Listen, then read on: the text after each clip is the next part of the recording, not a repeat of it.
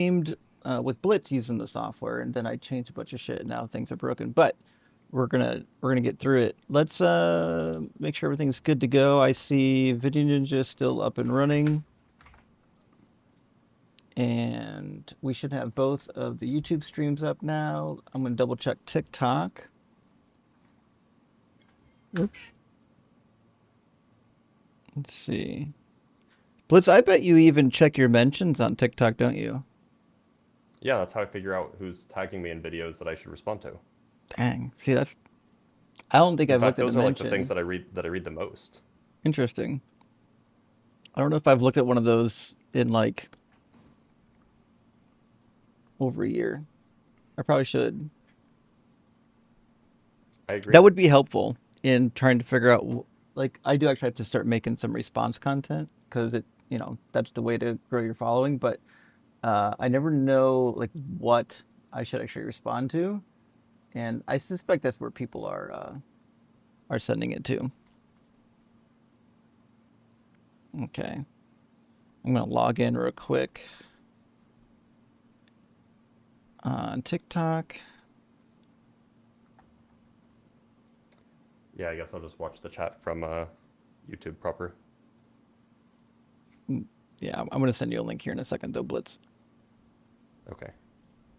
Let me get the guest Guest boxes. boxes. Oh, I'm There we hearing go. some doubles. Yeah, I got to mute myself on TikTok. I should join on TikTok too. Someone's asking why Just we're make myself. working on the Sabbath. I'll give you one guess. It's the wrong Sabbath. True, actually. Yeah. I mean, if we're going to be technical about things, Which you should be. I mean, there's no reason not to be. Okay. Guest boxes are open and running. Cool. And then we just need Ian to join up on TikTok. We'll have the trio. Is today the 26th? Indeed it is. Yeah.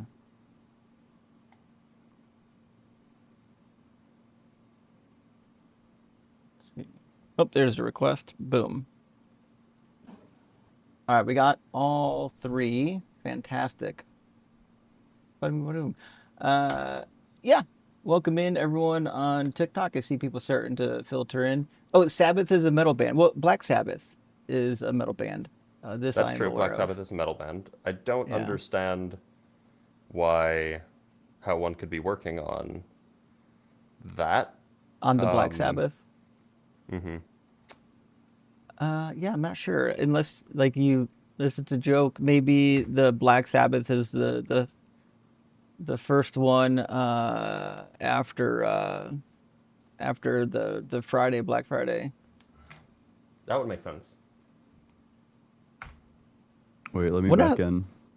how they came up with that name, actually. Now I'm thinking about it. Oh, you had to drop and come back. All right.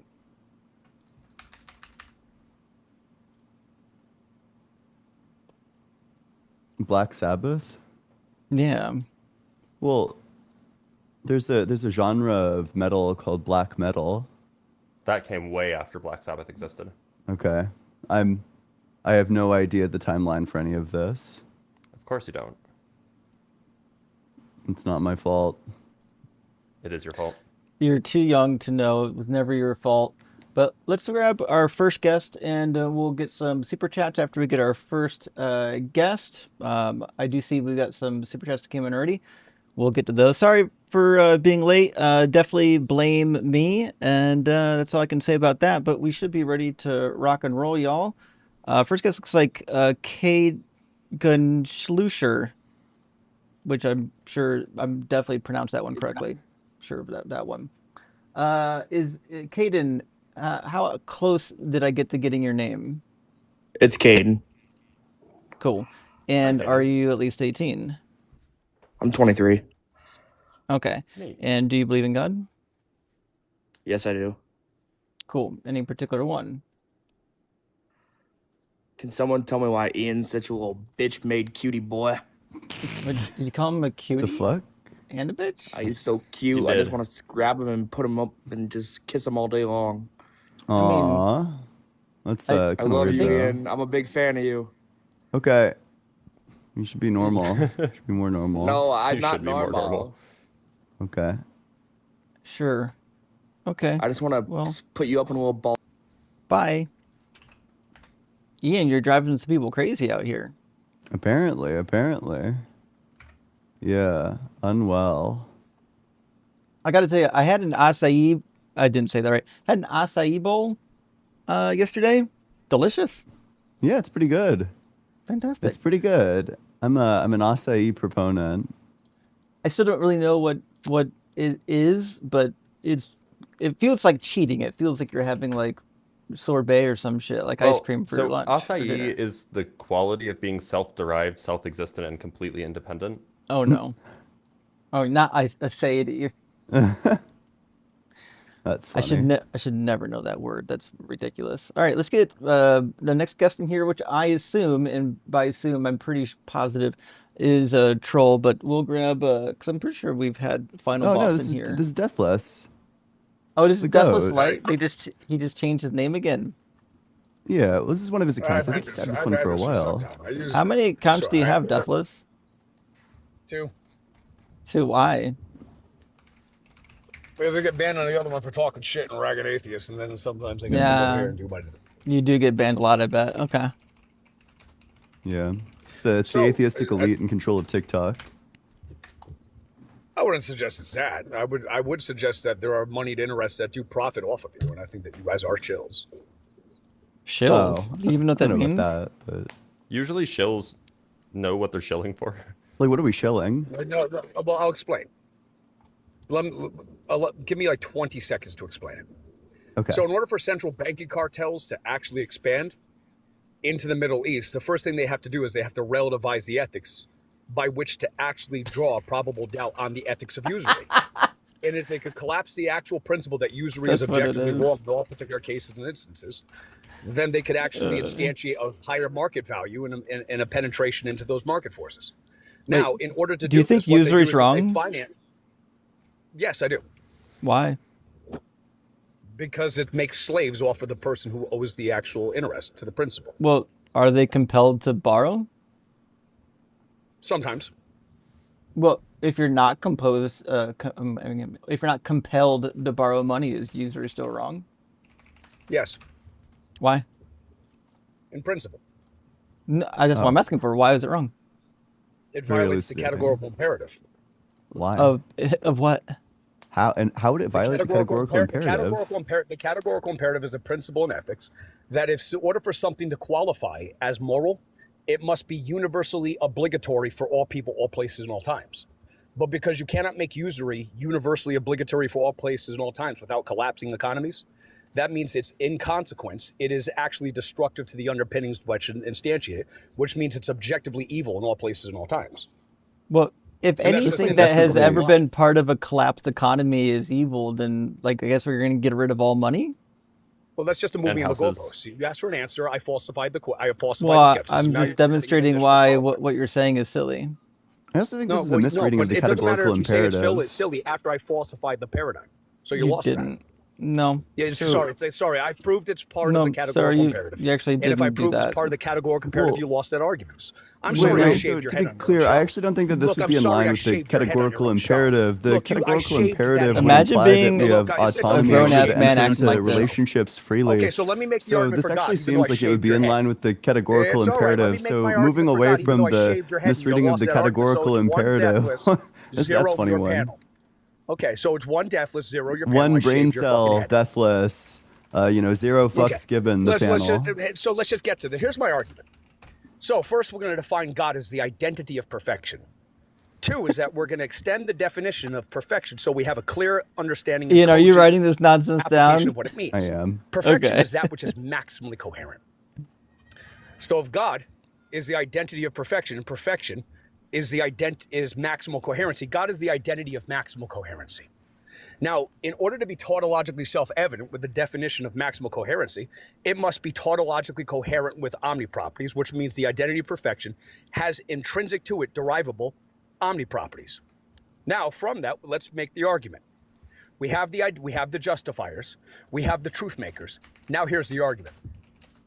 The argument follows the actual inference rule, which is a valid argumentative structure called simplification. P and Q, therefore P. Now, here's the argument. The identity of perfection mutually instantiates the identity of imperfection existentially. Therefore, the identity of perfection exists. A couple of things. This doesn't seem very coherent. That the idea that the identity of perfection instantiates imperfection just seems like a contradiction, which is like definitionally incoherent. So in that particular instance, if it's a contradiction, then you've posited the identity of imperfection against a standard, which is perfection, falsifying your argument, and you just lost the argument. How's it feel to lose?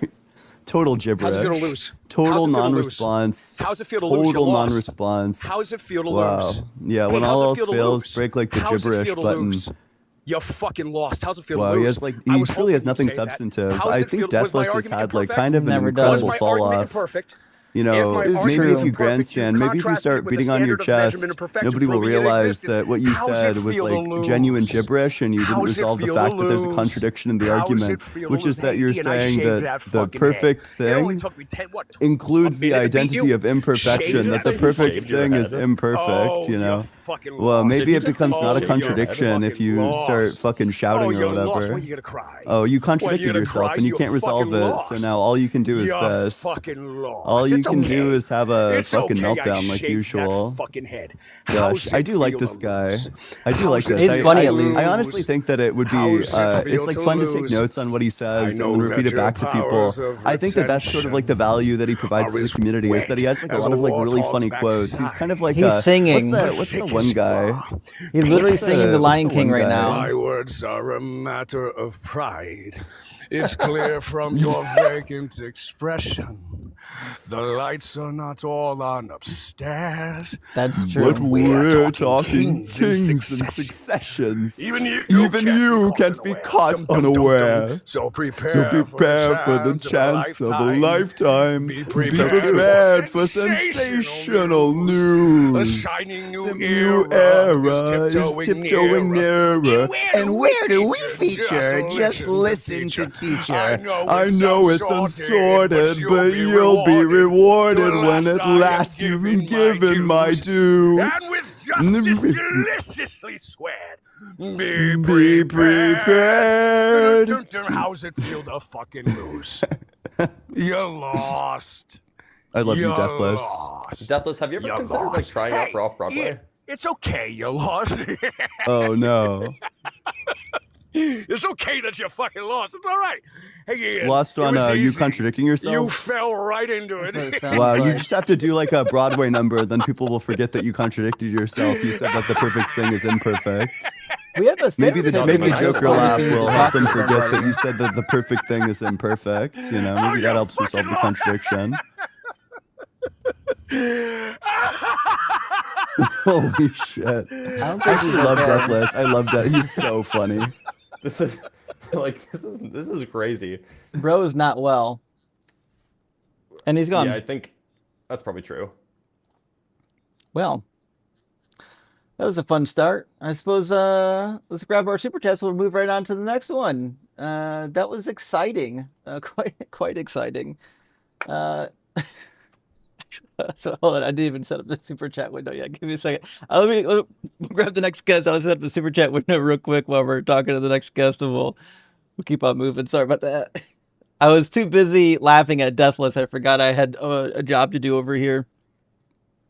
All right, user 4744-759-627-826. Let's see if they load up here.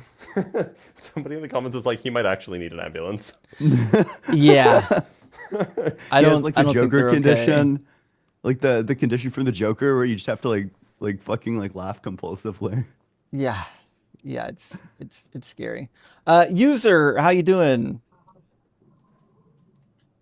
User? User, did you request up on purpose? Do you know that you're up here right now? User. User doesn't know that he's up here, huh? It's too bad. Yeah, that is too bad. All right, we'll bump user down real quick. Okay. So sad. That's a good time to let everyone know we do have an empty YouTube queue, which usually fills up at some point. But the link to join is tiny.cc/UA guest. You'll be dropped into a queue if you're not watching on TikTok, and we'll be able to bring you in through that means if you want to chat or crash out and laugh maniacally. You can use the TikTok guest request. Either guest request will get you into our guest box, and we'll be able to talk to you. And if you're not like, I don't know, a complete goof like the last guest, we could Or if even you have, are a complete goof. well, perhaps. Reality is we can have a fun conversation at least if you're if you're You not can't tell me you didn't enjoy that. I mean, it's fun to watch. That is not the conversation that I want to participate in, though. That's not the thing that I enjoy. But anyways, we got some super chats to go through while we're waiting for the guests to load up. So we'll run right through them. Kurt, my friend, thank you for the $5 super chat. Says, glad to see you guys. Thanks for doing what you do. Well, Kurt, thank you for supporting what we do because we couldn't do it without supporters. So huge W to you. And also from Dr. Carla, thank you so much for this another super chat. We had faith and prayed to Doug, the lamp and salt girl, for you to solve the technical issues. It's on my end. And alas, we are blessed. But seriously, hope you and yours are doing all right, Justin. Well, thank you, Dr. Clara. I appreciate that. Yes. By the way, things are fine over here. Mm-hmm. We meant to mention that we probably, unless Ian has objections, we probably won't have time to read all super chats. So we're probably going to restrict to reading only those that are $5 or more. True. Because yes, Ian, you're muted. I think we spent like an hour last week reading super chats. I think that makes sense. And like we just don't have the time for it. Right, it is tough. So, I mean, this is what we do on the line and elsewhere typically as well, because the show is short. You know, on my show, I'm like live for like 7 or 8 hours, so it's not a problem. But when you only got 3 or 4 hours to do a show, you don't want to fill all of it up with super chats, even if know a lot of them are at the end. So, but we do appreciate everyone that supports. Async Network, good to see you. Gretch says, chat, show Deathless the proper respect. After all, he's the former philosophy chair of the Connecticut Librarian Party. Libertarian. I'm sorry, Libertarian Party. Oops. No, actually, I love Deathless. He's so Me funny. too. Like, so I actually took the 43-minute rant from Deathless Light and I fed it into ChatGPT. Wait, what? As a way, so Deathless had this 43-minute rant or whatever that was supposed to be 7 minutes long, and the goal was to use that to produce a Deathless Light AI. Damn. Unfortunately, the rant was not his usual style. He was talking about Ronald Reagan a lot for some reason. So I need other snippets of Deathless Light's monologues so that I can build a better AI that does a better job reproducing his style, because the one that I currently have is not particularly good. Yeah, on the same YouTube channel, like the Phil Library channel, they have like lots of clips of Deathless. Oh, okay, that's good to know. Well, good to know he's famous. Kelly, Cher, thank you for the $20 super chat and for being a member for 6 months. Big W. Here's to all flurries, plants, and furries. Well, thank you. I don't know if I fall into those categories, but thank you so much for being here and for supporting the show, friend. We're going to get our next guest in here. Looks like it's going to be straight out of Stray. Oh, and then no. Cam. Oh, is this someone you know? This guy's like unwell. I mean, more than the others. I guess we'll find out.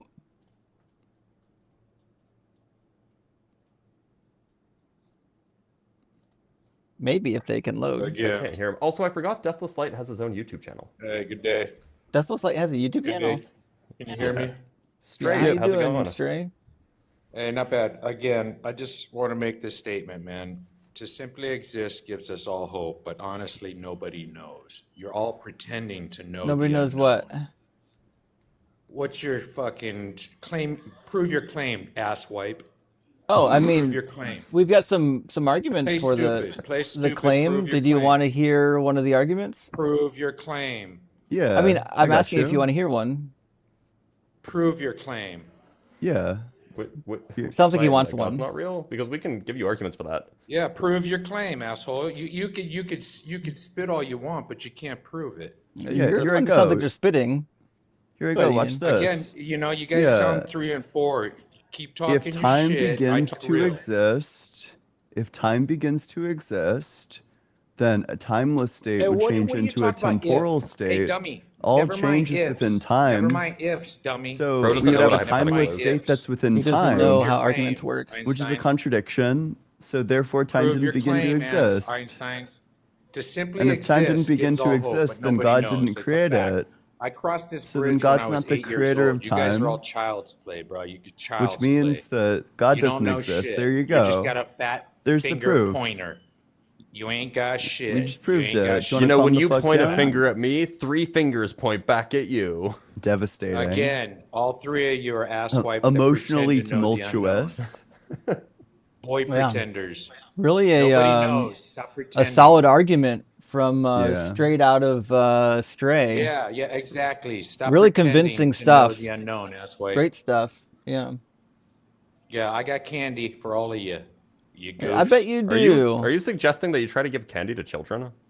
Oh, well, Yeah, It went the keep same way talking. when I Straight debated out of him. He Stray's was live like, content he contains was like, themes. you guys. Well, sorry, Straight, you got restricted. Your live is not eligible for recommendation now for the next 10 minutes. No, that's what happens. You come up here and act like a clown, I guess. Well, we really had a good run so far. You can't crash out if you start the combo already crashed. Bro, fucking head first went into a tree and then dialed. That is the case. Well, I guess we'll grab Cam. We'll grab Cam next. All right, one second. I guess all of the crazies they were like pent up because we weren't live yet, so they all came rushing in. That is, yeah. Welcome in, Cam. Are you at least 18? Yes, I am. Awesome. And do you believe in God? I'm not sure. I guess I'm agnostic on the issue. Okay. But I continue. I mean, did you read the prompt on the screen? Well, that's where I'm conflicted on this because I was recently listening to Dr. Blitz speaking with somebody regarding dualism, and it piqued my interest because having gone through many of the philosophical discussions, I guess, that come around when it comes to rationality and other justifications for a deistic being, it seems like Descartes and often comes up, and dualism naturally, and it seems like there's even from a theistic side, dualism plays a really important part for holding together a lot of those arguments. But I myself, I don't find myself aligning with the many of those arguments, and I do. Sorry to interrupt, but this all sounds like only like tangentially related to like the God topic. Like, I don't know. Is there something that makes you think that there might be a God? Otherwise, well, what is I guess what's behind all of existence itself? Because I don't find the physicalists' definitions for matter and the way that I agree with the Kantian subjectivist purview, but I think that we beyond I guess when it comes down to idealism versus physicalism, it almost seems that I take more of the idealistic approach. You can be an idealist and still be an atheist. yeah, These or are a not mutually dualist incompatible. and still an atheist. Like all these roles, all these, you probably can't be like a theist and a physicalist, but besides that, all of these positions are compatible with both atheism and theism. The question would be is if I mean, under idealism, there is just one mind that all, I mean, everything. doesn't follow. Then what is your definition for idealism? Idealism just holds that mind is fundamental. That's all the position is. Which mind? Whose mind? Just mind as a substance is fundamental. But what is that substrate? What is it constructed? What is it? Yeah, what is it? You're probably going to get ontologically? different answers from different idealists, but they're going to say that it's like fundamental, like qualia, something of that sort. I'm not interested in metaphysics. I mean, I understand Clearly that a you lot are. of this makes us. I mean, it comes around to it, but I understand that's how a lot of Christian arguments try to create their bedrock. Is they say that there is a grounded truth to everything, and that it all comes down. It transcends down from that deistic entity. I'm more or less concerned with when we study science and we look at particles. I mean, we just say Don't that do it. particles. Excuse me. I have like an inkling about where this might be about to go. Sorry, Dr. Bliss, this is going to be painful. I might cry. Dr. Blitz Oh, doesn't deserve this. You can't do this to him. Well, You I can't mean, do this to me. if you'd like to lead me wherever you want, I mean, I'm curious where you think I'm headed. Please continue. Let's see. Okay, I'm just wondering when we study particles and we in it seems like there's a very convenient usage of stochasticism and random behavior when it comes to explaining a lot of these phenomena, such as decay, radioactive decay. We describe it as It's not going where I thought it was. it's statistically random. I mean, we can calculate on a scale, but we don't have any sort of there's no mechanism, and so I a think part of me is glad that he's doing this through other fields other than philosophy as well. It makes it feel more even. Well, You should do it through Bible studies next. I have some background the in Bible code. science. I mean, I'm not trying to. So throw what's the your baby out with the objection with bathwater. particle physics? No, chemistry, but I'm just. So That's a good what's your- objection. what's your issue? Like, why are you bringing up particle physics? Well, I'm more or less bringing up the issue, which I think is a philosophical issue, which is to resort to using stochastic resourcefulness and calling certain mechanisms of physical matter as random. The behavior, I mean, like I said, we can track the orbitals of hydrogen atoms and all this and that, but as far as like when we really try to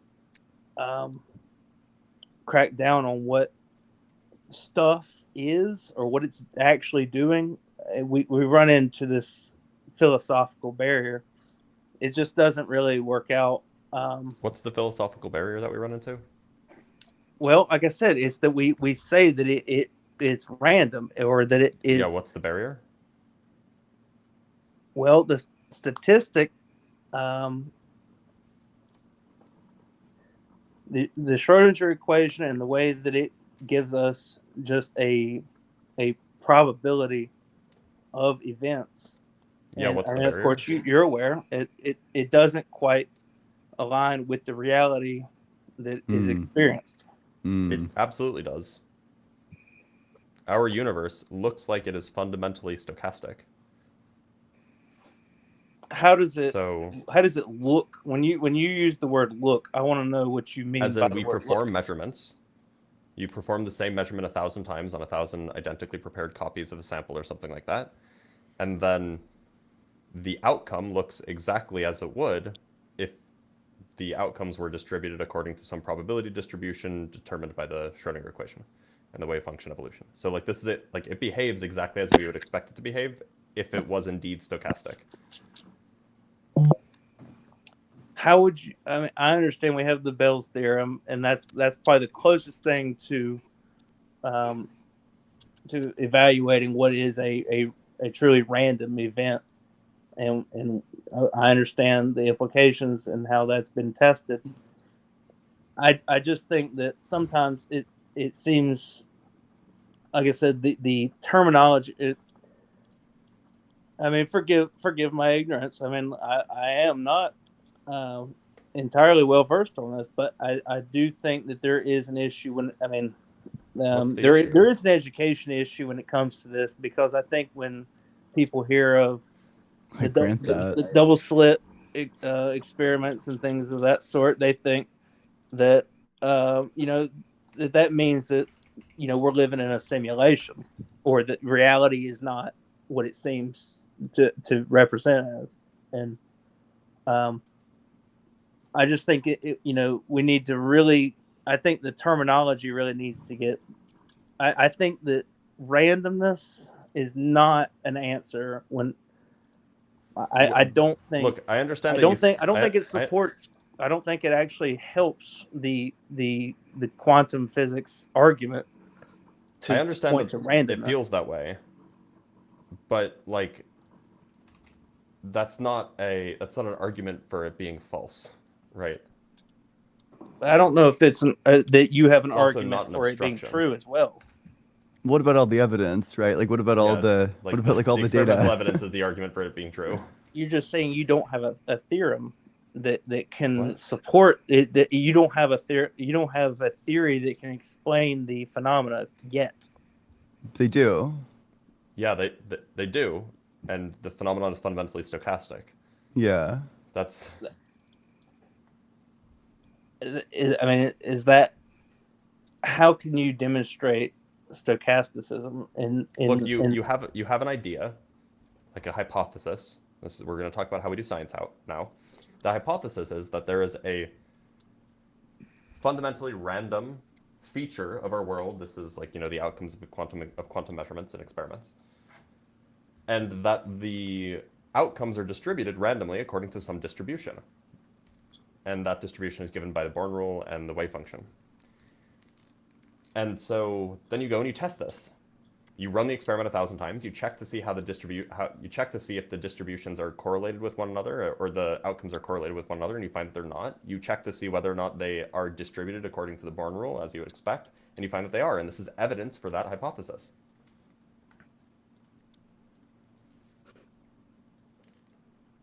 Okay, and is there any way to test that as far as it being I mean, besides testing it against a theory? I mean, you don't have. I mean, when people talk about like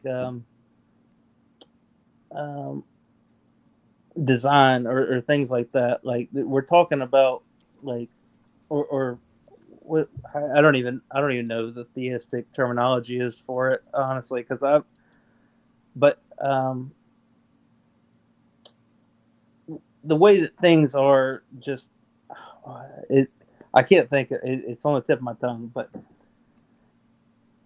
like when people say that like you could shuffle a deck of cards however many times, and our universe has That's a not certain. stochastic. Well, it's Shuffling a because, deck of cards is not a stochastic thing. Instead, what that is a dynamical system. Which is actually like you can literally calculate with dynamical systems math, if you do a perfect shuffle, how many perfect shuffles it takes to get back to the same starting point. I think it's like 18.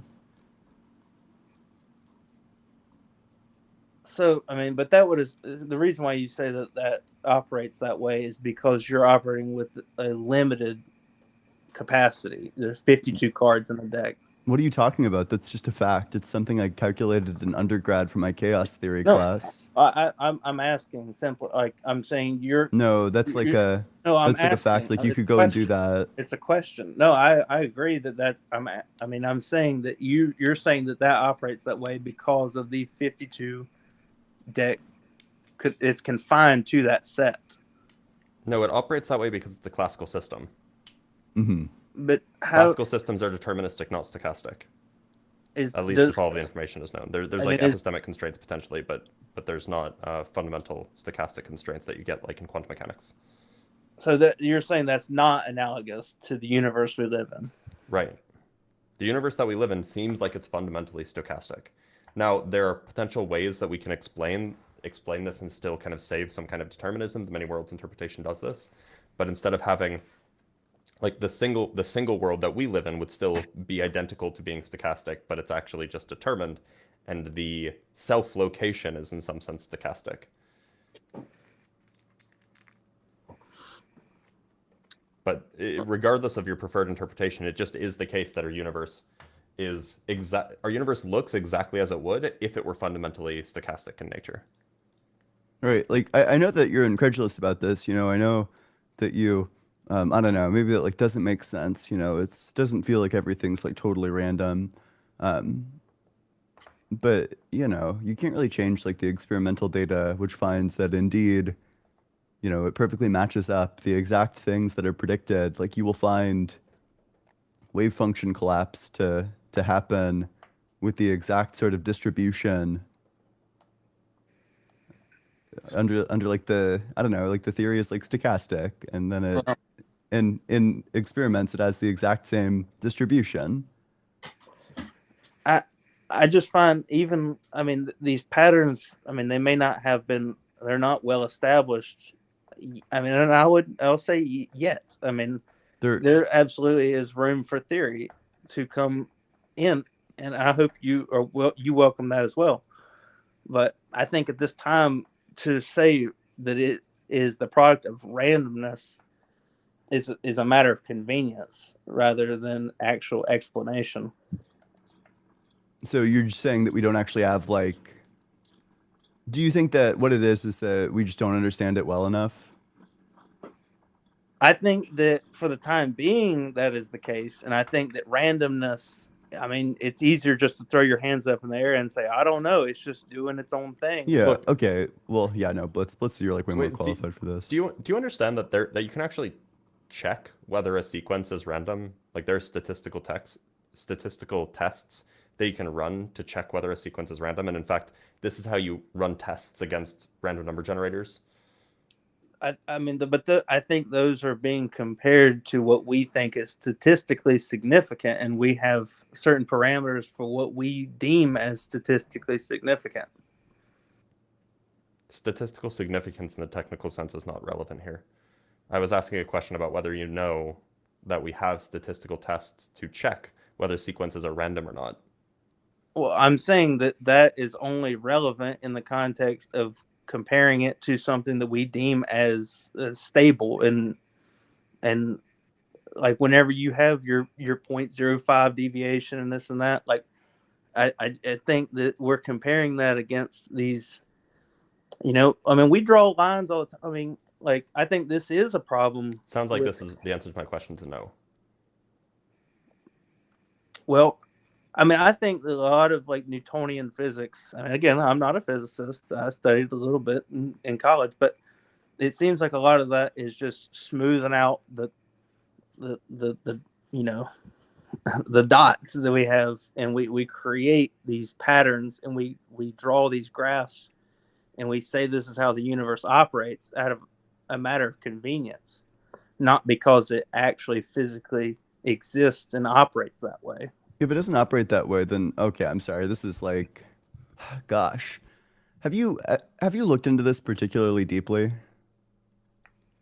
I feel like that's kind of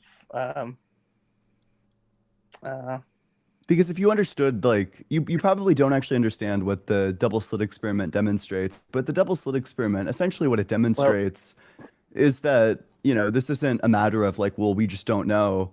That this is how reality operates.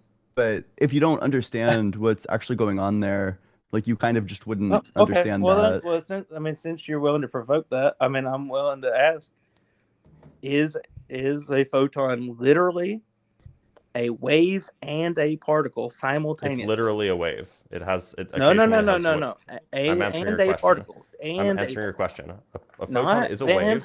that And- sometimes has particle-like properties. No, Yeah. you see that, but that's the problem. That's exactly the That's problem. not a You're problem. That's the correct conveniencing- answer.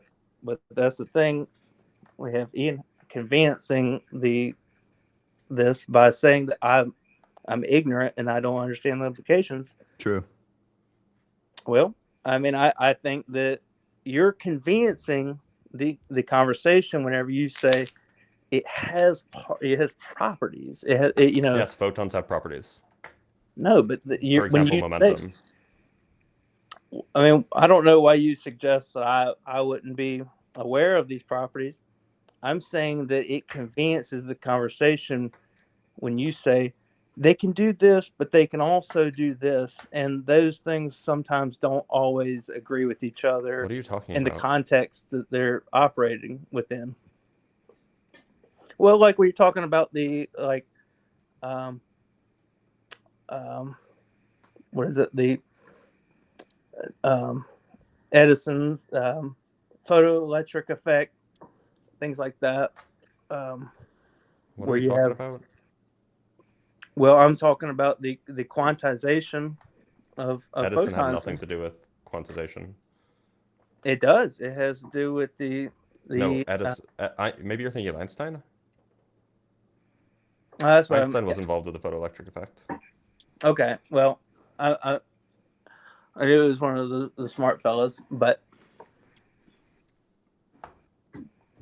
that I'm saying that you don't get to convenience yourself to saying that it has both of the properties, and I didn't say it has both of the properties. I said that photons are waves that sometimes have particle-like properties.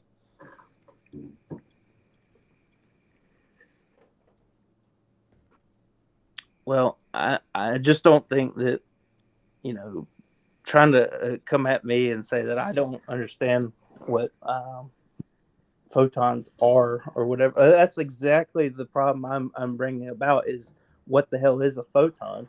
And It's a besides wave that studying sometimes it, has particle-like properties. That's the third time I've said it. okay, but I think that, like I said, in the context of the photoelectric effect, we treat it like a particle, and we don't. It has we don't look at- particle-like properties sometimes. Again, when do you just choose this as a matter of convenience? The times when it has particle-like properties are when things like its spatial distribution is localized so that it's not spread out over a large area. That makes it more particle-like. When it has a well-defined momentum, it's more particle-like because it tends to not spread out. The dispersion relation is for a photon is linear, so it'll spread out if it's momentum. Anyway, but this is all to say, like there are certain conditions that are well-defined that get you to more particle-like or less particle-like properties. We know what those are. In the case of the photoelectric effect, the emitted photon is in an energy eigenvalue, which means that it's in a momentum eigenvalue. And also because it's being emitted from a surface, it's going to be spatially directed, meaning that it has a well-defined orientation.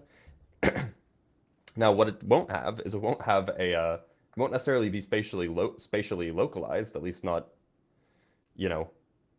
at the size that we would like it to be a particle, but it will still have some of the properties of a particle, namely that it'll have the property of being spatially directed and it'll be in a momentum eigenstate. So, like, it has some of the properties of a particle in the context of the photoelectric effect because of the properties that the photoelectric effect applies to photons. Okay, and I don't think that is random. I don't think that This has nothing to do with whether it's random or not. I'm saying the distribution for how we can evaluate like where a particle is in space and time and whatever. Like, I think that there is, whether we have a theory for it yet, I don't. I understand the Schroeder. Excuse me, my pets are fighting in the background, but I don't believe that there is an established theory at this time that can support true stochasticism, and I don't think we have. Well, we have plenty of support for it. That's the point. We have plenty of support for it. Now, if you want to say, do we have proof of it? We don't have proof of it. You're right, but we do have plenty of evidence. Literally every single small scale quantum experiment is evidence for this claim that we have a stochastic universe, because they can never ever predict what the outcome will be of a single event. But what they can do is they can always predict the outcome of many events.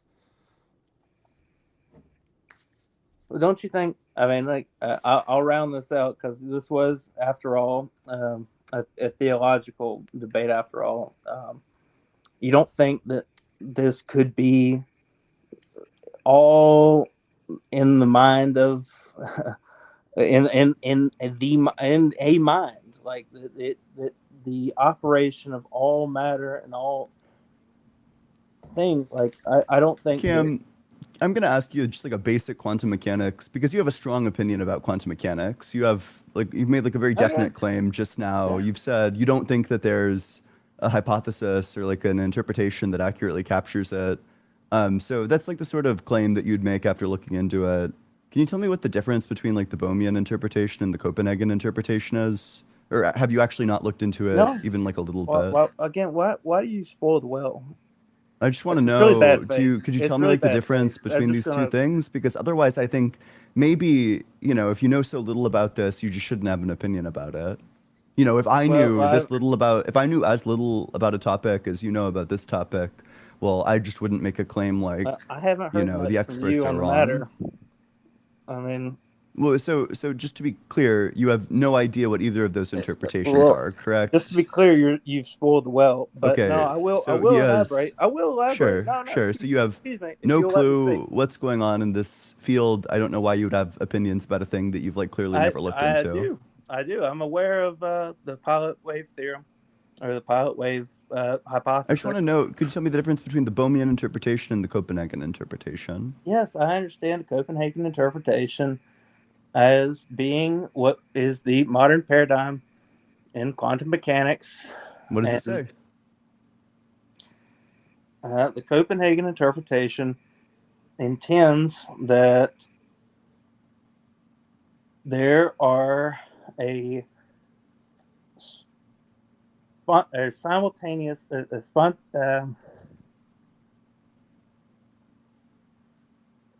a superposition of all possible probabilities within a set of quantum mechanical states until the observation is made.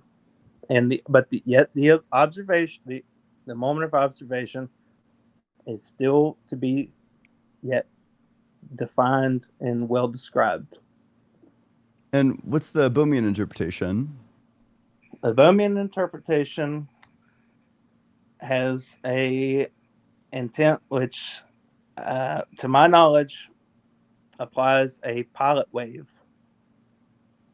to Yeah, and what does the pilot wave do? the pilot wave. Maybe what if defines the you moment talk of- really moment slowly, of you'll collapse of the be wave able function. to buy the time to I'm search answering- it up I'm in answering your real question. I don't time. think it's- Maybe no one will notice that you're buying time. I'm answering your question. I don't think it's really, once again, with the bad faith. Like, I just wouldn't have an I really opinion. think it's Listen, if I knew inappropriate, as little about this I'm topic kind as of you did, I ashamed just wouldn't have an that opinion about you're it. going down this pathway instead of actually engaging. But You haven't engaged with this topic even a little bit. Blitz, I appreciate. Why would I take your like advice on engagement. like Ian intellectual doesn't seem honesty from a as person like honest. you? You're like the most dishonest person we've talked to, and we talked to Deathless Light already. I think I've demonstrated my arguments very well, and I wish you Look, gentlemen. Cam, here's the issue. The issue is that if you knew what the Bohm interpretation was, or pilot wave interpretation, or de Broglie-Bohm theory, or what it goes by several names, then you would know that there is an operating interpretation of quantum mechanics that has no randomness in it at all. I think that you're working randomness into the equation. That's literally the entire there's no point of this conversation. stochasticity. There's no stochasticity at all in the Bohm interpretation. It's not there at all. But it's resolving that exact dilemma. I don't understand why. What dilemma? No. This is just an interpretation It's the of quantum collapse. mechanics. It's the whole collapse. It's No, when the- does the collapse the Bohm occur? interpretation Is doesn't there a involve true any- collapse? Is the The collapse Bohm interpretation ontological? doesn't involve any collapse. The Bohm interpretation just involves particles, and those particles are guided by the what you call it, the The pilot wave, guided by the wave interpretation, function. the way that we and the particles are perceive- just where they are. There's no collapse. There's no stochasticity. They're just where they are. Well, it would only be valid if it could be tested against our evaluations, which are stuff we can test. Well, okay, Right. now you're moving the goalposts because your claim was that there's no theory that proposes to explain why the outcomes that we get are the outcomes that we get. The Bohm interpretation is exactly such a thing. It is exactly a theory that proposes to explain why we get the outcomes that we get, and why they appear random even though they aren't. Is the conceit of the Bohm interpretation. You can't be tested, and that's the problem, and we all know that. I mean, in some senses it can be tested. It does have different equations of motion for the actual particles, so like it is in principle testable. But that's just moving the goalposts, right? Your original claim is that there is no such theory, and now you're saying, oh, there is a theory, but it can't be tested. Like, okay, pick a lane. That's not a theory. I mean, again, like I'm saying, that if there is some way, It is a theory. It has different dynamics, so it's by definition a theory. Let me just ask, in your most sci-fi, far out, whatever, how could this possibly be tested? Ever? How could the Bohm interpretation be tested? Yeah. How could we possibly validate or invalidate? I don't know. That's for fundamental or foundations of quantum mechanics people to work out. Okay. But people of foundation of quantum mechanics people do study these problems, like ways to test various interpretations of quantum mechanics. This is a thing that people are actively working on. And I appreciate that. And I don't. But again, No. you made a categorical claim that it couldn't even in principle be tested. Do you have evidence for that? My suggestion is that resorting to theories that rely. It's just going to be his conclusion fundamentally again. He on can't actually randomness. engage with what you just said. The Bohm interpretation doesn't rely on randomness. Try again.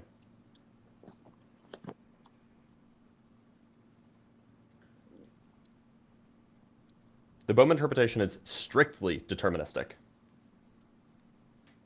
But okay, I would ask then, if this is truly a God is not real debate, then again, what makes that not analogous to the mind of God? What are you talking about? I have no idea what the mind of God has to do with this. Like, If the grass is green, then how can you say that God is real? What? Where the fuck did that come from? If the universe is deterministic according to some fundamental principle that cannot be underlie, we don't have a theory that can underpin it at this We time, do. and maybe the Bohm never will. interpretation is exactly that. You say my interpretation? The Bohm interpretation Bohm is exactly a interpretation. theory that underpins the a deterministic view of the universe.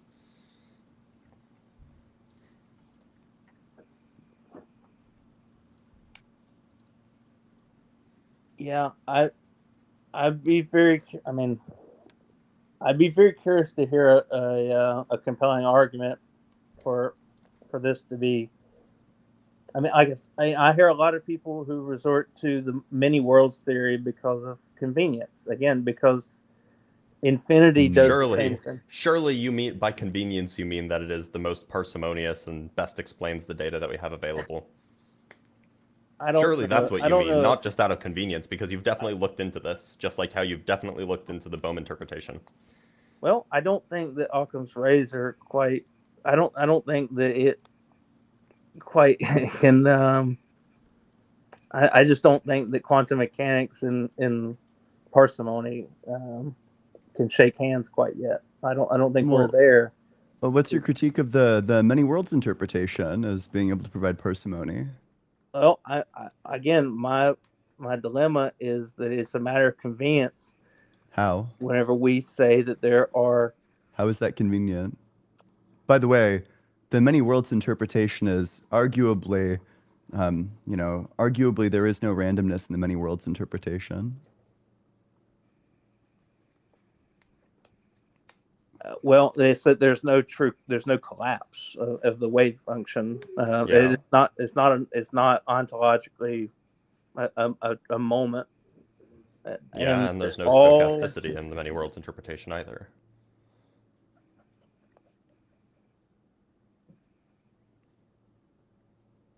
I think that whenever I remember here in college whenever you start Oh, you crunching don't. numbers, and whenever your numbers start going to infinity, you better recalculate because something went awry. If you start It getting is even necessarily the case that there are infinitely many worlds, and you would know this. You know, that's contingent on whether or not various different aspects of these things are quantized. it's that all statistical probabilities are in fact real probabilities. That's the problem. No, is that's that not I'm what the saying many is worlds that- interpretation says at all. what is real? What is real within a many The many worlds worlds interpretation doesn't have probabilities anywhere. Does it not have an interpretation of what reality is? It's totally unrelated to what Blitz just said. Can you summarize Repeat. back to us what Blitz just said? Like, what was the last sentence that he said? Please repeat it. Okay, you just weren't listening. I wasn't, I missed. I didn't hear it. It Yeah, just sounds like please you have a repeat. lot of very strong opinions about these things that you got from like watching TikTok videos. I didn't. I've gone to school and You went to school for chemistry. You would have never learned about the different interpretations of quantum mechanics going to school for I chemistry. did. That's actually one of the things. I don't believe that for a second because I went to school for physics and we never talked about interpretations because it's not something They you did. learn in physics class. No, the Copenhagen interpretation is taught as an interpretation. Source? It's literally called an interpretation, and it's taught Yeah, as it's not an taught that way. interpretation. It's definitely not taught that way in school. Okay, it's called the Copenhagen method. The Copenhagen. Nope, the word Copenhagen didn't show up once in any of my undergraduate quantum mechanics courses. Okay, and everybody has heard about Schrodinger's cat, and they think it's a real cat trapped in a box, and like it's what? It was all a thought Who experiment. thinks that? and we're- Who thinks it's a real cat trapped in a box?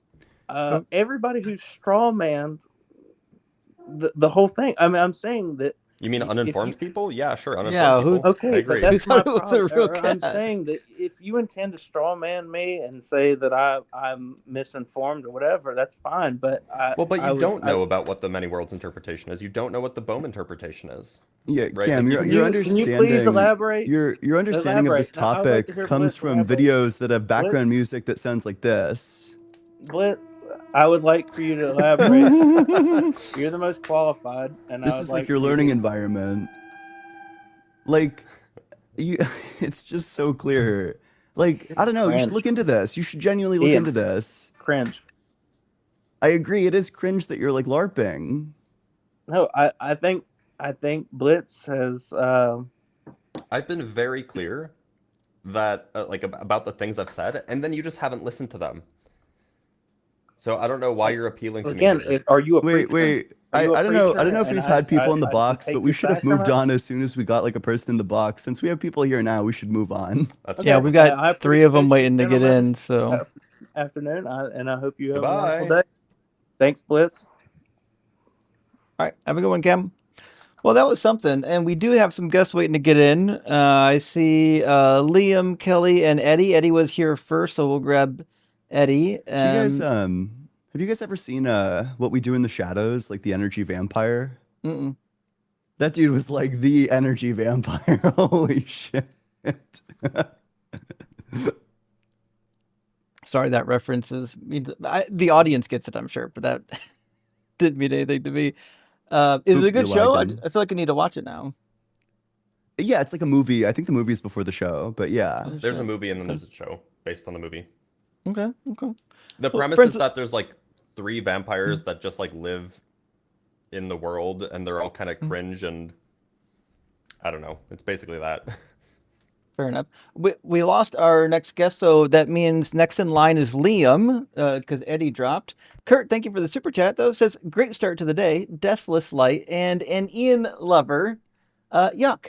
Well, I mean, yuck to Deathless Light, I would imagine, is what we're getting at. But yeah, it's been a wild start already. Fun one, Yeah. at least. And from Alonzo says, proof God is real. I am looking at the Holy Trinity. Thanks for the education, gents. Well, shit. Thank you, Alonzo. Are we Appreciate that. one God in 3 persons? Well, we are on the screen always in a trio. So True. Well, not always. well, just about always, unless we choose to be invisible. Sometimes we limit our powers. True. By the way, did you guys see Danny just absolutely bodying G1 on the Trinity yesterday? No. It was beautiful. I gotta check that one out. Okay. I I love watching don't know Danny if it do was that. recorded anywhere, but it was live. And Danny just sneaks on live sometimes and just like randomly bodies some random Christian. It was very funny. Very good content. Yeah. and Do you guys know the story of how he ended up on the Jubilee shoot? No. Yeah. It was didn't Yeah, Parker smuggled him in, like yeah. the Jubilee people. So Parker got invited to the Jordan Peterson debate, and then they asked him, is there anyone else that you think would be good for this? And he was like, yeah, I know someone. And then he brought Danny. Just the funniest possible chain of events. Yep, they probably regret that so much. Well, I don't know. I think it played pretty well, didn't it? Yeah. Oh, yeah, but yeah. Jordan Peterson's people were mad, so Oh, well, come on. They were going to be mad no matter what. He's going to get cooked. That was a given, wasn't it? true. Oh, yeah. Yeah. From Curtis says, not too long ago, Deathless came on with a burner and had a semi-reasonable convo completely under the radar. I really don't understand mental health. I gotta be honest. I think part of I think part of them has to be trolling. Am I wrong? I don't know if he's trolling. Yeah, I don't know if he's trolling either. Oh, man, I hope he is, because oh gosh. My hope for humanity is really low at this moment if that's his real personality. Piranha says, who knew Deathless Light was a Disney adult? He's got a solid voice, though. Let's do that again. Exceptionally funny, by the way. True. Yeah. I mean, like He Ian, actually it does have a checks good out, voice. but And from Broke, my crayon says, well, good morning to y'all as well. You fucking lost. I need to record. how does it feel to lose? I got to record him saying that and just start adding it to the soundboard. It's a good clip, actually. It really is. And the singing. Skeptical dilettante. What's going on with this name? Thank you for the $20 super chat. For instance, on Broadway, Deathless Light doesn't wait for a standing ovation. The stage lights just bow first. Yeah, he would though. He'd be the type of guy that would be out there bowing even if there wasn't a standing ovation. He'd call one for himself. And Will Wrangler, good to see you. Thank you for the $10 super chat. Says we got to get Ian and Deathless to sing Nightman together from It's Always Sunny. Listen, Look, I think he's paid to watch. I think he's on the East Coast. There's like a part of me that thinks that it would be fun if he showed up to like the New York thing, but then also I don't know, he's like kind of unstable. So who knows? They have maybe pretty strict gun laws in New York, so like that's true. probably fine. I mean, I'd love to see it. Wait, what happened to our unapologetic? Like I just got kicked from the Oh shit. It's lagging. Nope, hold on. TikTok literally Chat's still going. just decided it was going to crash out.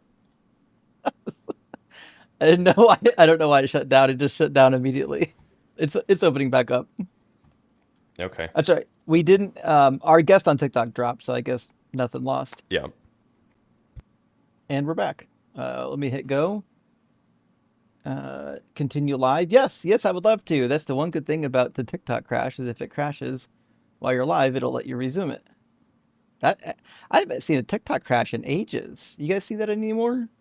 not often. That's very rare. It doesn't happen often, no. Yeah, okay. Well, we're back anyways. So let's grab Liam then. Liam was next in line. Looks like it's going to be Liam and then Kelly and then Metagrapher. And should be a good time. Although we need to log back in real quick. It's like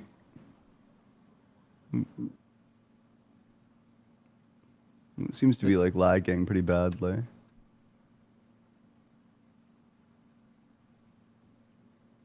What's lagging? It's like a black screen on TikTok. TikTok? Oh, did it it's not working fine on restart? TikTok for me. Oh, one sec. Maybe I'll. Okay. No, it's back. Yeah, Yeah, we're just- good. Yeah, just take a second to reload there. All right, I got a request up too. All right, and then we can bring up a guest. Sorry for the wait, everybody, and appreciate your patience. Yes, how about that, friend? Yeah, it just decided it was gonna poop out in the middle of the thing. Let me open the guest box back up, and we'll be ready to rock and roll.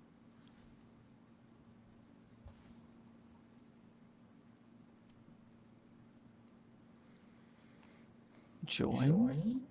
And we're good. All right, cool. Let's bring in Liam, and then we'll grab Kelly and Meta.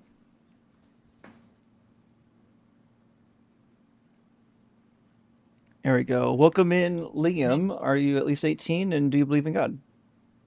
Hello. Yes, I am above 18 and I do believe in God. Can you hear me okay?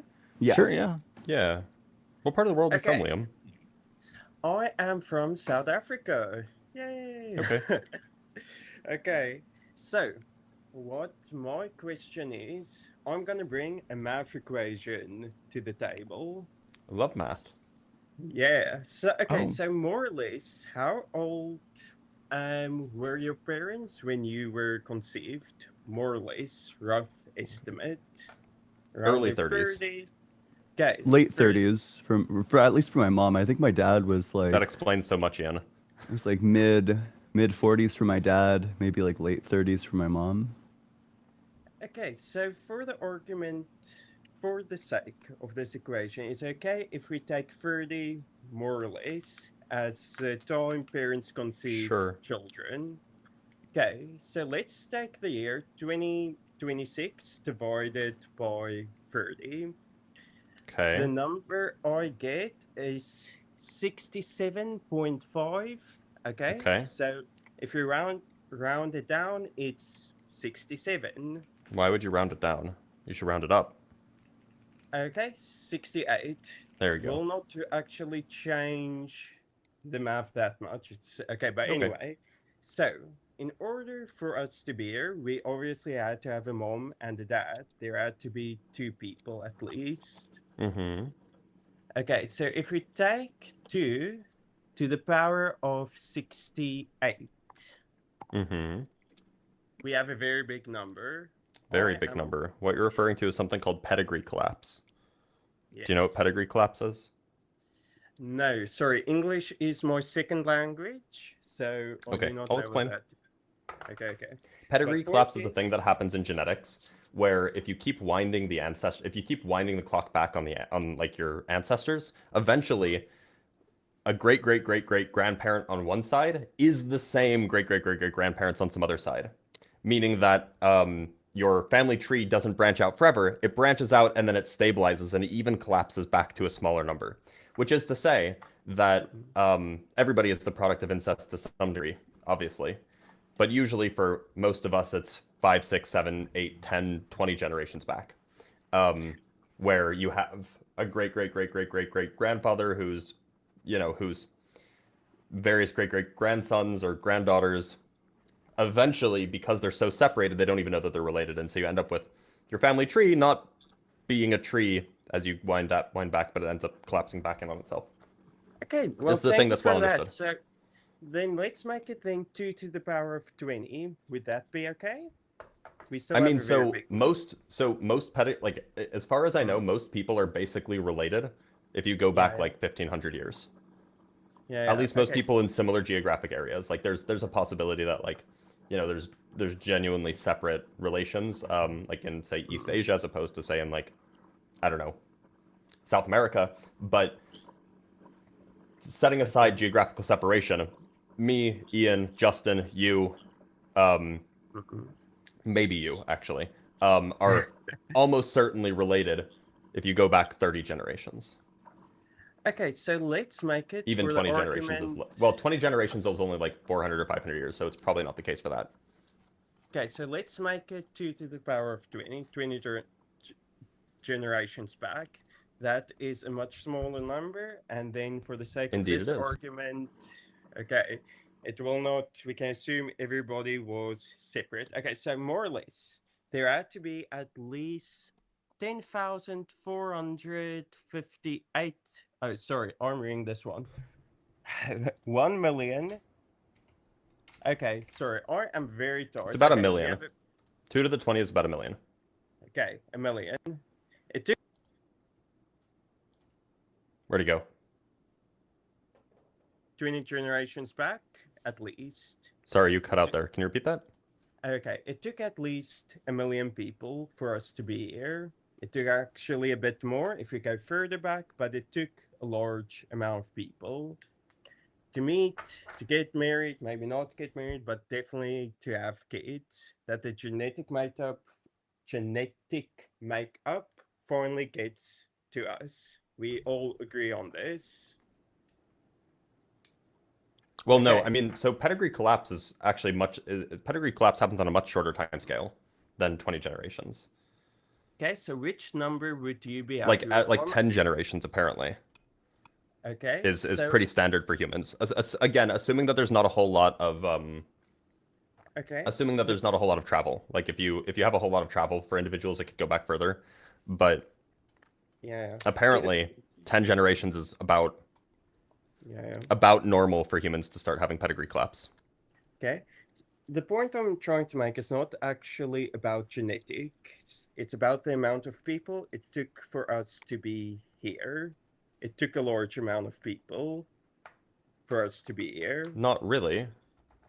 Okay, how many people did There it was take? there was a time, something like 12,000 years ago, where the human population, maybe it was 15,000 years ago, where the human population was less than 1,000. Okay, There was we're like a not huge going bottleneck, back which is why we're also 15 similar to each other. Okay, so how many generations back would you say with this math for? Because it took at least 2 people. For Oh no, you I'm to sorry. be It here. was much longer ago than that. It was like 850,000 years ago. Okay. But Either go ahead. way, it took 2 people for you to be here. It took 4 people Mhm. for them, etc. 2 to the power of how many generations you want to go back. The problem I have generally, if you not necessarily that you're not a Christian, but that you don't believe in a higher power, is this. If you do not believe there's some form of higher power, you need to admit that all of that was random. Every Is that person where you were made- going with this? Yes, that's Oh, where I I thought was you were going making a with more it. clever argument. Oh, sorry if it's not clever enough for the show, but the argument I want to make is either you need to believe there's a greater power, and that's the reason you're here today, or that everything is random. The problem with believing everything is Wait, random. hold on. To be clear, nothing about what you said is random. Like people Mhm. people having sex with each other isn't random. Justin, no, mute I up. We can agree. hear you eating. Oh, my filter's not Yeah. on. I'm sorry. Yeah. My mic filter usually takes care of all that. That's on me. My apologies. That's okay. Disgusting. Well, listen, I think this argument would have like been really great if we lived in like the 1800s, you know. Wow, we're so like intelligently designed looking. Otherwise, it's just randomness. But like we have evidence, tons of it for how we got here.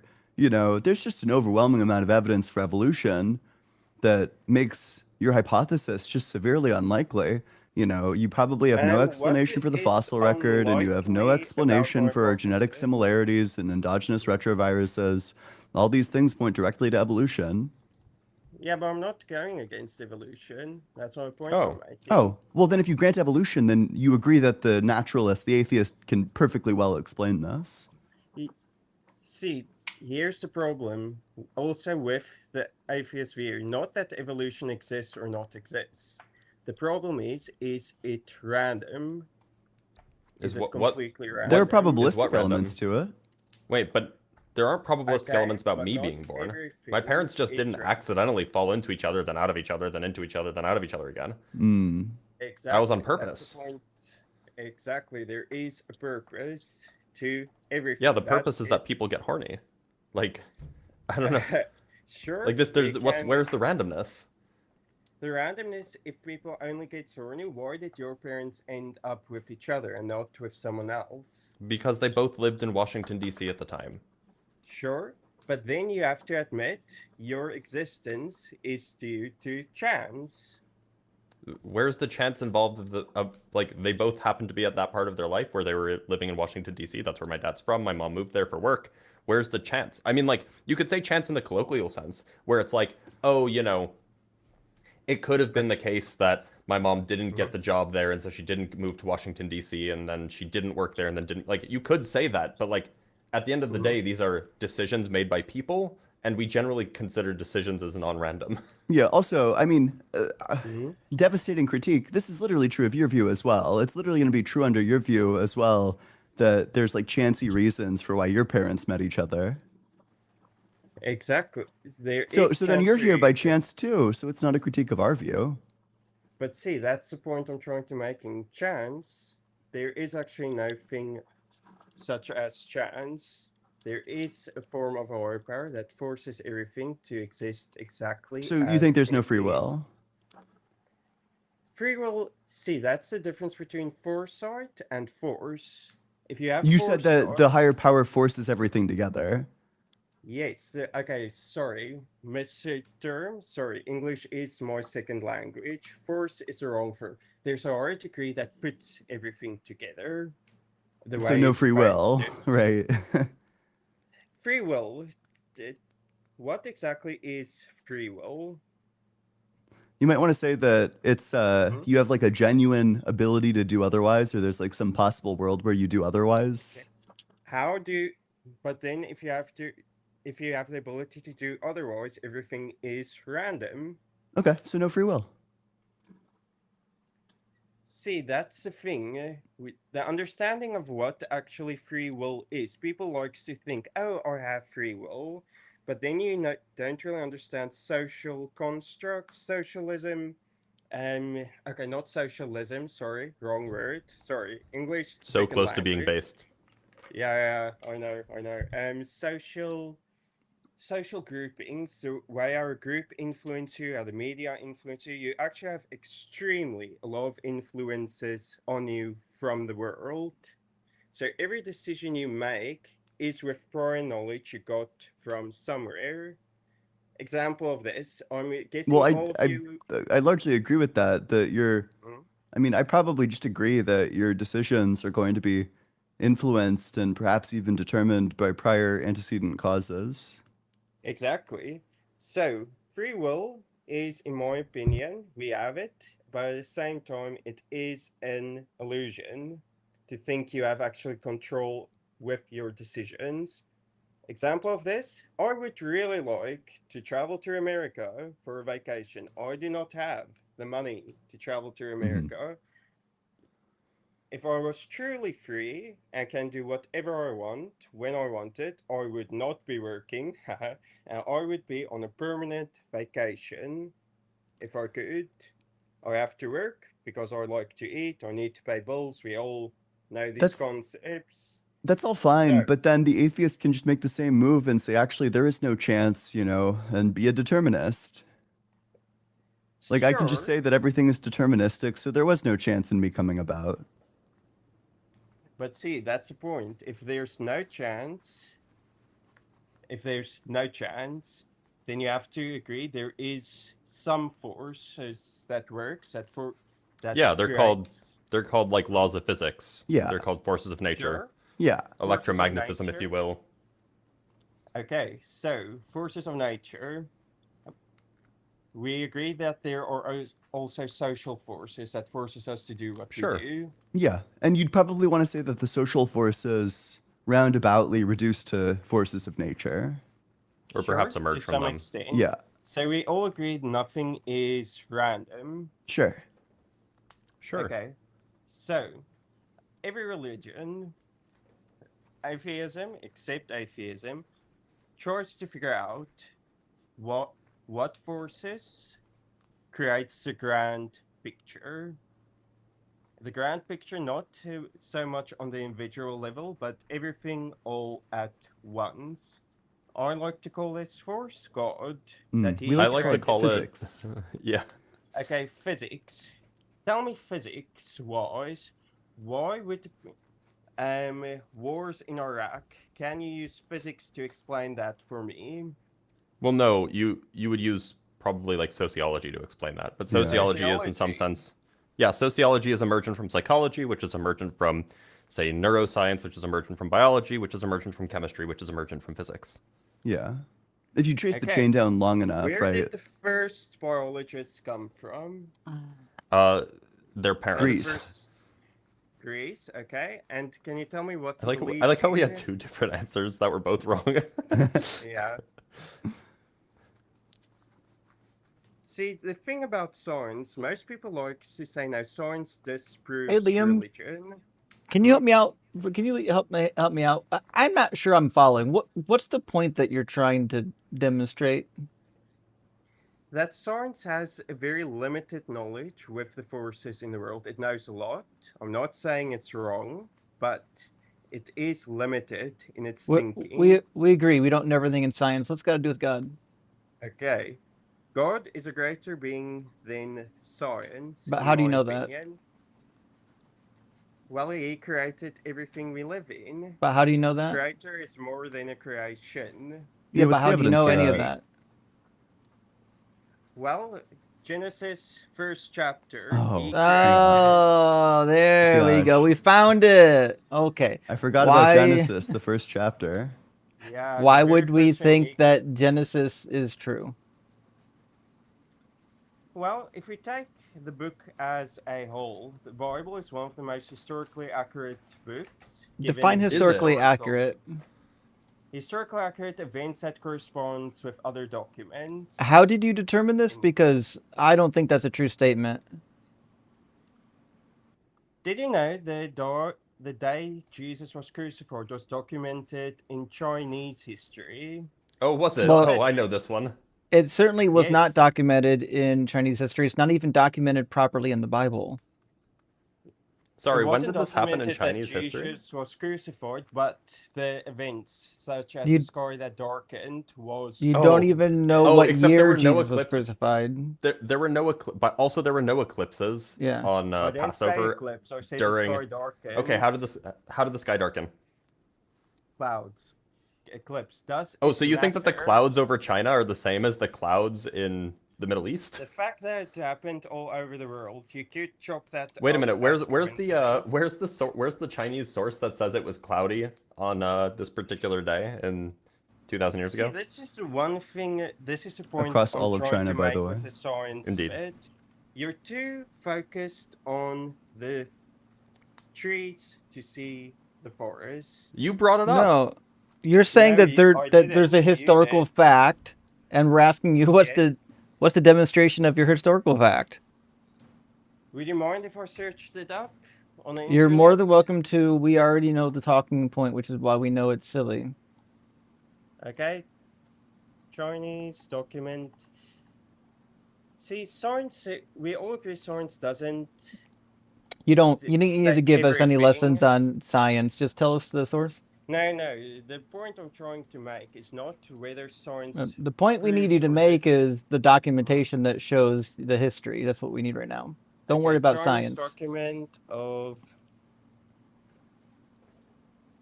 Crucifixion Day. Okay. Book of the Letter Han. Yeah, Ho this is the one. Hansu? Yeah. This is the one. This is exactly the one I was thinking about. Except it doesn't correspond to any dates. It doesn't correspond to any dates related, or that would be close to a Passover. How do you know that? Because I've looked into this before. Okay, so what is the proof of that, if I may ask? The dates are given. Okay, what was the date given? I'd have to go pull it up. One sec. Also, the source that you're pulling from, or at least the talking point that you're pulling from, is suggesting that there was an eclipse. Eclipse that- can that- be that is the claim. mistranslation. It was translated from Chinese to Yeah, and English. we know how Chinese works. There- So Chinese is a If- pretty well documented language. the question was there an eclipse at this time? And again, you've No, got a the couple question problems. was, Is the was type of there eclipse any- that was actually Yes. calculated by NASA? Okay, so NASA calculates the solar and lunar eclipses, and the reality is the only eclipse that was happening near the time of Jesus, according to our orbital calculations, would have been a lunar eclipse. It's not going to block any light from reaching the Earth. So it doesn't Yeah, do so you're referring to anything the for Annals you. of the Emperor Guangwu, year 7, right? Okay, wait. So a lunar eclipse, I agreed. It was dark or it wasn't dark that day. Lunar eclipses don't make it dark. Also, lunar Also, eclipses don't happen during the day.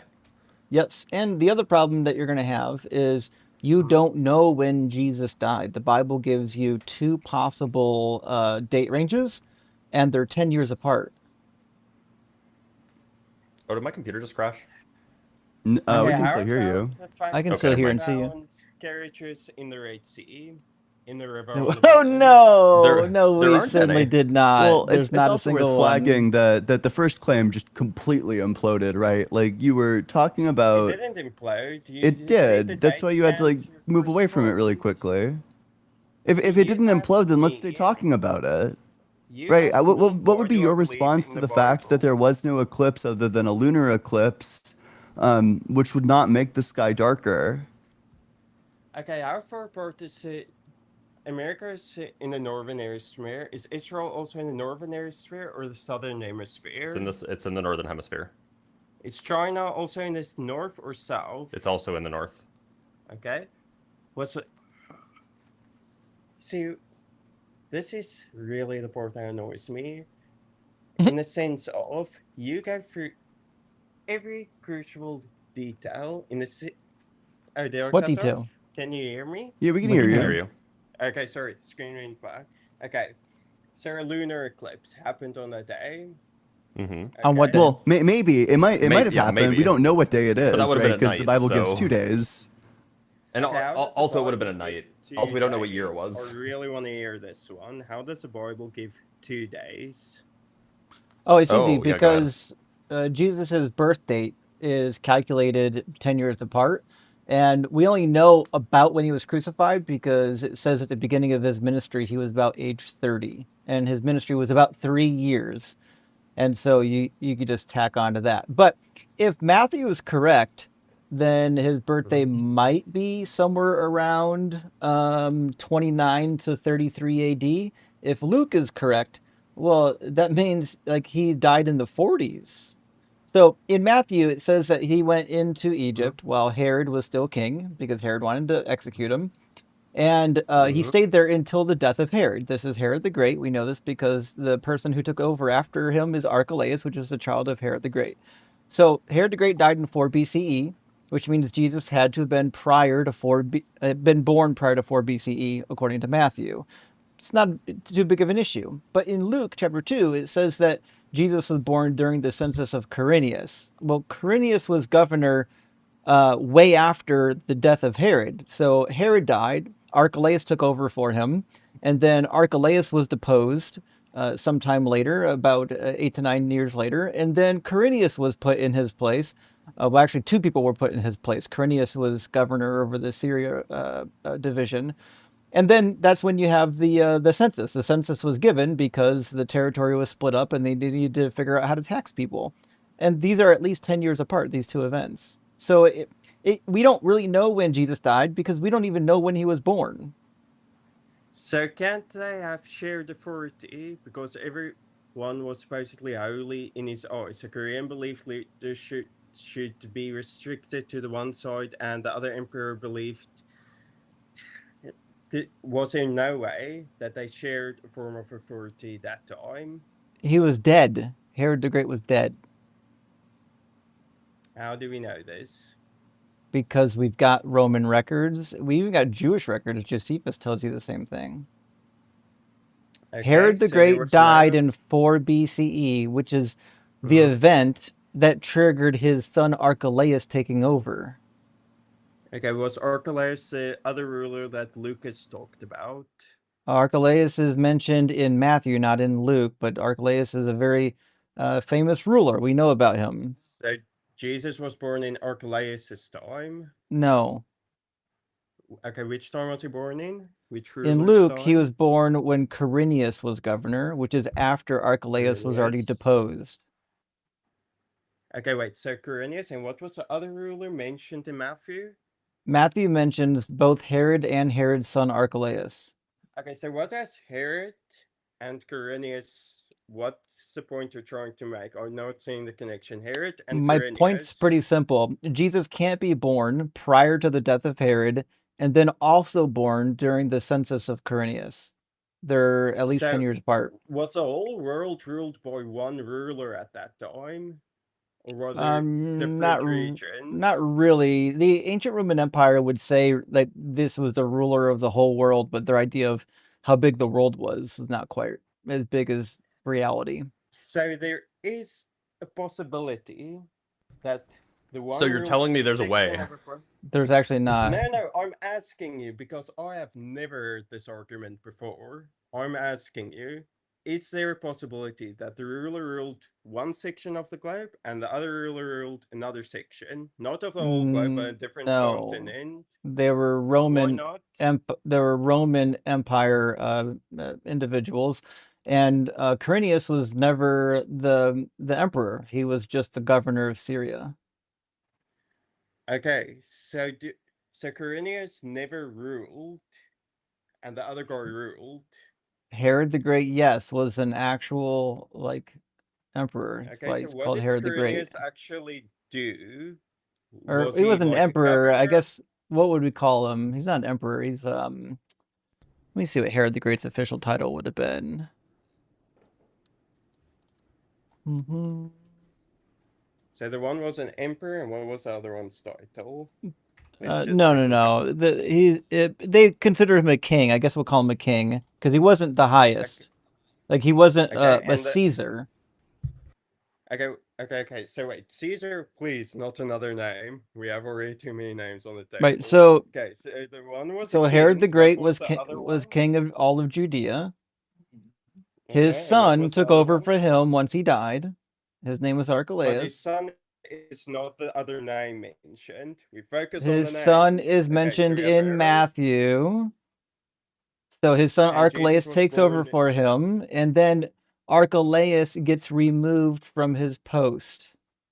And then after he gets removed from his post, that territory is divided into two. In the northern territory, Syria is given to Quirinius, and Quirinius issues a census. Mm-hmm. And what was the southern part given to? To got the other Probably part? one of the other Herods. Do you think it's important? Do you not understand the Yeah, nature of the because issue? the point you're trying to make the point that there were these two rulers. You can still not give me a clear connection between the What do two you mean, clear rulers. connection? One was dead when the other one was governor. Okay, how do we know the one was dead when Because the other one rose to power? Because if the one got the north part, the other one got the because south part. we have Yes. Roman records. So what was the other one when the one was in power? What was his title? Which one? Okay, so you said Harold, was he the one that died and then the other one rose to power? It wasn't a rise to power. He was a governor of a region. Okay, so you have a governor and a king. So both of them could have had a section of power when Jesus was born. No, only Still one not. of them could have. So one was an emperor. See, One was so a far to king. my understanding, you could have had many kings of different parts. Yes, Herod Okay, was a king and Quirinius was a governor. so the one was a governor and the one was a king. So what's the Yeah. issue that Jesus was born when both of these people lived? Okay, we'll try this really simple. Herod died in 4 BCE. That's 4 years before 0. Although 0 is not a year. Okay? He was Okay. born in 4 BCE according to Matthew. According to Luke, he was born during the census of Quirinius. That happened in 6 CE, 10 years later. Herod had already been dead. His son already took over for him and got removed. Oh, was Quirinius Harold's son? No. Okay, I'm really not trying to be difficult. I'm sorry. Oh, Okay, well, so you're not Harold- succeeding. Yeah, I'm sorry about this. Harold was king. He died. His son took over. His son Herod got was, removed. yeah. And then Herod was king. because of Quirinius was figure, legate, right? or he was governor, which is different from king. Yeah, he became a governor of Syria once it was divided. Okay, but what was he before he was a governor? He was in the military. He was a military leader. Okay, so did Lucas say he was also the king of the region? No, this has nothing to do with their titles. Their titles are not important. What's important is when they were in power, when they had their relative But posts. see, that's the thing. Power is a relative term. It's like big. Oh, How Jesus Oh my Christ. fucking god! Is Power- death a relative term? Yes, Dude, power is a relative term. listen, We're not Prince talking. when- It doesn't say when they were in Quirinius- power. It's When Quirinius was in power, Herod had already been dead for a decade. And so by the in power power here, is we the mean was final governor. phase when he had got the highest phase of his military or governor rank, then he was in power. It That's doesn't the say in argument. power. I was just using that to try to communicate with you. It specifically Oh. talks about when he was governor. Oh, so were they governor of the same place? No. No, Herod wasn't a Okay, so- governor. He was a king.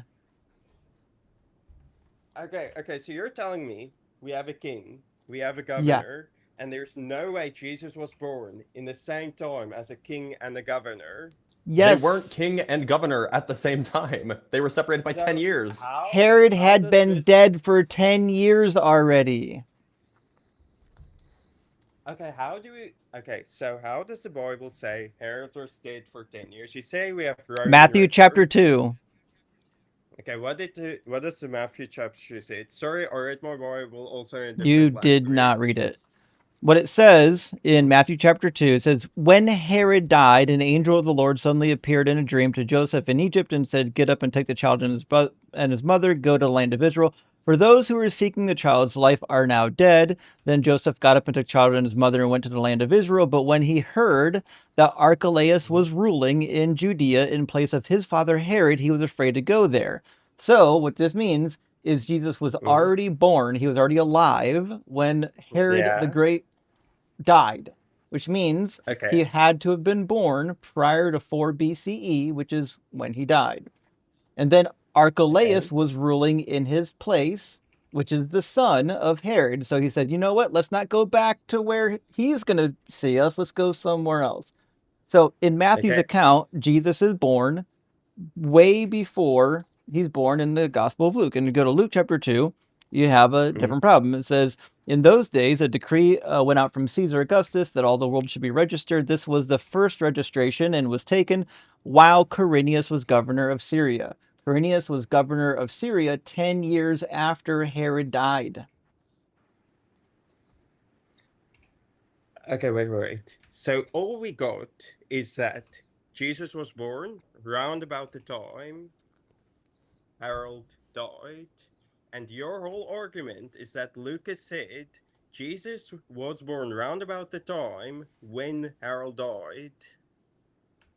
Did I No. give My Okay, so argument is that he had to have been born fucking twice.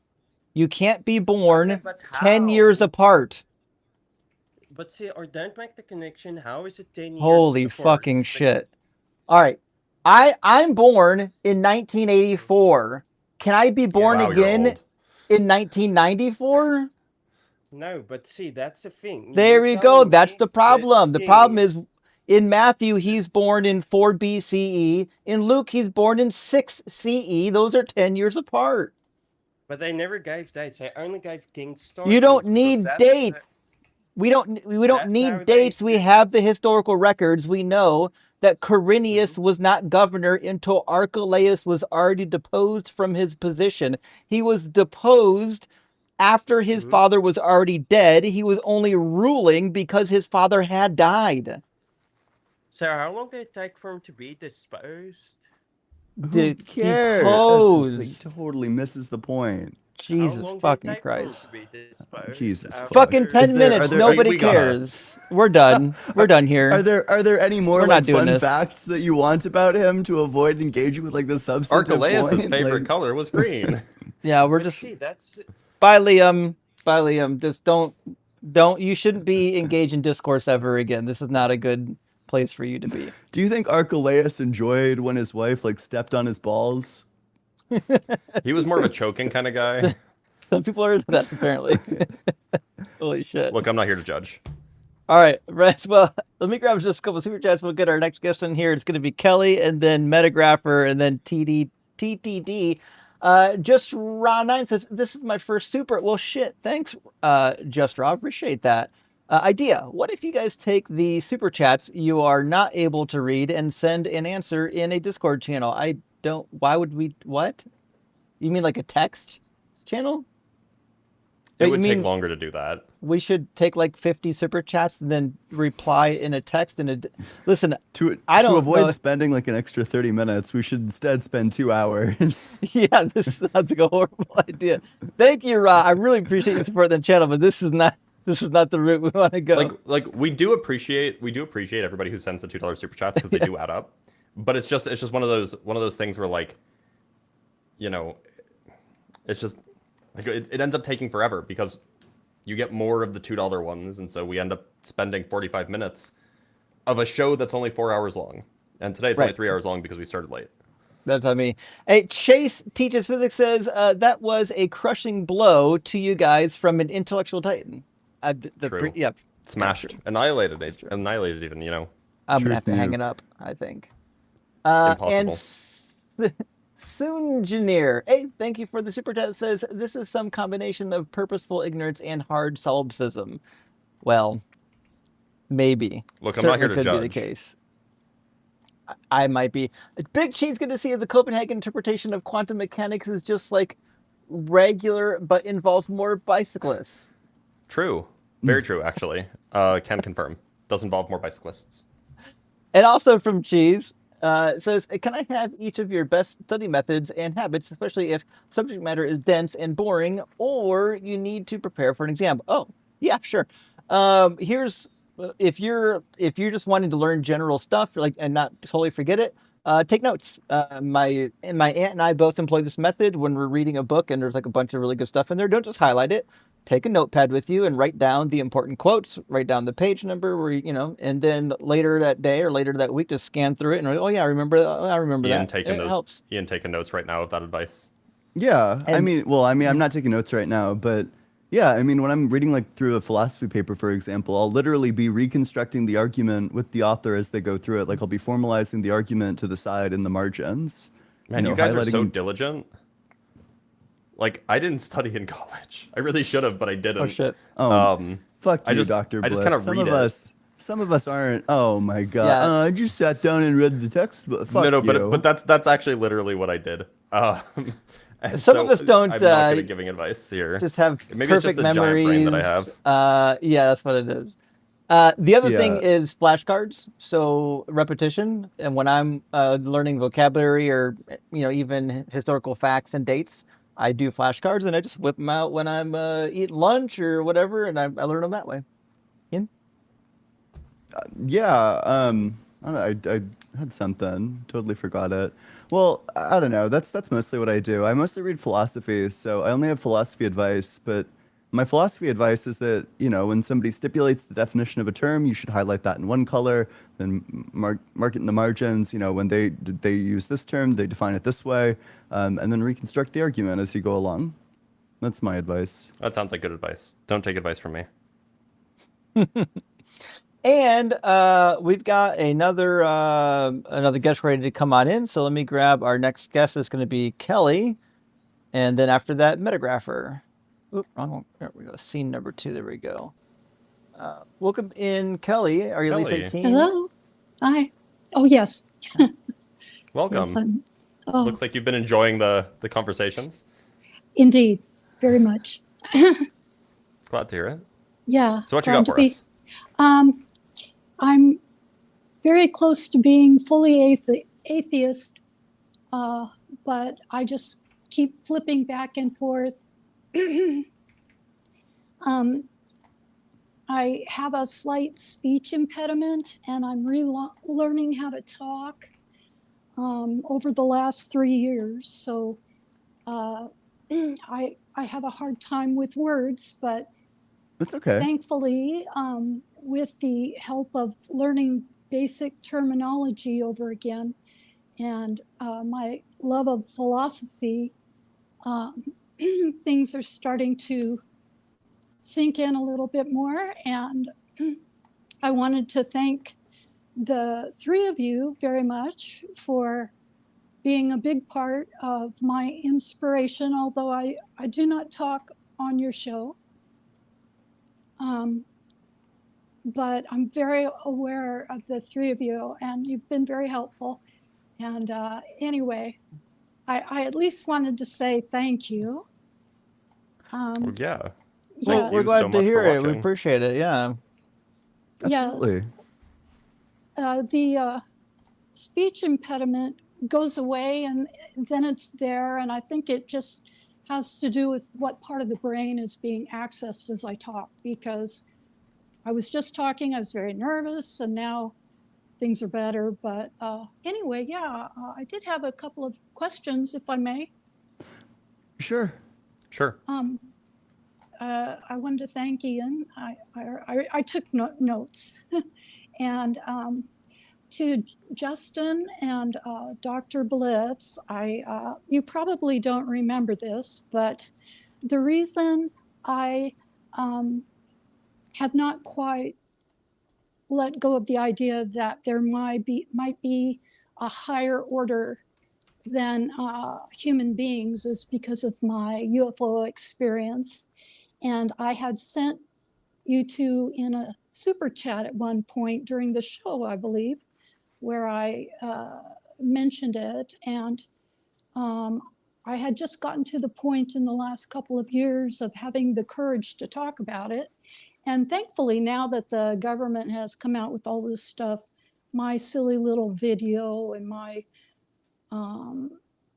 verbalizing about it isn't important anymore. And I'm very relieved for that. But the reason I brought it up is I had mentioned this at one point in a super chat, and both Dr. Blitz and Justin had mentioned they'd love to see the video or something like that. And I just never gotten back to you and on it. And I just wanted to explain I'm very technology challenged and just getting to the point that I'm getting ready for school. Haven't had the chance. And fortunately, like I said, you know, when I forward you the video, it's probably very insignificant, but I'm not ignoring that obligation that you guys probably don't even remember. So anyway, that's about it. I'm declaring myself an atheist, but at the same time, I don't think I should because, like I said, maybe I'm an agnostic atheist. You can be an agnostic atheist. It just sounds like you don't believe anymore. You're just... Believing is different from knowing. Right? You can have questions and still not believe. Well, sir, what I know I need is education. So fortunately, even though it is hard to verbalize, I do comprehend, and I am used to flashcards, and I'm really close to my bachelor's degree from before a series of TBAs from my military career. So the reason I know that is because as I learn things, often the learning curve is so swift that I realize I already know it. And so a lot of it is regaining vocabulary. And I was just a few terms away from my bachelor's, so I'm confident I'll get in there. And if nothing else, just enjoy learning some philosophy and continuing to work on my speech patterns so that I can communicate more. But That's fantastic. I think it's really great to hear, and we're glad to hear that you've, changed your mind, and you can totally be an agnostic atheist. Thank you so much for coming on up. We'll probably move to the next one because we're looking for debates, but thank you so much. We're really glad to hear that. yeah. And good luck, Kelly. Okay, thank you. Bye-bye. Right, cheers. Best luck. Thank you. Well, All right, let's bring up the juggling juggernaut himself, the master of metagraph, Metagrapher.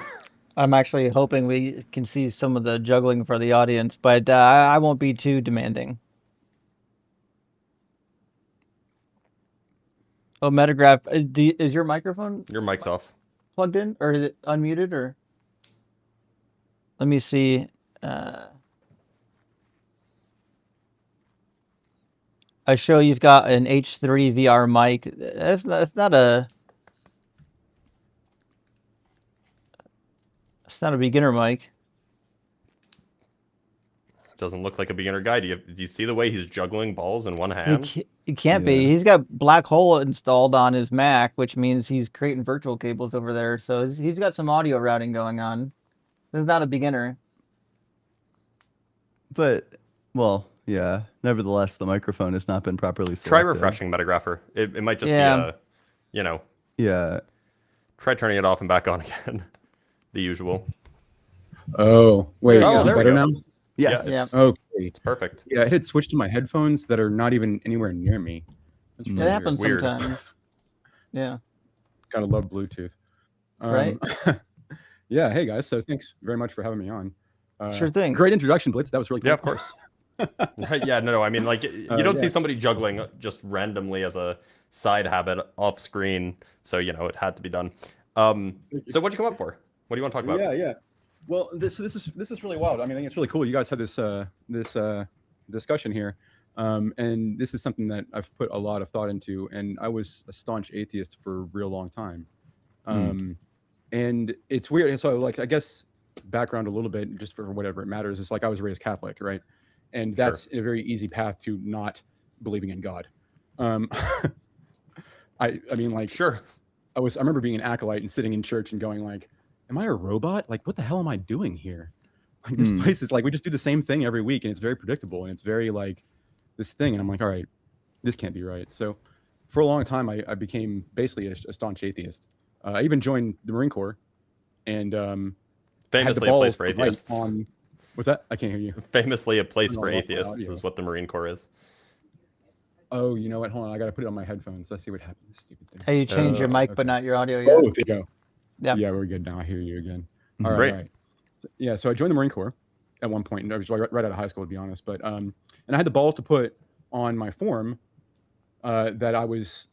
It actually like reduced it to no religious preference is what they make it. But I said that I am an atheist, and they won't let you put that on your dog tags.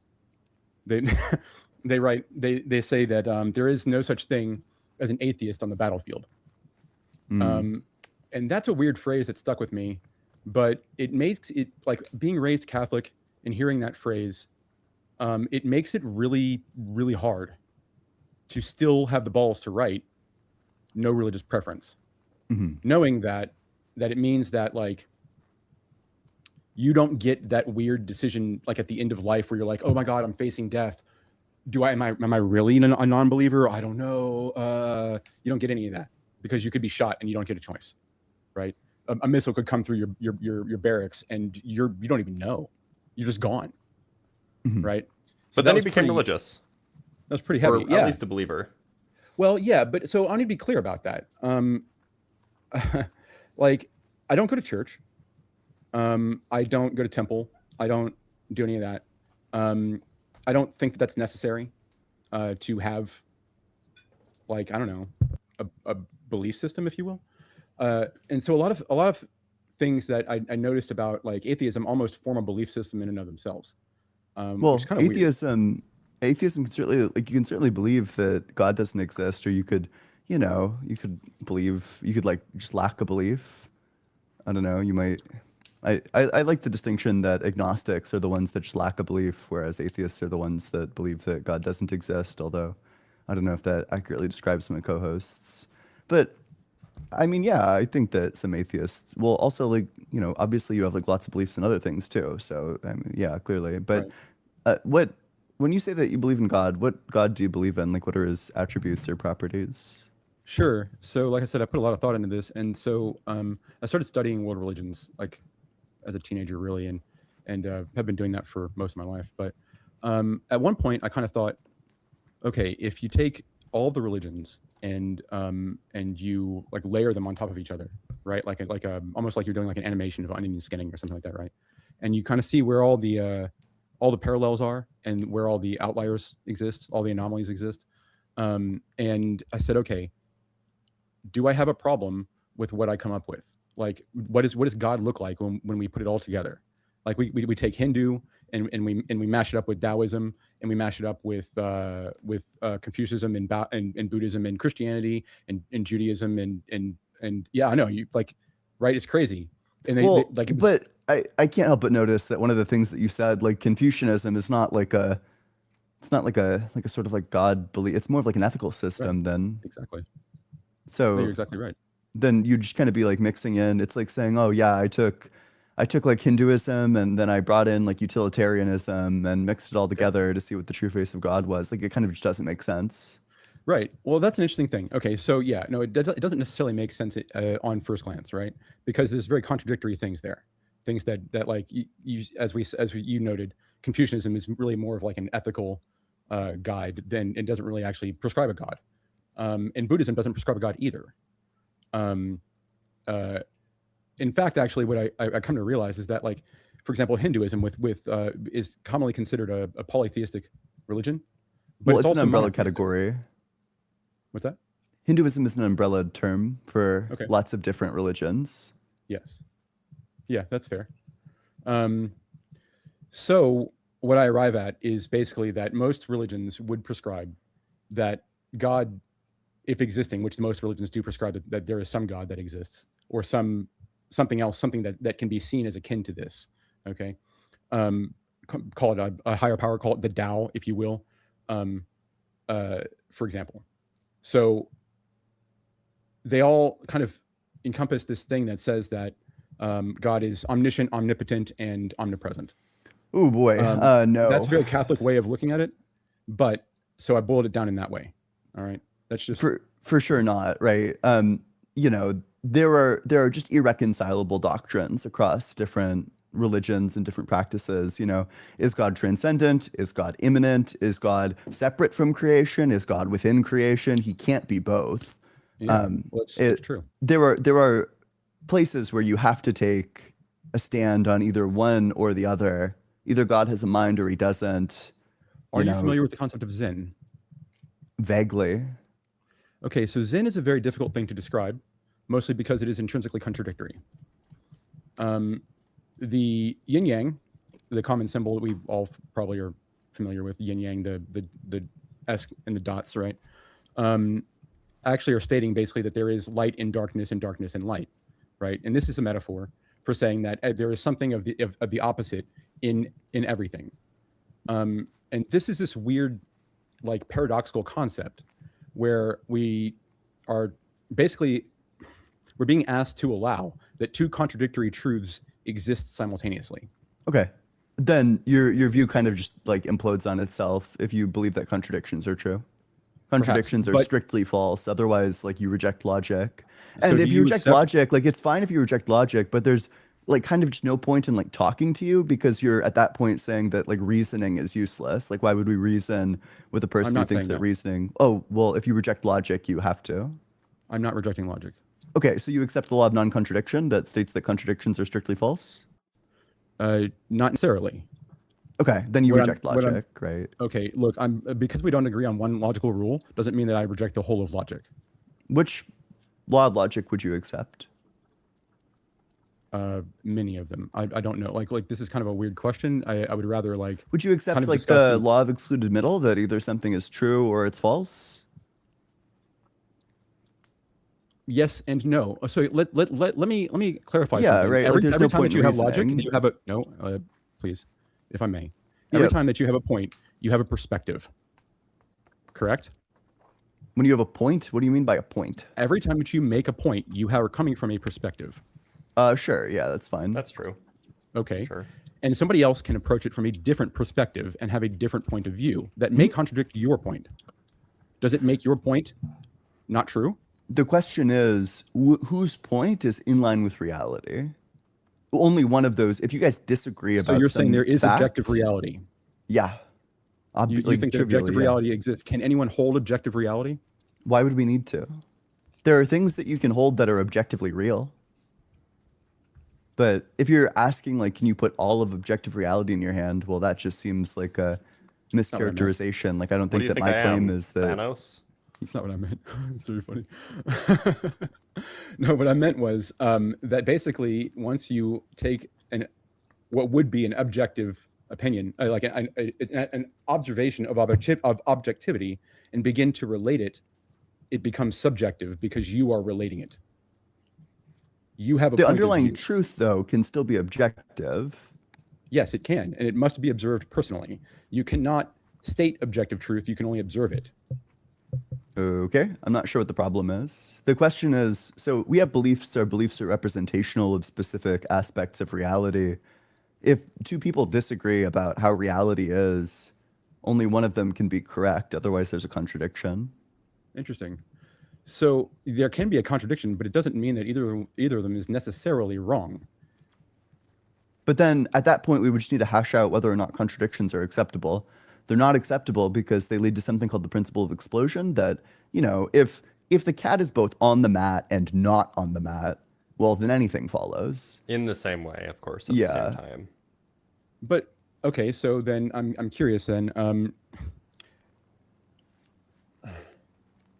No, I actually don't have a good question for that. I'm just going to leave it at that. So what I want to say there though is ultimately, we have this thing called belief, right? And it seems to be generally predicated on what we might call faith originally. And I want to define these terms because I think it's important to define these terms, such as like faith and what knowledge is, and even what God is, because without trying to define God, as you initially attempted to do, then we can't even begin to have a discussion like scientifically minded at all about this thing, right?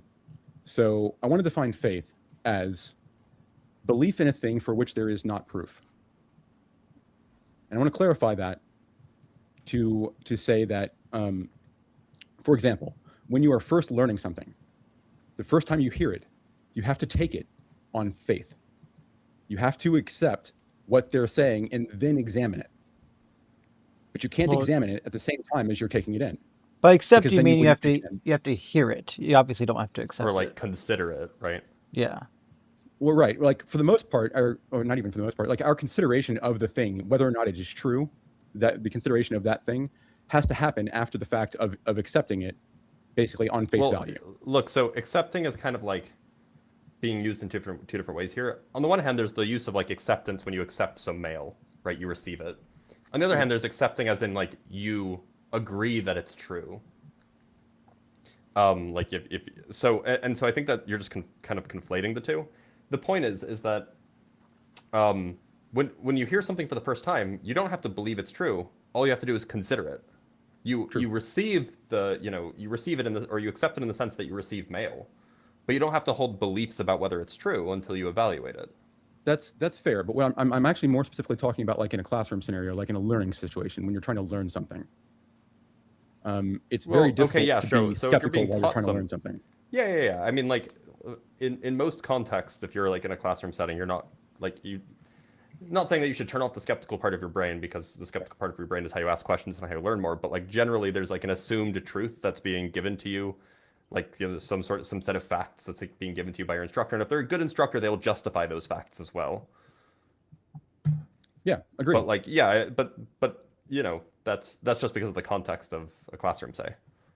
Okay, so basically what I'm establishing here is that belief is the predicate to knowledge.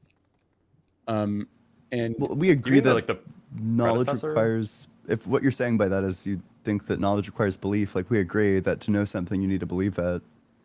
Yes, that's what I'm saying. Okay. And the only reason I established that specifically... Wait, can we...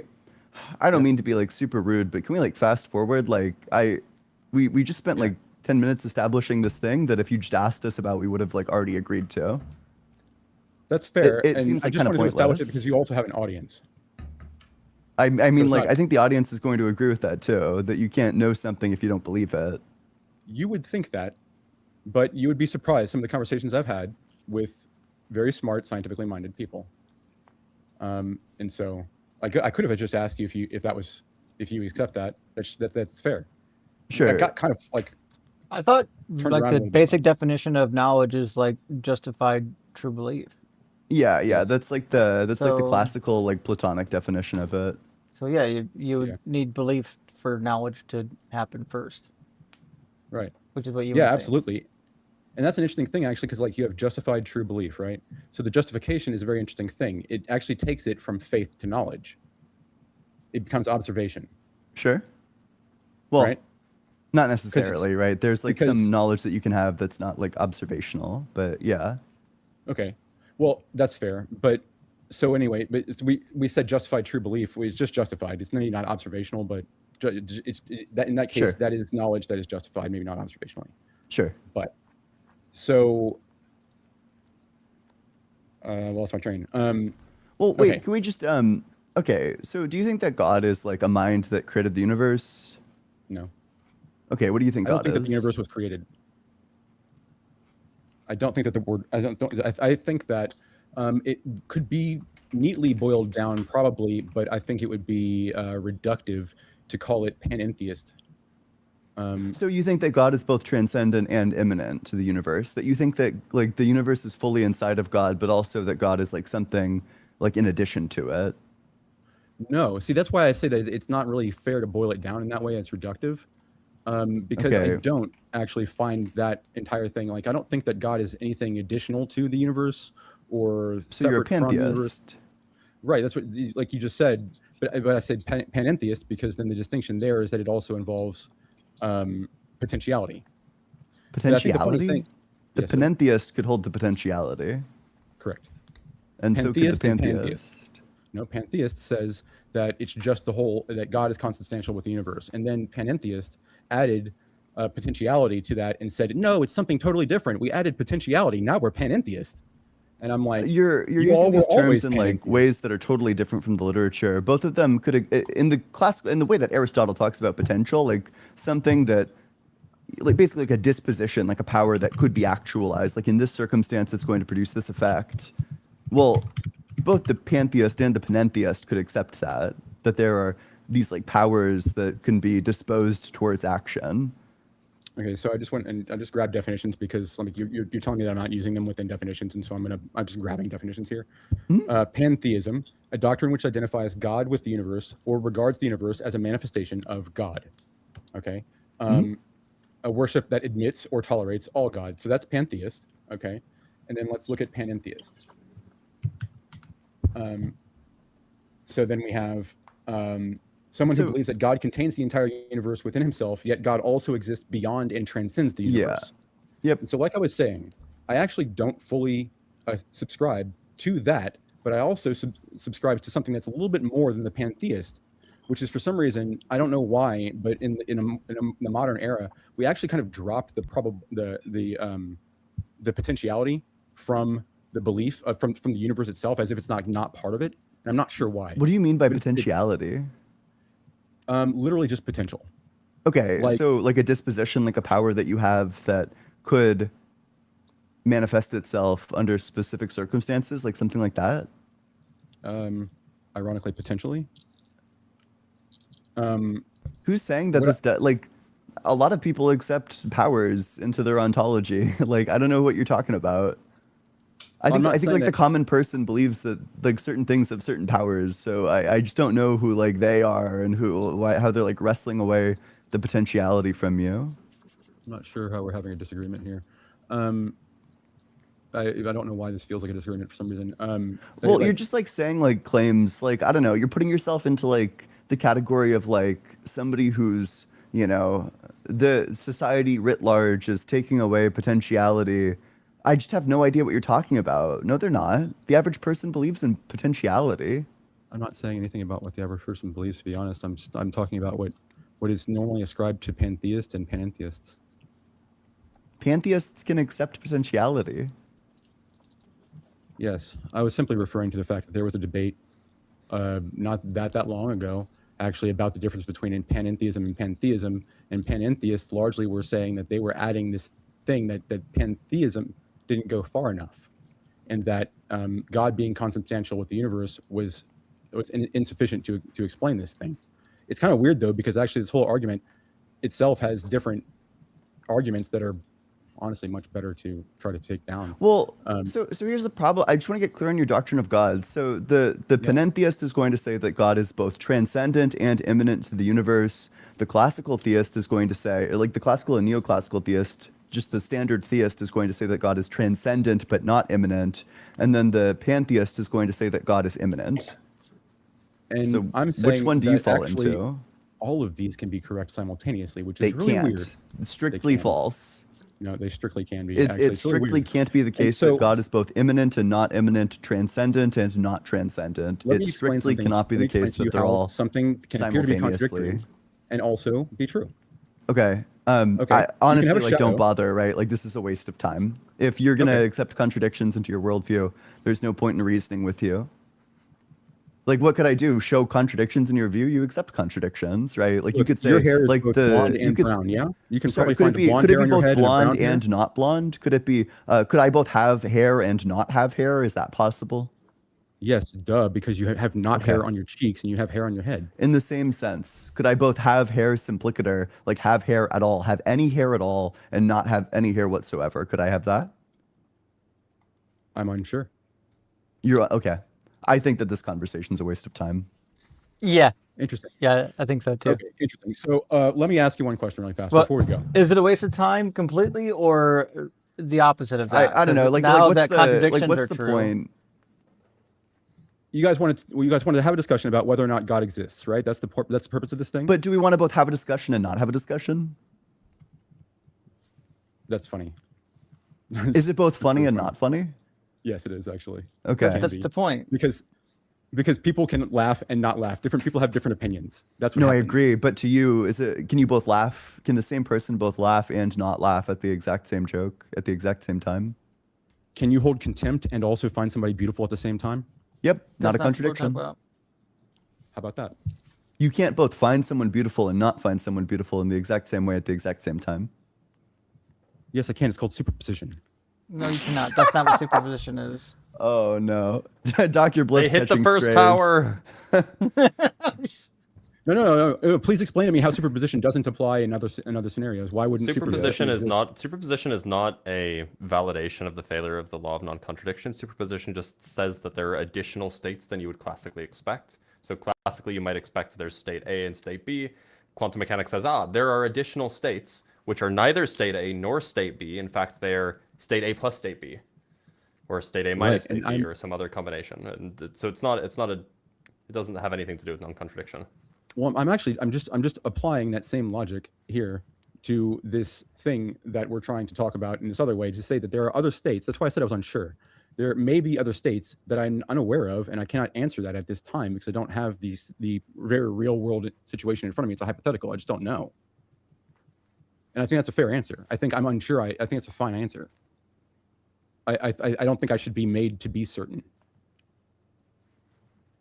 Well, look, it just seems like it's the reason why the law.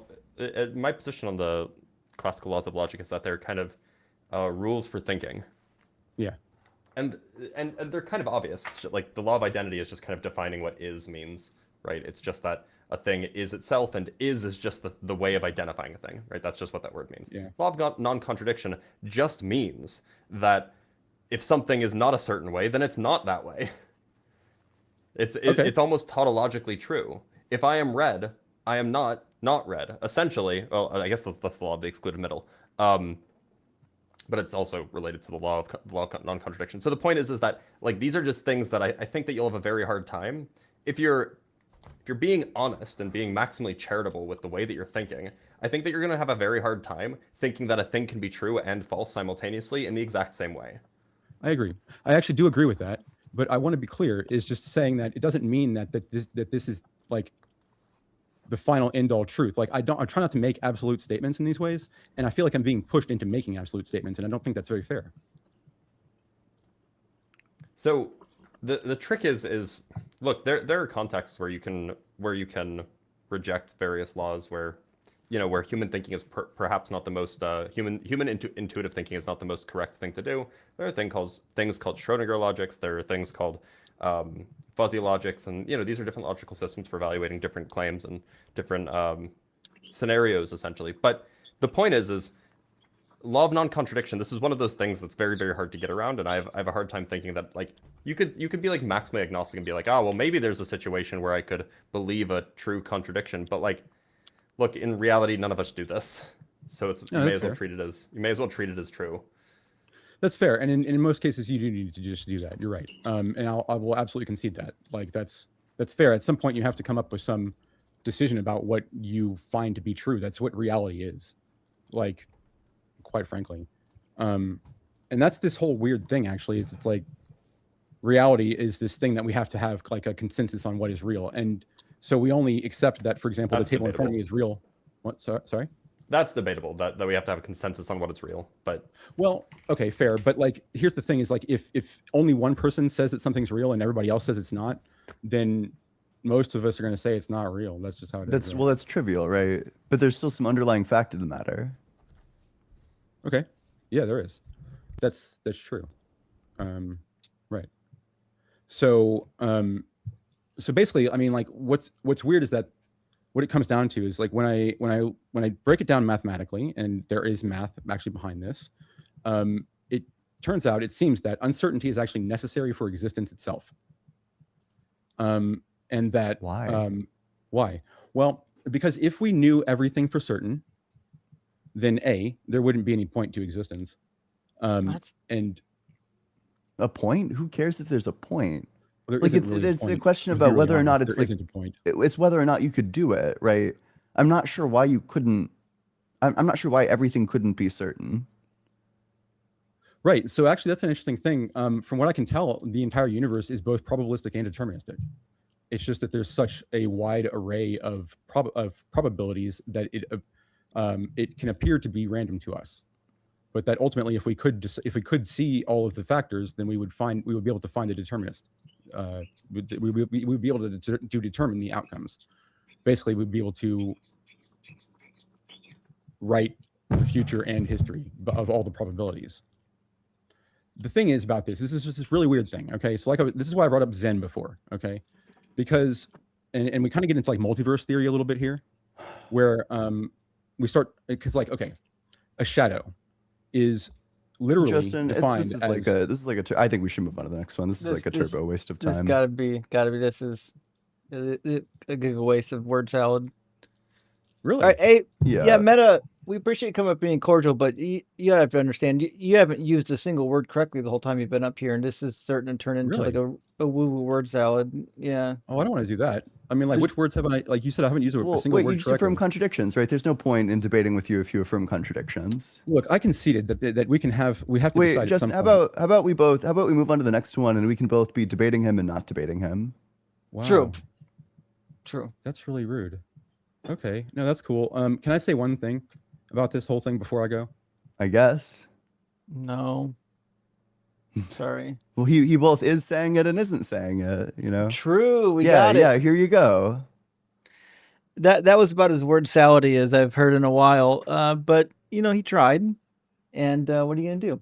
I'm the Big Cheese. Thank you for the super chat. Labeling any scientist as accepting a theory out of convenience is truly anti-intellectual, anti-science dog whistle. Oh, interesting. I don't know. Is that a dog whistle or is it just silly? It seems like one. Look, Metagrapher was nice and he was cordial and he seemed like he was trying to be thoughtful, but Yeah. I don't even know what he believes. I don't think Like, he he was knows what on he for believes. like half an hour and I don't even know what his position is. What if nonsense was sense?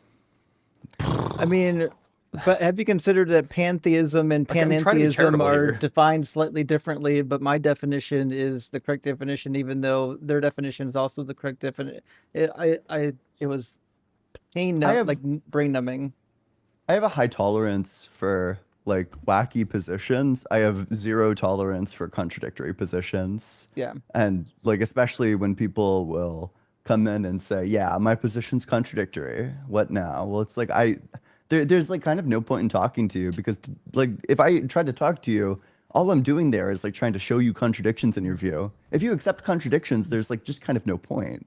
Yeah, because if you can do that, then you say, okay, well, is your position true? Yes. Is it not true? Technically, yes. Your position can be true and false at the same time if you accept contradictions. It's a nonsensical thing. El Yep. Traviosa says, caller, I'm not studied in physics. Also, caller, but Dr. Blitz, you don't understand physics. For the love of Doug, that goes each time. It is wild to me that people do that. I'm used to it when it's like history of the Bible because everyone kind of has their own version of what they learned through media or whatever. But like physics is a different story. Most people aren't learning physics, you know.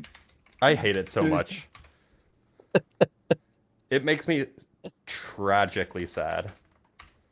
I feel you. And Furtive Talk says, meager Sunday tithe. Doug bless. Well, thank you, Furtive. All of it really helps us support the channel. Big W. And Marduk, thank you so much for the super chat. Says, Justin, you should definitely watch What We Do in the Shadows. It's hilarious. Well, It's true. I will take your recommendation and perhaps one day be able to tackle that. Thank you, Marduk. Good to see you, Marduk. And also, Dr. Joe, great to see you as well. Thank you for the super chat. Because when I was an admin in a high school, I taught study skills. The person who asked about studying should look up the Cornell study notes. It's a Oh, I helpful remember template. that. I remember that used in it. high school, the Cornell What's study it? method or whatever it's called. What is it? It's just like a way of organizing notes that you take. Huh. Okay. I'll have to check it out. And also for another, let's say another doctor. It's not doctors. DC Decrib Trey. Hey, thank you so much for the $50 super thanks. Huge W. Really appreciate that, friend. And also from 10 from Eat Some Shorts. Good to see you, Shorts. Shorts says, if I actually clicked on it, let's see. Maybe I didn't click on it. Let's try this again. There we go. The phrase before this, I was a hardcore atheist, just means confused atheist unwilling to admit they still wanted to believe, and atheism was their way to rebel against their parents. True. And I do think there's a number of people that when they become religious, they look back at before they were religious and they think to themselves, well, I was an atheist, when really they were just non-committal or agnostic or, you Right. know, it usually doesn't mean how we use it when we use the word, but it's neither here nor there. Also from Decreb Tree again says my morals are based on ABCDE: agency, bodily autonomy, consent, dignity, and equality. Better than any book. And actually, we'll take that. And if we've learned anything from the religious book believers, it's that they don't understand consent nor do they care. We've Kantian seen that King. over. Mhm. All the things that were just listed are like, this is like kind of like the core of like Kant's ethical system. Like whoever sent that super chat, you should get really into Kant, because that's like basically They might like already the be. bread and butter. True. Yeah. Or they tried and they just can't. Okay, I'm done. Henry says, I think outta it's here. the second time I've said that. I'm retired. Henry says, hey, I'm sorry, have y'all discuss psychophysical harmony at some point? I'm curious what your response to it is. Yes, I think we all have at some point. And if I'm understanding it correctly, like psychophysical harmony for me is a silly argument because like any entity that does not have psychophysical harmony probably died via evolution. So it seems like the most expected turn of events. Yeah, I'm not entirely sure I understand what the data is. That like people insist, even like smart people insist to me that evolution doesn't solve it, but for the life of me, I don't know why. You know, the reason why, if it felt good to do the painful thing, then when I was like deliberating about what I should do next, I would go and do the painful thing. So then I would be like naturally Well, what does it selected even mean for it against. to be painful but also feel good? Just that, like, imagine like if you touched the hot stove, if it was like Oh, very yeah, yeah, yeah. pleasurable for you to touch Yeah, the yeah, hot stove. yeah. We could say that it's like perhaps painful is not the right word, but like damaging to the body or something. Yeah. Like damaging to the body, but it like felt good to do that. Well, it just seems like you'd get. So what they You get want to burned say alive. is that there's like some scenario where it like feels spectacular to do, but then you know your body still has like the knee-jerk reaction to pull it away, but it felt great to do. Well, even if there's like the knee-jerk reaction that accounts for why you didn't do that, for why you pulled it away, if it's pleasurable, I'm just gonna go back and do it again. Like, it just seems like it would be naturally selected against. But people insist, like really smart people insist to me. Yeah, I don't really get it either. Yeah. Anyways, Yeah. thank you for that, Henry. We're going to grab our next caller, and as far as I can tell, it's going to be debates are useful, and then Chloe. Those seems to be the Oh, order I spoke with of debates arrival. are useful yesterday, I think, or 2 days ago. Oh, cool. They came back for He's some more a then. Kalam guy. Ah, excellent. Oh, so friends with Matthew, I assume. Possibly. Hello. How you doing, How's it debates? Um, Hi. I was on Dr. Blitz's stream before. I think Yep. we were Friday. discussing the Kalam cosmological argument, and I thought we could discuss the universal potency argument. What's the Yeah, he universal wanted to bring that up with me, potency? but we spent nearly an hour on Kalam, so I figured maybe next time. So yeah, if you want to bring it up, by all means. Yeah. Well, do you know the premises? Because I'm relatively new to it. But Is this the argument maybe from we motion? could go through the premises. Yeah, I think so. Okay. I think cosmological arguments, at least the ones I'm familiar with, are self-defeating. The premises you want to give for this one is something like change exists, change is the actualization of a potential. Everything that is actualized by something else already actual. You know, there can't be this infinite per se chain of actualizers, which means like actualizing it at the same time. So there needs to be an actualizer who is not itself getting actualized. So you have like some unactualized actualizer, something like that. If you're off the app, we can't hear you, by the way. Gotta return to the app. Oh, sorry. Can you hear me? Yep. So yeah. So what are your main issues with those premises? well, I think that this argument is self-defeating.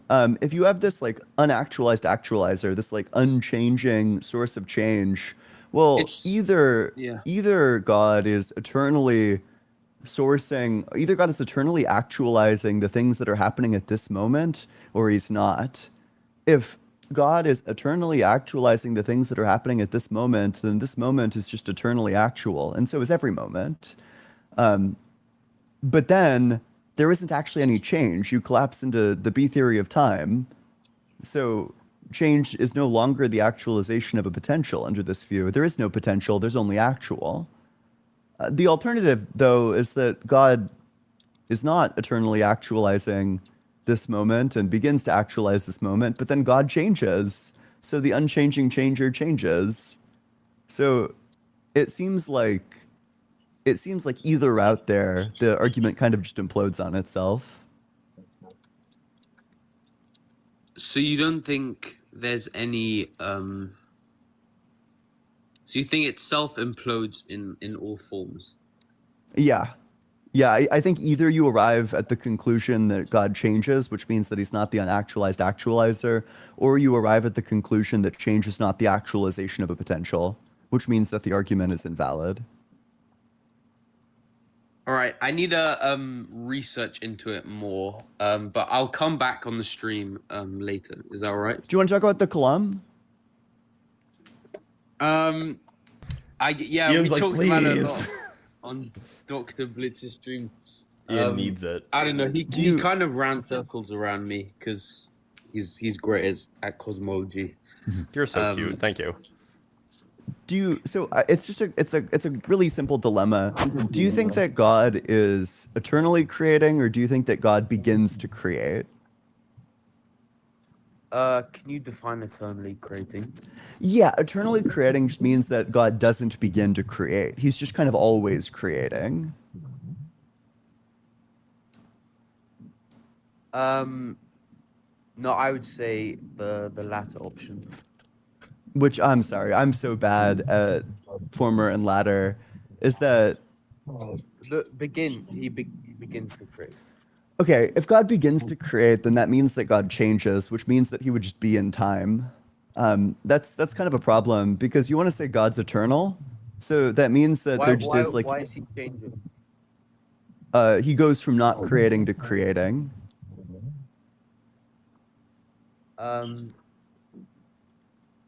I guess not really in a temporal way because he's outside of time. So it's not like a linear chain. Then it seems like you would just have to end up in like a contradiction where God is both like always creating but not always creating. I told you he's not always creating. He begins to, or he began Yeah. to create. Yeah. Well, if he begins to create, then there's some state where God isn't creating, and then that state changes into a state where God is creating. What do you mean by state? Because again, we're talking about before the universe, so Yeah. time doesn't really apply here. No, I'm not necessarily using like I will argue in just a second that all change is temporal, but I'm just saying like the configuration of God's like internal mental reality. Like if you go and read William Lane Craig, basically the description that William Lane Craig gives is this, that from eternity, in God's timeless eternity without creation, he has the power to create and he intends to create, and then at the moment of creation, he exercises his causal power. So in the timeless state, he's not exercising his causal power, and then he begins to exercise it, thus leading to creation. But that's a change, right? God goes from not exercising his causal power to exercising his causal power. Okay, So why then does God changes. ruin the argument? Because it means that God is in time. Everything that changes is temporal. So But you're saying that he's changing in a timeless state, so Yeah. that's not placing him in time. Can you not Yeah. change? Like we were in The point is Dr. the point is that we're Blitz's- defining change here as a temporal thing. Well, it's not even just a matter of definition. Like it's Sorry, I Dr. think it's Blitz, like Dr. Blitz. Hello, No, are no, you go ahead, there? Ian. yeah. Wait, what do you want to say to Blitz? Wait, Blitz was talking about so we ended up talking about geometries and how they are timeless and could be the a True. cause for a universe. And so would you say We were that very, those to be change? clear, we were very clear. Those We were very change. clear. They weren't causes; they were explanations. Yeah, so would you say they could change even though they're in a timeless state? Therefore change wouldn't be No, contingent It's on not time. clear to That's me the that what's point. going on there is change. Maybe I'm wrong, Blitz. I don't know. no. It's not change in the sense that we would think about it. Yeah, like a change It's like is it's like space. It's like spatial difference. Like things are different here compared to there. Oh, sure, yeah. Yeah. That becomes problematic because it's also like the B theory of time, Yeah. which means that in some sense the universe doesn't come into existence, right? The entire block just kind of always exists. Except always isn't the right word, but There is not a state of affairs without the block. right. So you're saying that the geometries are not changing? They're different at different points of the dimension, is what it sounds like. So can God not do the same, basically? No, because this would be a difference that's happening at like the object level. God can't be both exercising his causal power and not exercising his causal power. But if you understand like a spatial change to just be a difference, well, those are fine. Like for example, my hand has 5 fingers and then it changes spatially upwards to being like a joint at my shoulder. That's like in some sense that's a change, but it's not like the change that would require time. It's a spatial change. It's more like a difference. Whereas what's being posited here, it's like this isn't like it's not like at some part of God he's creating and then at like a different part of God he's not creating. These are different states of God. So you're saying because he can not be both creating and not creating. Yeah. You would need two therefore the separate argument- states, yeah.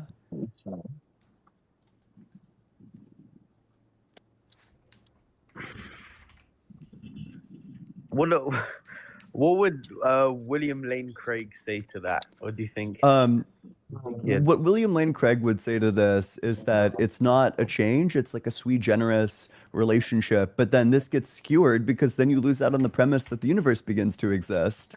you can say that there's just like some like primitive connection that defies all intelligibility between the universe in a timeless state and then the universe expanding. In fact, you can do way better than that. You could just describe the geometrical relation that's present in like the no boundary proposal. Wait, is Or God I not don't know, omni- Dr. Blitz, did I blunder just now? Is the No. no boundary proposal the same thing as the Hartle-Hawking state? Yeah, it is. Okay. I didn't blunder. Take that, Craig. Since God is omnipotent, surely he can be both creating and not creating. Oof. At that point, your God is just contradictory. So you have to affirm all the silly things. Like you have to say, quantum. I don't like trying to. The second sound tower. smart, no. They've struck the second tower. but can't. It's okay, Dr. Blitz. We're on quantum we're on whatever that superposition flight show is, and we're fighting back. Quantum superpositions show that things can be at two states at once.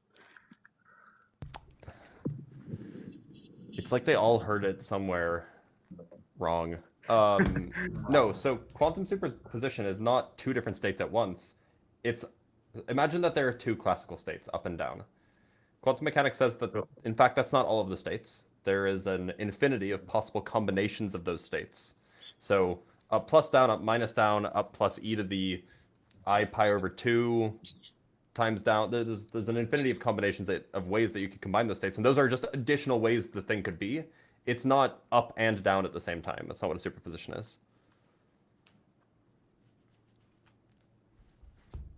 But for like quantum computers, the bits can be both 1 and 0. The quantum bits. No, they're not both 1 and 0. They're in a third separate state, 1 plus 0. Or 1 minus 0, depending. Really? I thought that's the whole point about why they're faster. Like, because they can do both. The whole point of why they're faster is rather complicated. But the point is that linear operations act on the components of a superposition because the operations are linear, and there's a whole story there. But the point is no, the superposition state is not is not simultaneously up and simultaneously down. It's because it's not in the up state when it's in the superposition state. It's also not in the down state when it's in the superposition state. The superposition state is a third state, or many additional states. Yeah, sorry. Can you explain the third state? Wait, Dr. Blitz, you muted your mic.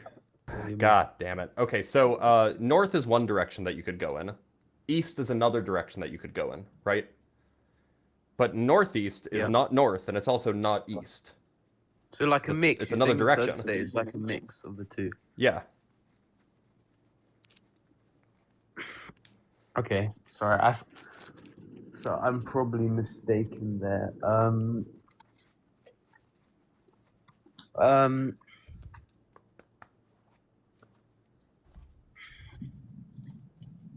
I just don't see how God cannot be in a state of non-creating and then creating. I just don't see why. Oh, wait. So if God goes from one to the other, it's a change. And if it's not a change, then I can get out of the Kalam by making the exact same claim about the universe, that the universe doesn't begin to exist, that it has like some timeless state from eternity where it's like spatial, and also it has like this temporal state. But timeless kind of indicates before time or outside of time. So it wouldn't be... Yeah, you'd be saying it's like a spatial dimension. That there's a first moment in the time series, but I presume there isn't a first moment in the space, in like the spatial dimension. Is that accurate, Blitz? One more time? In the no boundary proposal, there's a first moment in the time series, but there is not a first moment in like the space series. Well, or not. There's not a first moments. Position in the space series. Right. Yeah. Spatial dimensions are not ordered, or like positions are not ordered spatially. I mean, what does it make sense to say that this point is prior to this point. Maybe They're like just in front of. Yeah, but like that's like some arbitrary ordering, right? Yeah, sure. The point is that there is no preferred ordering in the spatial series, if there's even a series. In the spatial set, we can say. Yeah. Don't you think the sentence "God is not creating, then He is creating" kind of implies time? It Because we're does, talking yeah. about before time. Yeah. So how would that kind of contradict a being that's outside of time when it would be a contradiction within time, not outside of time? Yeah, because he would be both in time and also not in time. This is, Well, by the way, no. Craig holds really wacky views about God's relation to time. It's kind of unavoidable. You can't say that God in the same state is both exercising his causal power and not exercising his causal power. So you need to say that these are distinct states that stand in some relation to each other, a relation that Craig has conceded in the literature is primitive. That you would need to say that it's like some sort of like ungrokkable priority that the likes of which we've never seen before. When you say God is not creating, I mean that sentence doesn't really make sense, because then you have to say when. Well, there's no when, because there's no timeline before the universe. It's not like God was, I don't know, sitting around just chilling and then suddenly decides to create the universe. Yeah. I mean, if that's the position that you want to hold, then what you're going to end up having to say is that God is eternally creating, which means that the universe is eternal. Why can't he just be creating in one moment? And only one moment. There are no moments. Or like He would need to exist at separate moments then, so he would be in time. Or just, yeah, I just don't really know how to use language, because we're talking about before, talking about You want where to say time that is. the way that Craig talks about it is that God is timeless without creation, and then he's temporal with creation. But the connection between God's timeless phase and his temporal phase is primitive. It's not. Craig will tell you point blank that there is not a description. There is no characterization that accurately describes the relation between his timeless phase and his temporal phase. And frankly, I think that it's because it's ad hoc nonsense, would be my take on it. But Well, when the universe is created, time is created, and then God, I guess, permeates that, and so he becomes temporal as well. yeah, like he endures time at the moment of creation. But that's a change, he changes from being timeless to being temporal. So the timeless state would just be in time because all things that change are in time. Well, okay, I don't necessarily agree with that second statement. All things that change have to be in time. So would you agree that a change requires with the, two moments of this being's existence where one is before and one is after? Didn't you say with the fingers and the joint thing? That's a change, but it's That's not not in the time. sense of It's a change that we're spatial talking change. about. We're talking about change across the entire thing. There can't be a state where God is both exercising his causal power and not exercising his causal power. The reason why there are spatial differences in me is because I exist spatially extended. A thing, you said the whole thing. A thing kind of supposes or indicates like being inside space, and of course Nope. God is space. I don't hold that presupposition, right? That's not what I'm presupposing when I say that there would need to be a change across the thing. Would you say that emotion is a thing? Motion? Emotion. Yeah. Can you grab it? I don't think that all things need to be grabbable. I think that things are the sort of thing that exists. So they can be non-physical. Yeah, in some sense. Although I'm not sure I would say that emotion is non-physical. I think it is physical. And I don't think that everything that's physical needs to be grabbable. Wait, would you say emotion is physical because of like hormones and stuff? I would say it's physical because it reduces to brain regions. Do you think consciousness is physical? Yeah. Probably. Yep. So you think enough simplicity can cause consciousness if it's Enough Yeah. simplicity? yeah, like simplicity being atoms, because ultimately everything Like is enough. atoms. I mean, like, enough simple things can give rise to complex behavior. Like, obviously, Mhm. like that's like atoms are simple and yet life is complex. Yeah, Yep. right. And Like yet my if you slap computer's together made out enough of atoms, yeah. I mean, sorry. I mean, like, because consciousness is not. It's not like an actual chemical structure. It's like Well, a neither is unique concept, right? I mean, neither is Windows 11. Windows 11 isn't a chemical structure, but like, it's like I mean, it a is. unique thing. Well, No, it's not. is it though? I mean, Windows Yeah, of course. 11 It's is coding, which is happening made out of in atoms. silicon, right? But what is a chemical? This is actually sorry. This is a derail. What's the difference between a chemical and I don't know, just like a molecule? While we're All at it, molecules are chemicals. Not all chemicals, Mol- or no, all yeah, all chemicals molecules are are two or more Not all atoms. molecules are chemicals. no, I Yeah, think it's the molecule reverse. a molecule is two or more atoms. I thought, but what's a chemical? It's just like a I think it's simple a one. simple I thought. molecule generally. This okay. No, it It's a has simple molecule with a straightforward chemical formula. Had to get a refresher. But Yeah. none of us are chemists, so Dr. Blitz, fucking magnets. How do they work? it turns out that magnets work because there's smaller magnets inside them. Yes. Unironically true, only correct explanation. Wait, are That, magnets? Are that you actually familiar is with very the accurate. Dr. Blitz? You're familiar with the concept of like gunk in mereology, right? Yeah. Or What? would you say magnets are gunky? Yes. Freaky. That's freaky. Yeah. Well, maybe. I mean, look, we don't know.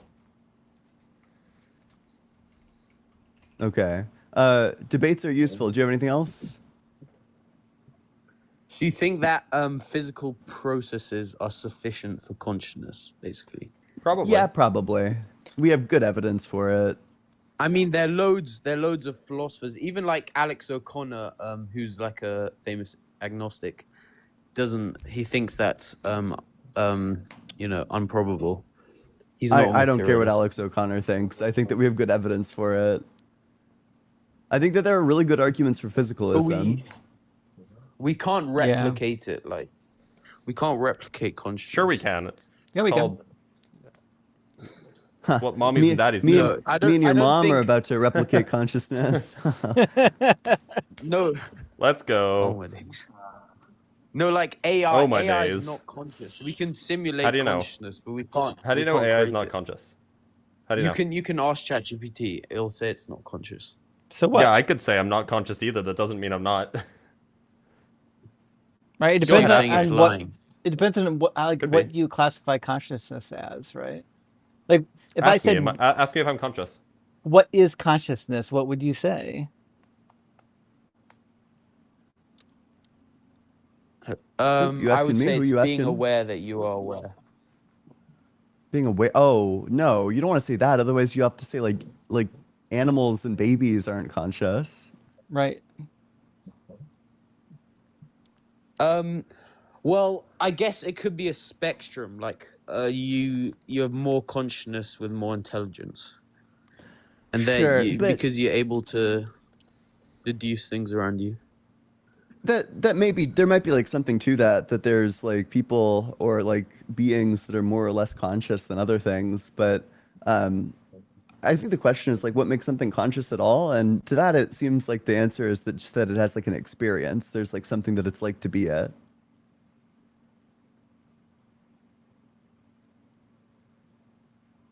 Yeah, I don't really, even though I know the science is robust and it's right. I just I just really have an innate feeling that atoms are not, even trillions of atoms just interacting with each other cannot introduce like a subjective experience. It's like which way more than we trillions, could- by the way. Yeah, Yeah, I but was even telling so, Justin about it's this the like other day, right? Yeah, I was explaining to Justin, I don't care how advanced electrical engineering is. I just don't buy it that when you put all these like particles together into the shape of a computer, that it's actually that it's like the computer that's doing the calculations and pulling up all the websites. Like I just don't buy it. There's actually a Yeah, it's actually deep-seated Al secret Gore. in electrical engineering. We actually have to blow the smoke of life into the electronics, which is why when they break, you see the smoke come out. Right, yeah. So we It's breathe the The life magic into smoke. it. When the magic smoke leaks out, you know it's dead. Fuck, Yep. it's the magic smoke. It's leaving. It's Yeah, true. life I've is seen in my the fair smoke. share of magic smoke. It's very And this is unfortunate. why the Quran unfortunately got something right, that the demons were made of fire. Fire and smoke are two different life forms. Debates are useful. Are you there? yeah, don't you think that like experience is different to like substance?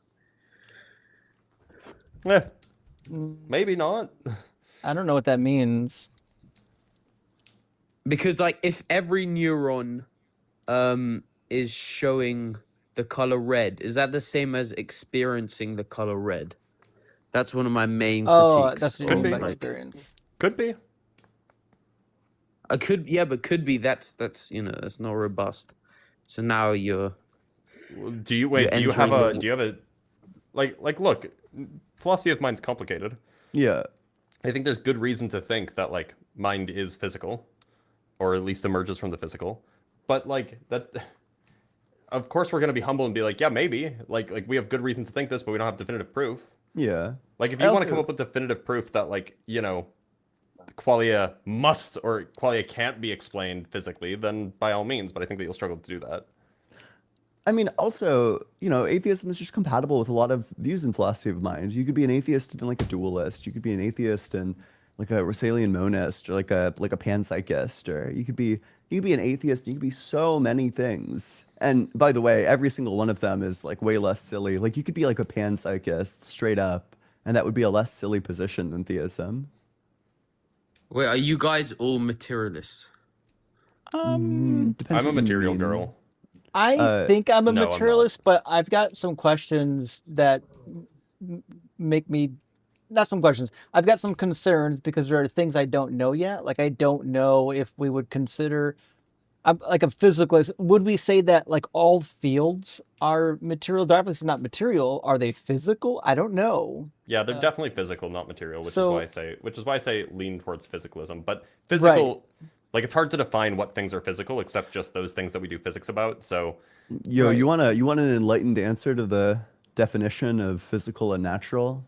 You Yeah. just say Yeah. that the physical and the natural are the mathematical. Sorry?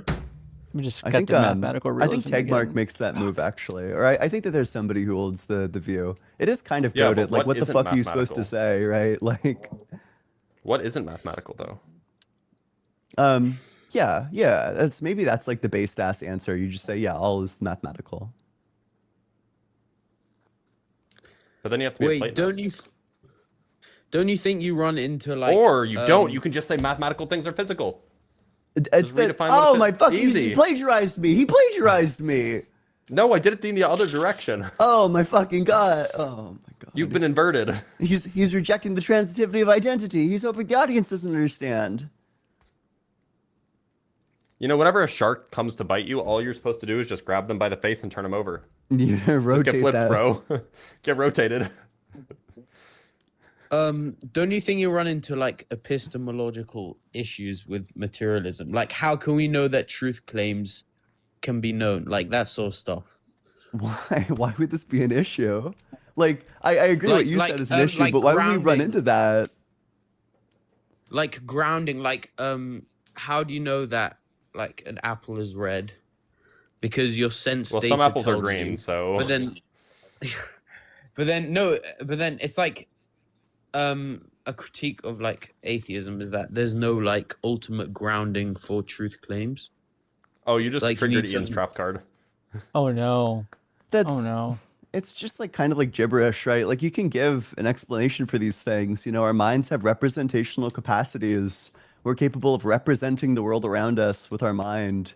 Some of these Yeah, but representations how do you know will be that? accurate and some will It's not like be a- accurate. Because It's like you otherwise kind of run into global an infinite skepticism would regression. follow. Well, wait, so you can just argue, you can give like a self-defeat argument. You know, you can say, well, I mean, if my sense data isn't at all accurate, if I have no knowledge of the external world, then I would have no knowledge about time, so I would have to be a skeptic about time. But if I'm a skeptic about time, if I can't accept that there's like a past or future, if I can't know that, well, then I'd also have to be skeptical about complex reasoning, because in order to reason through an argument, well, that takes time. It takes the past, it takes the future. You know, if I'm skeptical about complex reasoning, then I'd be skeptical about any argument that seeks to establish global skepticism, like temporal skepticism, which means that the position is just self-defeating. It's self-defeating for an atheist. That's the whole point. No, it's self-defeating for the skeptic. The skeptic self-defeats, which means that the non-skeptic is correct. Who's the skeptic? Me. The skeptic is, theist? yes, the skeptic is the person saying like, well, how do we know that? And how do we know that? And how do we know that? Because in order to make all these arguments, in order to ask all these questions, time needs to exist. In order to present an argument for skepticism, it would take time in order to reason through it. And if we're skeptical about all these I don't things, we think must you're deny the going to, existence like, of time. You're not going to like a deep enough level. Like, we're debating those things. It's like what are the foundations for knowledge, for sense data like science, and concepts like time. Yeah. It's kind of So we have reliable sense data. Because if we didn't, but how do we it would know be that? self-defeating. Yeah, because of the argument I gave earlier, right? If we're skeptical about having reliable sense data, then we'd have to be skeptical about the external world. But if we're skeptical about the external world, then we're skeptical about time. But any argument to establish skepticism is going to rely on time. It's going to take time to give the argument. So our sense data must be reliable.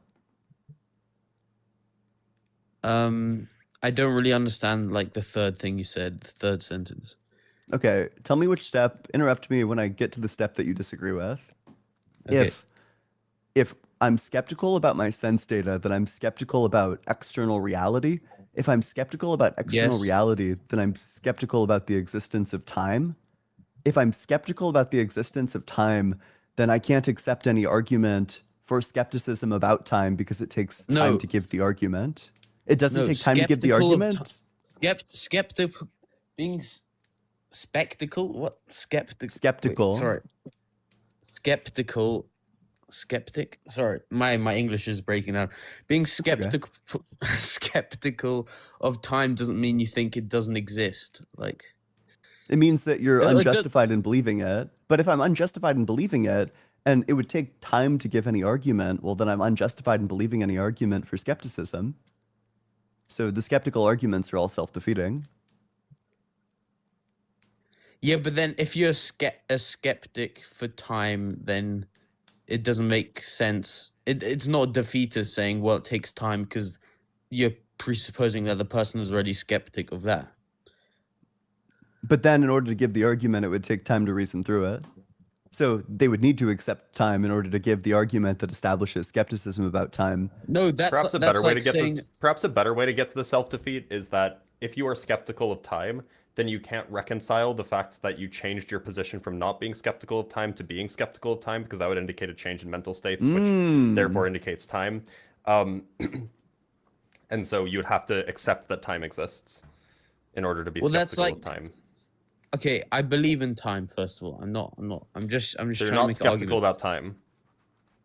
No, but he was trying to make a defeater, which I don't think is strong. Because if I'm skeptical about, I don't know, Bigfoot, and then someone says, well, Bigfoot exists, so it's a self-defeater, and you're presupposing that you're skeptical of Bigfoot. But I don't presuppose Bigfoot in order to give an argument against Bigfoot's existence. I mean, if you're not the skeptic, then you do. But the skeptic, the Right. point is that the skeptic presupposes time to deny time. So you could say the Whereas, same like, I thing don't with, presuppose Bigfoot to deny with Bigfoot. space. Like, Sure. or like, what about if the skeptic thinks that we're in a simulation or something?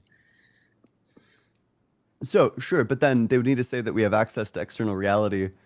Also, I mean, you know, if they grant the time argument, then they grant that our senses are, like, generally reliable, which means that we can just go and, you know, there's good empirical evidence at that point for the simulation being false.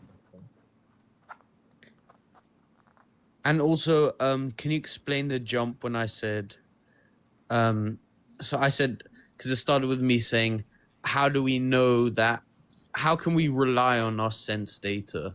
How do we know that it's true without just being cyclical and saying, oh, because our sense data tells us? Yeah, was my argument because our sense data tells us? I mean, you introduced time, which is a concept which comes from science, which is sense data, right? No, it's just saying that there's Is like this time not a progression of concept? events. Time is a concept. There are some branches of science that study time, but you don't need science to study time. We experience time. Yeah, but you can describe the concept without science or sense Sure you data. can. Sure you can. Of course they did. I mean, Like you're talking Aristotle to me describes the concept using sense thousands data, of years. Yeah, as are you. By the way, wait, sorry. How does theism resolve this problem? How do you know that your senses are reliable? Well, because theism says that there's a transcendental foundation And for did all you of have to these use your things, sense God. data to come into contact with theism? Like, did you have to like read a book with your eyes, or did you have to hear about this, or? Yes. Uh-oh, It's not a problem. oh no, uh-oh. Sure, how'd you know that your sense data was reliable for that? Because I believe in a transcendental foundation. But how did you hear about the The transcendental God in the first transcendental- place? How do you even Through know what the sense transcendental data. is if you can't rely on the external world? Because the external world is how you contrast the transcendental with the concrete. It means beliefs can justify truth claims. Like if you don't believe in something, it's like if you don't believe in reason, then you can't do maths because, do you understand? Because that doesn't Sure. follow. So it's Sure. the same thing. If you don't believe in a transcendental foundation, then you can't for sure know that we can trust our sense data. What's the argument for that? That's just. Well, wait, so I can make the same thing, right? Like if you don't believe in evolution, then you can't trust your sense data, but I believe in evolution, therefore I can trust my sense data.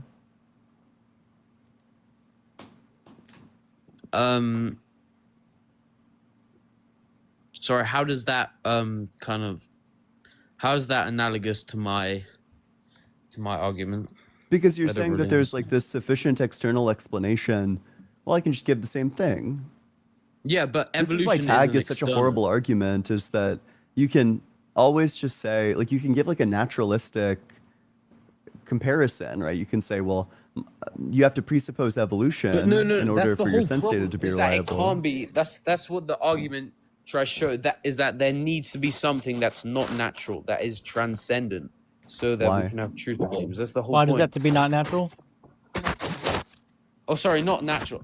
Just supernatural, Right, transcendent. but why? again, outside Why does that to be the God. supernatural? Is there a reason why something that is transcendental can't be natural? So, for example, I would take yes. if there was a God that existed, right? I would take God as being part of nature. Like nature to me is like all that would exist. I guess that would be pantheism.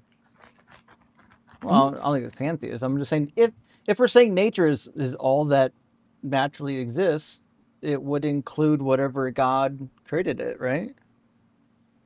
I I don't know. mean, if It's semantic. I'm just saying that this is kind of what happens when arguments are derived from like word smuggling.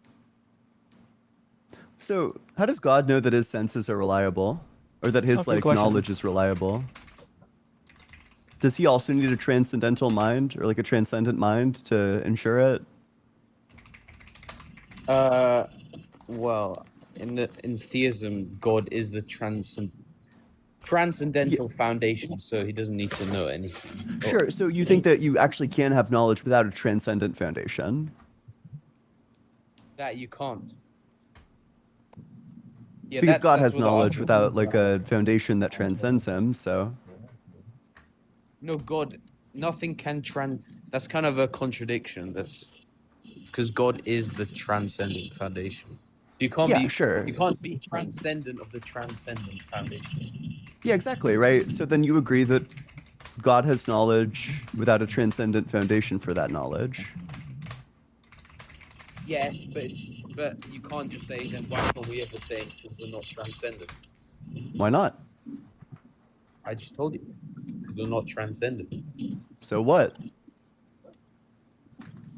So what? What? That's the whole. Why would that argument. matter?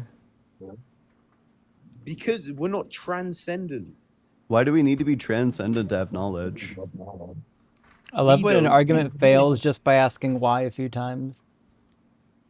I'm saying there needs to be. I mean, this is kind of a common. It's called the transcendental argument. No, I'm familiar, but it's common among like lay people, but among like philosophers, it gets zero mentions because it's like just like a terrible argument, right? Like it's more like a debate tactic than anything. And I mean, we've asked you a couple of times now, why would it need to be a transcendent foundation? And all we get is like more table pounding about how it just needs to be. It needs to be a transcendent foundation, right? Like you can add 50 table pounds, it won't make the argument any better. There needs to be preconditions for truth. Okay. Again, I hate to derail. When we say preconditions, what do you think that means?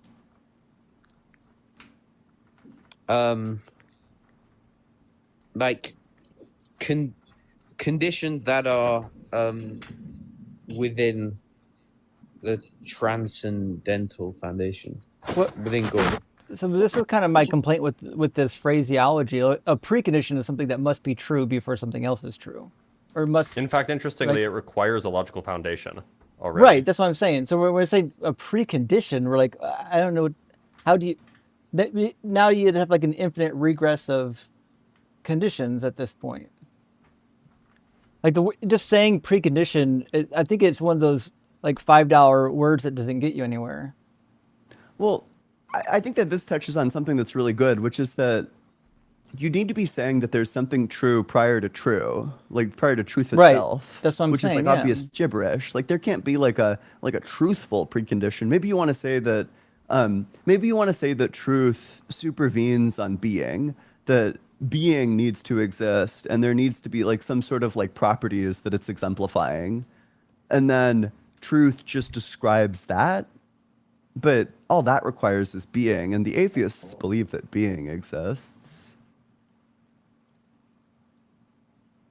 I'd say the preconditions are kind of the preconditions are the transcendent foundation. They're kind of the same thing. They're Why? Not, why would I grant that? One is not precedent before the other or before the other. What's the argument for that? The argument is that without the preconditions, we couldn't have truth claims. That's just the claim again. Yeah. Oh, no. Okay, just can you just explain to me how, as an atheist, a materialist, you can have truth claims without being cyclical or running into an infinite regression? Well, to be clear, you weren't able to do that. You said that you are able to justify your knowledge by appealing to God, but then you only arrived at knowledge of God by using your senses. Like it didn't come pre-installed. So your justification was circular. Why would we be held to a higher standard than yours? What? Sorry, why is it circular again? Because you're saying that your senses are reliable because you believe in this God, but you only heard about this God in the first place through your senses. So you had to presuppose that your senses are reliable to prove that they were reliable.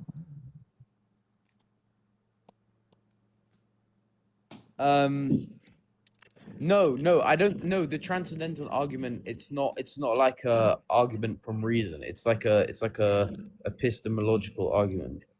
So it's not sense data gets you to God. I don't agree with that. That's kind of, I don't know. Is that how how did you first hear about God? You could say through this argument. Yeah, and did you hear this argument like with your ears? I mean, you can read it. With your eyes? What? Maybe touch next. You can like braille it. Yeah. But you're going to have to say that you arrived at knowledge of the argument and like the concept of God through sense data. Somebody told you about it. Maybe you read it. Okay, I'll grant you that. Yeah. Yeah. So this is like one of the problems. You can formulate tag a couple of different ways, but for like the epistemological route, you run into this like where it's like either the name of the game is like what accounts for this thing. You say the God who you heard about through your senses, we say evolution that we verified through our senses. Either way, we're on like the same footing for that one. Or you want to say, well, you can't appeal to things circularly, in which case we're on the same footing for that one too, because then you would be on the hook for, without citing God that you heard about through your sense data, giving some sort of demonstration that your senses are reliable. That evolution is not a transcendent foundation, so it can't be comparable. Why would it need to be? To theism.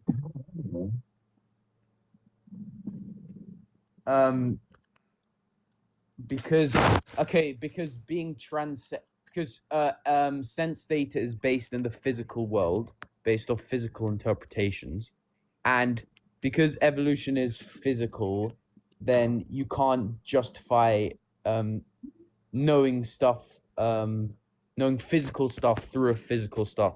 Do you get what I mean? Because that would be cyclical. Whereas it's not cyclical to say I can justify this through a transcendental foundation because they're not in the same category. But the transcendental foundation that you're referring to is one that you heard about through your physical sense data. So your physical sense data would already need to be reliable for you to cite this thing in the first place.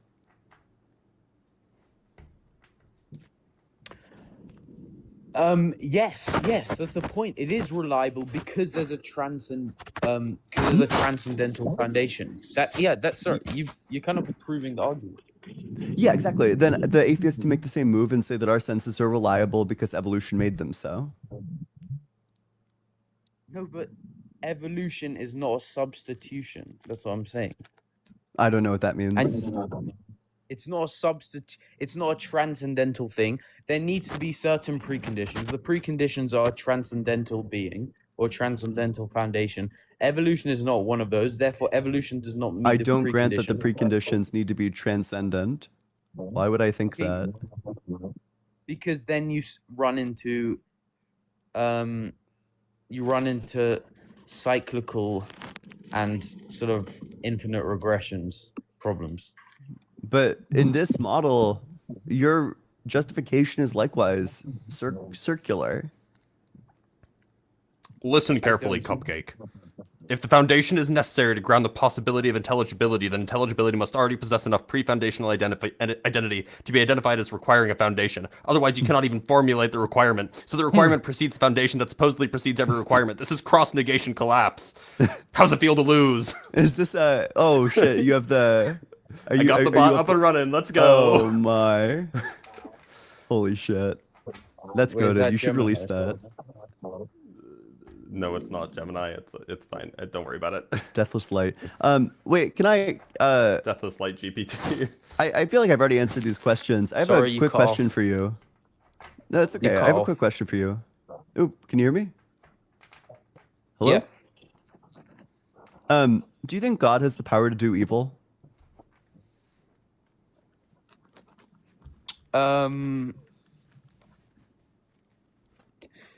Define do. I know. I don't want to get into semantics, but Define do of all of the words? No, no, trust. No, you need to define do. Usually Do people you are mean, like, okay, define evil, define possible, define do? No, It's define pretty do. brute, Like, man, right? Just like undertake an part of action or him. something, like undertake an intention, maybe. Like I don't see where you're going with this. I just want to know: does God have the power to do evil? No, what is to do evil? No, I'm genuinely serious. Does God have the power to, like, I don't know, torture infinite innocent creatures forever? Yes, he has the power, but power is different to characteristics. Sure. Would you agree that if you have the power to do something, that it's possible for you to do that thing? Yeah. Sure. So it's possible for God to torture infinite innocent creatures forever. Actually, most theologians would probably disagree with you there. On which one?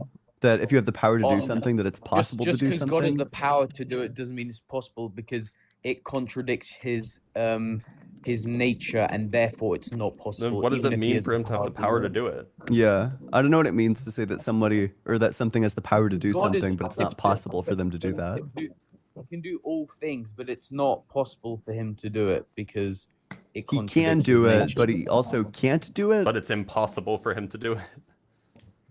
He can do Yeah. it, but he can't do it. In theory, he can do it. Sorry, in theory he can do it, but he will never do it. So Yeah. I'll rephrase it like that. He will never do it because it will This is like a counterfactual account He of will never will do never, something. right? he will never do something unjustifiably evil. Why Because not? it contradicts his. I'm just wondering if it's Nature. possible for him to do something evil. No, it's not. Okay, Why? so does he have the power to? Yes, and again, I said he will never do it because, it's a category error because it contradicts So- his nature. Can God do evil?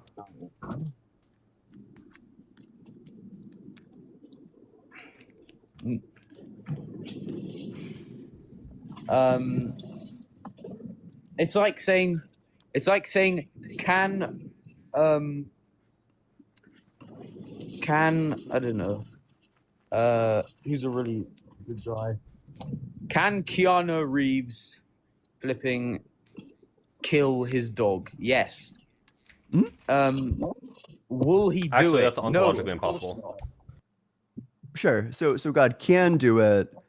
Can an essentially morally perfect thing do evil?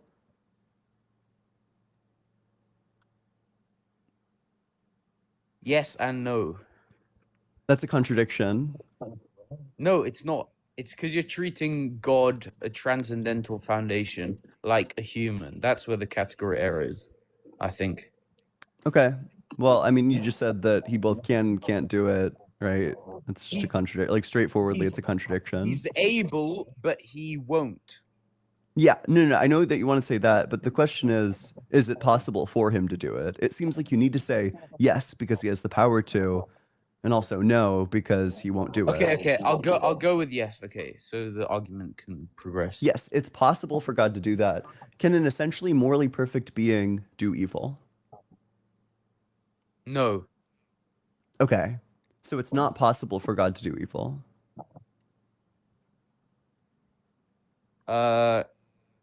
Sorry, can you I think you jumped too quickly. Here's the dilemma. God has the power to do evil. If he has the power to do it, then it's possible for him to do. But, God is essentially morally perfect. It's not possible for an essentially morally perfect being to do evil because that's not essentially morally perfect. Therefore, it's both possible and impossible for God to do evil. Yes, it is. It's possible to due to his omnipotence and impossible due to his omnibenevolence. So you see, so you're trying to say those two characteristics contradict each other? I don't think they do. We got there. Okay. It's both possible and impossible, but they don't contradict each other. Yes, it's possible due to one of his characteristics, and then impossible due to another. You are So like which one stating wins? back to me the problem, right? Again, you're treating. You've like verbalized the problem very well, like you clearly understand it. That's a contradiction. Is it possible for love to be good? To do good? Is it also possible for love to do bad? Yes. Is it? Does that mean love That's is a not contradiction? It's not a contradiction. No. No, it would be like saying it's So why is possible it for love to do good, and it's also impossible for love to do good. Those can't both be true.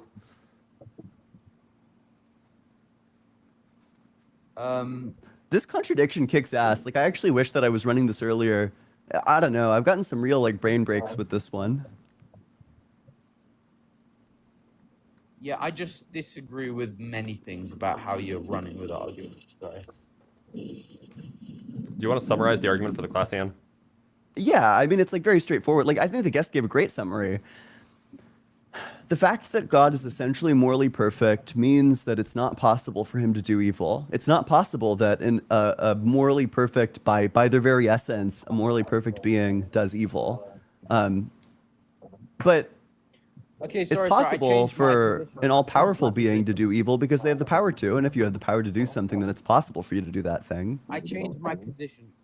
If we're talking about like the Christian God, right? Because I think you're trying to, because like a pantheistic God doesn't have to be omnibenevolent, right? So Sure. It doesn't have to.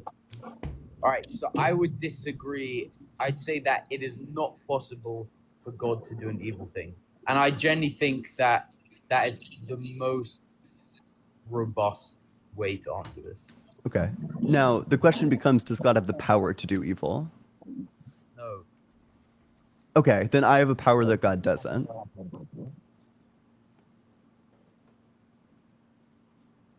Okay, fine. Doesn't mean you're omnipotent.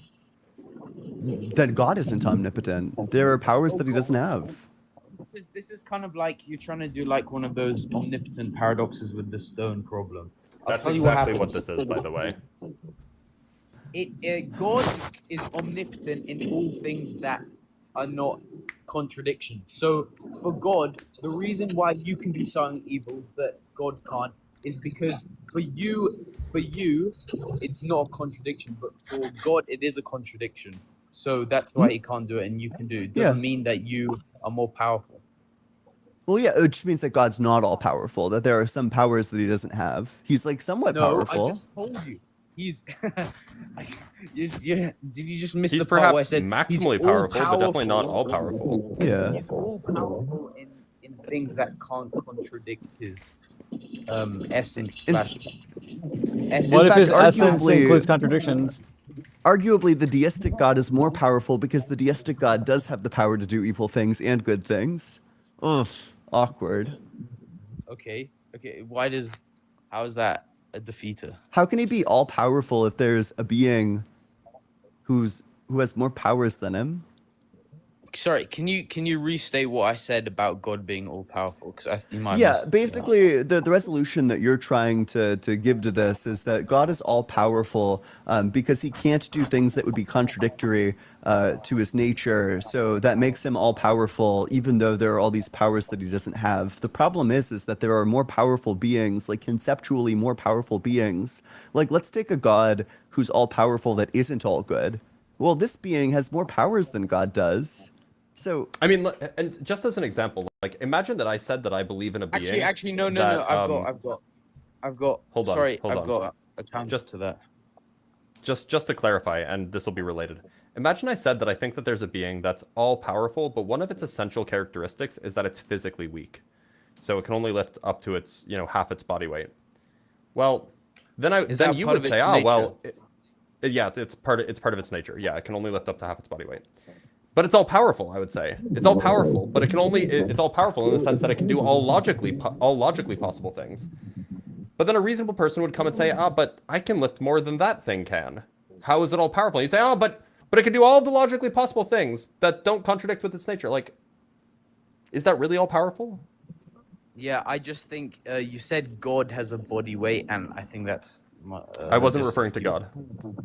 I wasn't referring to God. You said a God I said a that being. can. I know, I said a being. Like a physical being, like a human. It's just a being that's all powerful, but it can only lift up to half its body weight. That's part of its essential necessary characteristics. Part of its nature. Okay, sorry. I kind of zoned out when you said that because I thought you said God. So I thought you were just making it. Okay. Well, I'm not going to say it again, so go ahead and you can respond to what Ian was saying. Yep. Yeah, sorry, Ian. You said something interesting. I wanted to respond to it. Yep. No, sorry. I forgot. Oh yeah, yeah. It's like a deist god is more powerful than your god because like a deist god, one that's not all good, would have more powers than your god. He would be able to do good and evil. Yes. And then I would say, well, no, he's not more powerful because can the deist god who's not all good be all good? No, but the other god can because he is all good, so he has a power. Wait, over so the deist do you think that that's a power? I take a power to be something like a disposition that you can exercise in order to bring about like a specific effect. You know, does God have the power to be not all good? By this logic, you can say that they have that the deistic God has like a counter to this, that he has like an equivalent power, that he has the power to be not all good. So then, if we're just counting powers, you know, he has the power to be not all good. The Omni God has the power to be all good, and then, you know, the deistic God just has more powers because he has all the evil powers too. Okay, I don't. So how does this try and disprove omnibenevolent God? Yeah, because it means that the property of omnipotence is in tension with the property of moral goodness, like perfect moral goodness. It's in contention. So I didn't get that. Yeah, like they contradict each other. That by being omnipotent, it's possible for God to do evil. By being essentially morally perfect, it's not possible for God to do evil. It's a contradiction. I wouldn't say they morally they contradict each other. I'd say they're things that result in a contradiction. Therefore, they cannot be done. Like, can God make a round square? No, he can't because it's a contradiction. Is God still all powerful? Metaphysically possible to do evil?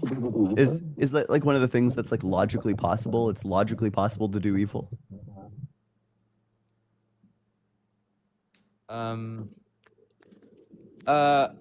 Okay, this is where it gets complicated because do you know like Thomism, like Thomistic? I do, unfortunately.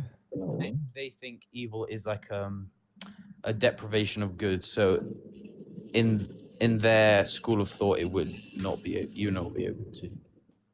Wait, so is it a power though? Is it a power to what? If you accept that evil is a deprivation of good, then it's simply an inaction, so it wouldn't be a power. So I don't have the power to like shoot somebody? Like I don't have the power to do evil? Again, if we're defining evil as the deprivation of good or the lack of good, then you shooting someone isn't evil in the classical sense. It's just a what did I just walk back into? If I like, okay, does fuck. Would you say like that's well established? I mean, this no, is it is, but it's like gibberish, right? It's like very silly. You know, it sounds like you'd be committed to saying that, for example, like Ted Bundy didn't have the power to kill all those people. No, I'm just we're talking did Ted Bundy have the power to kill all those people? Yes. Oh, well then he had a power that God doesn't.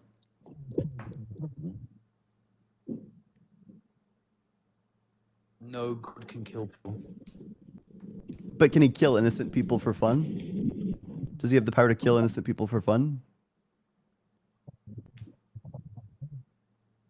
No, because that would be an unjustly Hmm? thing that would contradict his nature. Yeah, but Ted Bundy has the power to kill innocent people for fun. So then Ted Bundy has a power that your God doesn't.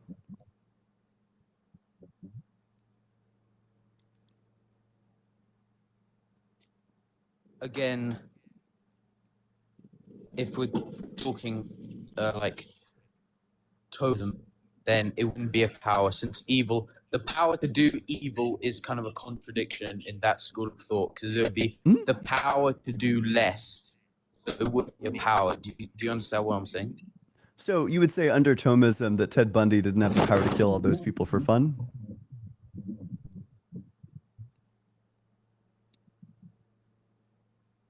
He did have the power. I'm saying Under Thomism? it's not like a positive thing, Wait, this guy's a Thomist and a it's just Tagger? That's crazy. No, I'm just saying how your example doesn't if you are a Thomist, it's not an issue. Well, if you're a Thomist, you'd have to say that Ted Bundy doesn't have the power to do evil. No, you'd say that Ted Bundy had the power to do less good, because evil is deprivation of good. But I thought good was the only thing that had being, so all the powers that you have are good. So it kind of ruins your argument, because you said, oh well, he has the power to kill innocent people, but then a Thomist would say, well, that's actually having less power, because it's just the power to do less good, and therefore God, who's omnibenevolent, has the power to do all good, and he'd still remain more he'd still have more power than Ted Bundy. So your argument fails that way. Sure, so then you would say that Ted Bundy, under the Thomist framework, Ted Bundy did not have the power to do evil, that in fact nobody has the power to do evil. Yes, because it's not a power. You hear me?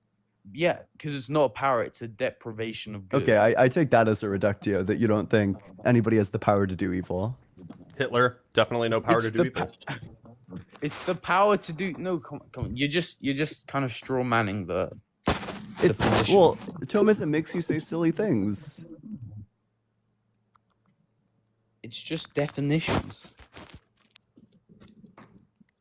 It's so silly. Okay. Explain this to me. When Ted Bundy decided to like chop up somebody and eat them, he was doing an action, right? Did Ted Bundy eat people? I don't know. Wasn't that Jeffrey Dahmer?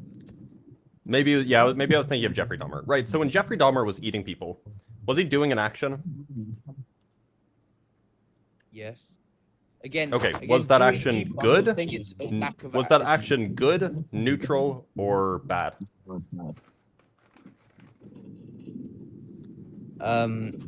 That action had a lack of goodness. That's what a Thomist would say. Okay. So does that mean? Okay.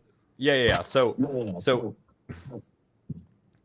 an action has a lack of something. Okay, sure.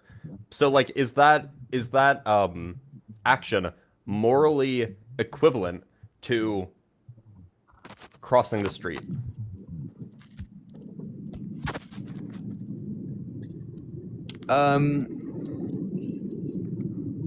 No. Not in terms Well, because crossing the street also has a lack of goodness. It's morally neutral. That's not true. Okay. Crossing the street, all else being equal, crossing the street good, neutral, bad, or is it lacking good? It's neutral. Neutral meaning it's not good, right? No, neutral. Not good implies bad. Neutral's neutral. No, not good implies not good. The only time that you can get from not good to some other thing is if the some other thing is the negation of the first thing. But there are other ways that you could not have the goodness property, namely being neutral. And anything that's neutral would not have the goodness property, right? Like, a Rubik's Cube doesn't have the goodness property, so it's not good. Okay. It just is. But that doesn't mean that it's morally equivalent to eating people. Well, here's a question. If I go to the shooting range with my Glock and then I'm aiming at like the paper target and I go bang bang bang bang bang bang bang bang bang bang, is that an action? Yes. If I go to the parade and I with my Glock and I go bang bang bang bang bang bang bang bang bang, is that an action? Yes. Oh. Well, so then it sounds like it is something that you have the power to do. Yes. Okay. Does God have the power to do that? What? You're just reverting to the original argument, Mhm. which It's the I same told argument. you doesn't. Yeah, and we just went over that. Okay.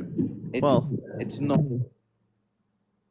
It's a power, or it's an ability, but it's not like ability of like positive things. It's like an ability to do a negation. Like, okay. What does it mean to do a negation? What does this mean? This is why Thomism is intellectually bankrupt, by the way. Yeah. No, You end up saying like nonsense phrases. It's rough, man. Sorry. Mods Do negate you have this the guy. ability? Do you have the ability to cut a block of cheese? And does cutting a block of cheese reduce its volume? Well, no. Like Cutting a block of cheese does not reduce its volume. It No, might like the- reduce the location of volume. Yeah. Might change the location. Change of the, the- yeah. Yeah, that's true. Yeah. And Blitz, do you have the power to cut a block of cheese? So that's the power No. to do a deprivation. Because you're getting rid of some of the What's the cheese. deprivation? Wait a minute, now I'm confused. Can God cut the cheese? Yes, because Does it's he not a know? moral deprivation. Because What if he cuts the cheese in a crowded elevator? Sorry? Could God cut the cheese in a crowded elevator?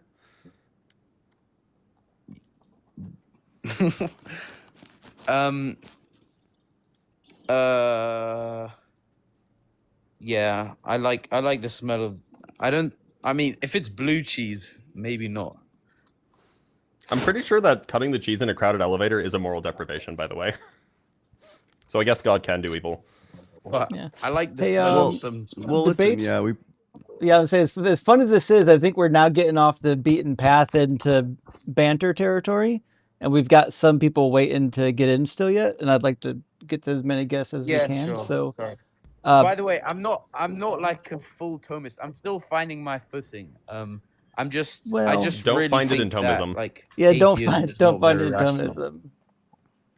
All right, I'm hey, like- 'cause debates I'm are reading- useful. I'm Thanks reading for some, stopping theology by books again. right now. We'll be live again next week, so pop on in if you want to cover something else. Okay. Okay, sure. All right, Thanks for cheers. having me. That's roughly how my conversation with him went on Friday. Yeah, Him that's just what I like assumed. directly agreeing with what I'm saying and be like, yeah, but what's the problem? It's hard. yeah. So what if it's P and not P? What then? What follows from that? Yeah. So what? He's finding his footing. You know what I mean?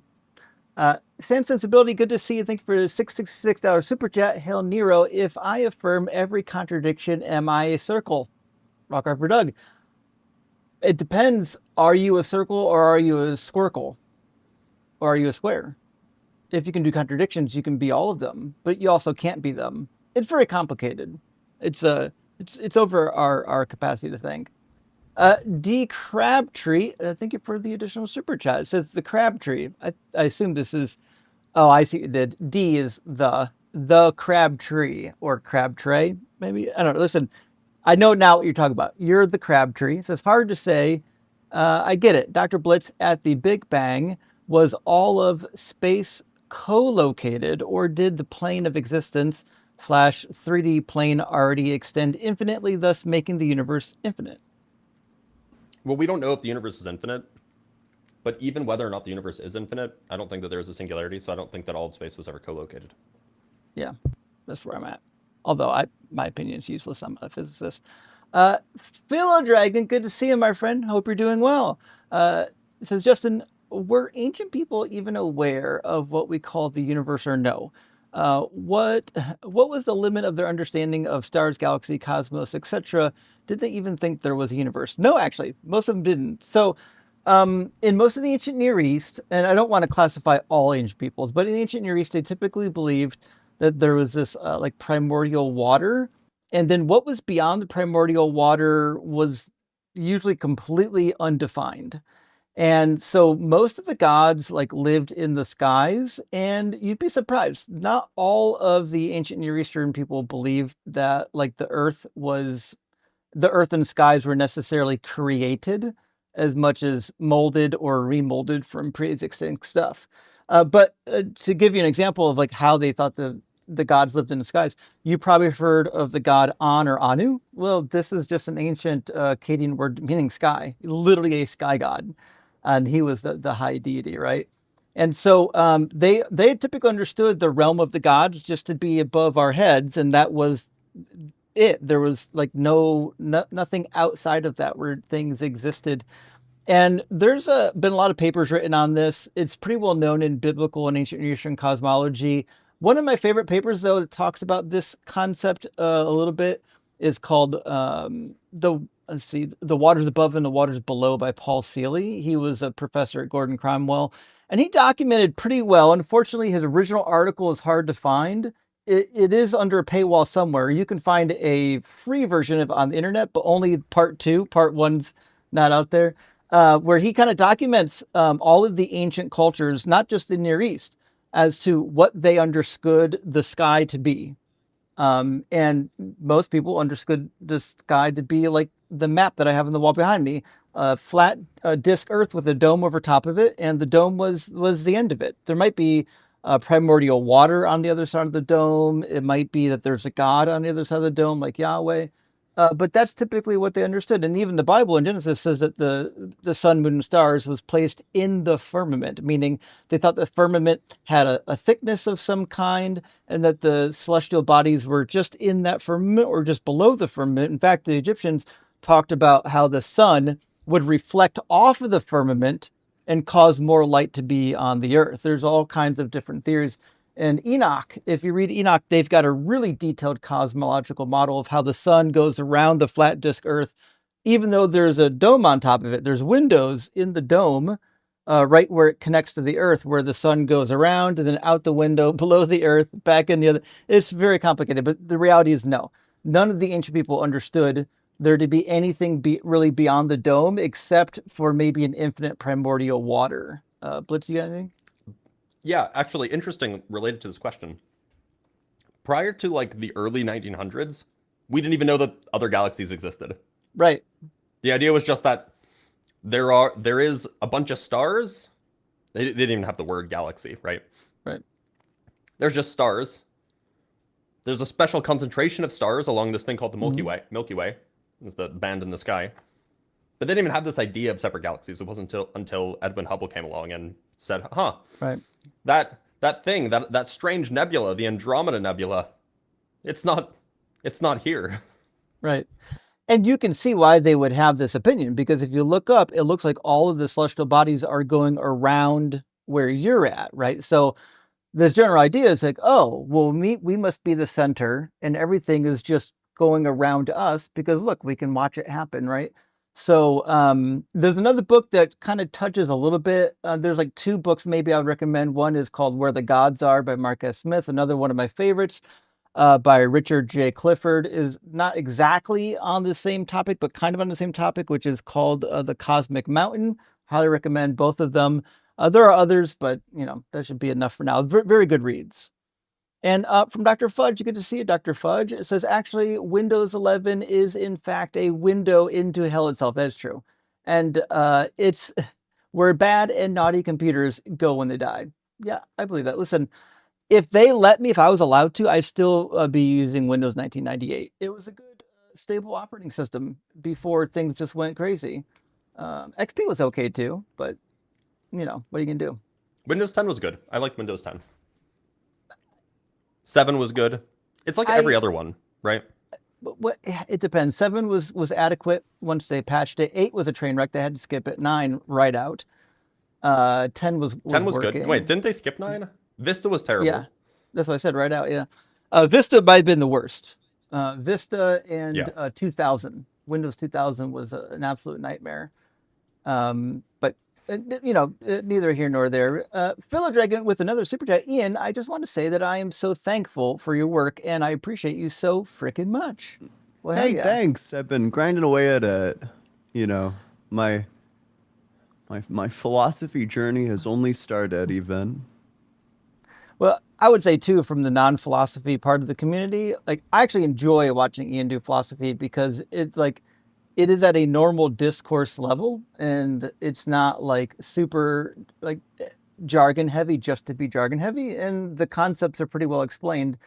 So I mean, you're the only one doing philosophy that I watch, and it's enjoyable every Thanks. time. So I appreciate that. Danny also does a very good job. Danny's just not around often. Right. I'm the Big Cheese. Thank you for the super chat. Says tag rebuttal. There are countless numbers of God claims and concepts. Ask how one can determine which are the true preconditions. By the way, competing views. Why Christianity and not Jim Jones, Nation of Islam, or JWs? This is a fair question because if we're going to say something about tag, but when I first started streaming, I hated tag and the philosophical stuff so much. I actually didn't even allow people to engage on that nonsensical stuff. I would say, listen, I'm much more concerned about your specific God. If you have an argument for your specific God, we'll do that. It was a while before I was like, okay, we'll just do the generic God stuff. But it's true. Like very few people are coming to like Christianity through tag. Like this is something that they're just using once they've already got there, and they're like, oh, I need to justify it somehow. I think that I don't know. I might. We probably agree on this, but I don't think that tag is persuasive to the person who's getting tagged. I think that tag might be persuasive to the person who doesn't have strong opinions, who like sees the atheist getting humiliated. Yeah, could be. That's why you just have to turn on the deathless light, and you just gotta like humiliate them right back. Exactly right. Like I think that unironically, like you should be, I don't know, just like thwomping on them or whatever. Although I did recently, I was partially convinced by a tag argument because they added a final premise before the conclusion, which is how does it feel to lose? Based. It was very good. Yeah. All you needed to add to the premises was a question. Exactly. And the Crabtree says, the Crabtree, I'm just a redneck on a tractor. Hey, nothing wrong with that. And it says, Justin, yes, God can make a rock so big he cannot lift it.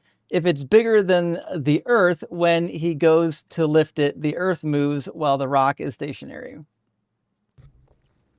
But have you considered that the rock could be very porous and therefore not very dense, but still bigger than the earth? And have you considered that it's a spiritual rock? Did you know that Saturn would float? I did not, actually. Its average density is less than water. It's very weird. Damn, I did not know that. That's interesting. I need to get back to doing some cool space stuff. Real Marcus Holloway says, can God cut the cheese so bad that all three of him leave? Oh, well, they're omnipresent, so I guess no. That's a tough one. God has to sniff his own farts. True. God's a fart sniffer. He can't get away. Does God know what it's like to sniff farts? Well, if Deathless Light has anything to say about it. He can smell the pleasing aroma of the sacrifices according to the Bible. So, that's why they burn incense. Ontological Shock says, I haven't been able to contribute as much recently, but I wanted to send my tithe. Well, thank you, Ontological. Good to see you all this Sunday, and I'm enjoying the live stream. Mark Hartford, well, thank you, Ontological. I super appreciate that, friend. We appreciate the support. Remember, it's a lot of people sometimes, they'll see numbers flash up here, $9, $10, $20, $50 super chats. You don't have to be a hero. Listen, y'all, if you just really like what you do and like, shoot, I can only send a $2 super chat. Hey, big W. And if you can't, that's okay too. Remember, all engagement helps the channel, whether it's going nuts in the comments or liking and sharing, tapping is clapping. All the engagement helps. So we're proper honestly, socialists here. It's possible at this point. All according to their means. It's possible at this point that engagement is probably more helpful. You guys may have known that we tried to do something in Ohio where we would get some people to do an in-person thing. That fell flat because not enough people know about us. So they, emails got ignored, people canceled. So at this point, it's just a matter of getting more eyes on this stuff. So if you can if you can share, if you can subscribe, so we can get more eyes on this. I mean, look, we're sitting at like 2,000 concurrent watchers across platforms or something like that, and we only have 14,000 subscribers. Those numbers are not adding up. If you go look at like other live shows, like The Line is a good example. They have like 200,000 subscribers. And they have roughly the same concurrent viewership, I think. So maybe a little bit more. And so like a lot of you guys are likely not subscribed, not liking, so it's just not getting sent out. So do that. So anyways, we love and appreciate all that supports the show, and everyone does what they can. Some people can give, some people can't, but we appreciate everyone who's here either way. But yeah, right now we got about 2,000 people here in live stream. So anything you can do to share it out grows the channel, and as the channel grows, so does our reach, so does our message. So let's bring in Kevin, and then after that we'll do Meek. Welcome in, Kevin. Are you at least 18, and do you believe in God? Yeah, I'm 39, and yes. Sure. And which God do you believe in? The Christian God. Sure. And what do you think is a good argument or piece of evidence for the Christian God? Well, what I'm thinking about today is revenge, and I'm curious. I'll give you kind of like the assertion. I can give it to you up front if you want, but I'd rather ask you guys, have you ever like felt the need to seek revenge on somebody that wronged you? If any of you guys? Oh, sure. If you're asking like a descriptive claim, like descriptively, I felt this way. I would say, yeah, that does happen sometimes. I think everyone's a little bit different though. Like I would say I have less of a revenge fetish as others, but there are some people who never take revenge. I don't know. I think people are very diverse on this particular topic. Yeah, I would agree. I would agree. That's why I'm kind of just directing at each individual, because I guess my next question would be like, what stopped you from acting on that? Who said anything stopped Yeah, me? I was gonna say, I definitely acted on it. I don't know. I mean, various factors, right? If it's like too much effort. Failed to revenge because of laziness. Yeah. That's or a real maybe I thing. like changed my mind. You're right. Like I think that we're very biased towards ourselves. So, sometimes you're like pissed that somebody like fucking did something to you, and then you just reflect on it a bit more and be like, maybe it's not. Maybe I'm being unfair. I mean, I definitely like somebody has definitely made a video about me where they called me mean names, and so I like completely sloshed them in a reply video, and that was me taking revenge. It was the worst week of my life when Dr. Blitz replied to me. True. I called you names like Harry Potter and Four Eyes, even though you don't even wear glasses. Okay. Justin, did you want to add anything? Or? For me, usually, my the thing that holds me off before we go from down this route, revenge is is this just going to be related to analyzing whether or God not somehow? the revenge is going to, if so, I'm a utilitarian, right? If the revenge is going to cause problems for me, or somebody around me, or have unintended blowbacks, typically I would call off on it, even if I look at me. I'm a rational actor who evaluates the actions that I take on their moral basis. Even if I thought it would feel good to do it, I would probably think through the ramifications. Okay. Wow, you guys all gave different answers than I suspected you would give. I figured you guys would say like, oh, I would be, if I acted, I would have consequences like going to prison or whatever, messing Revenge up my doesn't have to life. involve like murder. Right, yeah. Well, I'm Revenge talking can just be like being petty on the internet. I'm right. Well, I guess I should clarify then, like I'm talking like something really bad that makes you feel like you really want to do something harmful to somebody else. I don't know if I've ever And what kind of stops you from doing that, I guess. I'm not And I sure can that tell I've you how ever this relates to Christianity if you'd like as well, I guess. I'm That's not probably sure a that good I've place ever to had go. that. I haven't either, but Like, I could imagine somebody feeling that, you know, let's say, like if somebody hurt my wife, I would definitely want to get violent. Like definitely. Right. That's a I don't good know. example. I don't know if That's a I'd be good able to. example. I don't know if I would, but I've never been in that situation, so it's hard to say. I'm on board with this. I think the one thing that would make me lose my mind on like a revenge type of situation, if somebody hurt my son or another child, I'd blow my top. Yeah, that's another great example, right? That's something where you would like take it to the level of, the worst level, which would be like probably like murdering somebody or something like that, when I feel the same way. So how does But this I, have to do? What does this have to do with well, Christianity? as far as I can tell, and correct me if I'm wrong, but Christianity seems to be the only. This seems to be the one thing that I found that's unique to Christianity, and it is to love your enemies. I'm not sure any why would I other want to do God. that? That's stupid. Let's say Also, somebody isn't like Buddhism comes up pretty and turn the other cheeky? Yeah, right. Stuff like that. I feel like if you have a strong belief that there is a God and there are repercussions after this life, on top of the repercussions in this in this life, that might be something that could help someone, if they truly believe it, it can stop them from acting on it. let's say, So well, but it's just not true that this is unique to Christianity, by the way. Like I this also is don't. like, go ahead. I just don't know What's why I would want to sorry? do that, right? Like, let's say somebody like comes up to me and like punches my son in the face or something like that, or like fucking like decks my girlfriend.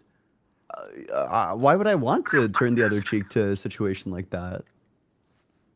Because evil begets more evil, and I that's what Do I'm you think saying is justice like is evil? justice is justice evil? That's a I'm not sure how to answer that. Can you like elaborate a Well, little more because I maybe? think if somebody like punched my girlfriend in the face and then I like beat the shit out of them, that to me seems just. You know, that's fair, even.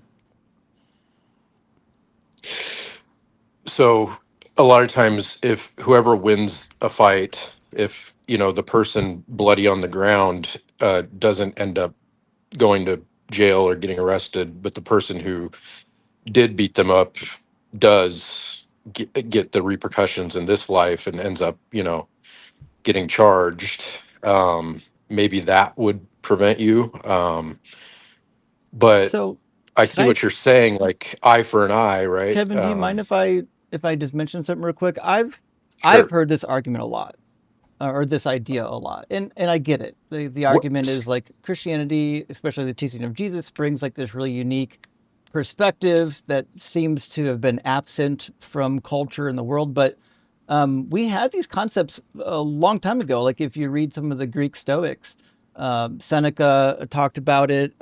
Even Socrates, although you might not think Socrates is a real person, I think he was. Talk about this kind of stuff. Don't retaliate against your enemies. In fact, even treat your enemy and your slaves with kindness, because one day, you could be on the receiving end of it. There's quite a few philosophers prior to Jesus that talked about this, and there's people in the Jewish literature before Jesus that was seemingly talking about it as well. So while I agree there are occasions where I think you can benefit, and I think Ian and Blitz are right to point out that loving your enemies might not be the best standard all the time. But in just the concept itself, that has been around prior to Jesus. He didn't really invent that. Would you say it was just like a more of a philosopher's thing, or is there actually another religion that advocated for it Well, I besides mean, Christianity?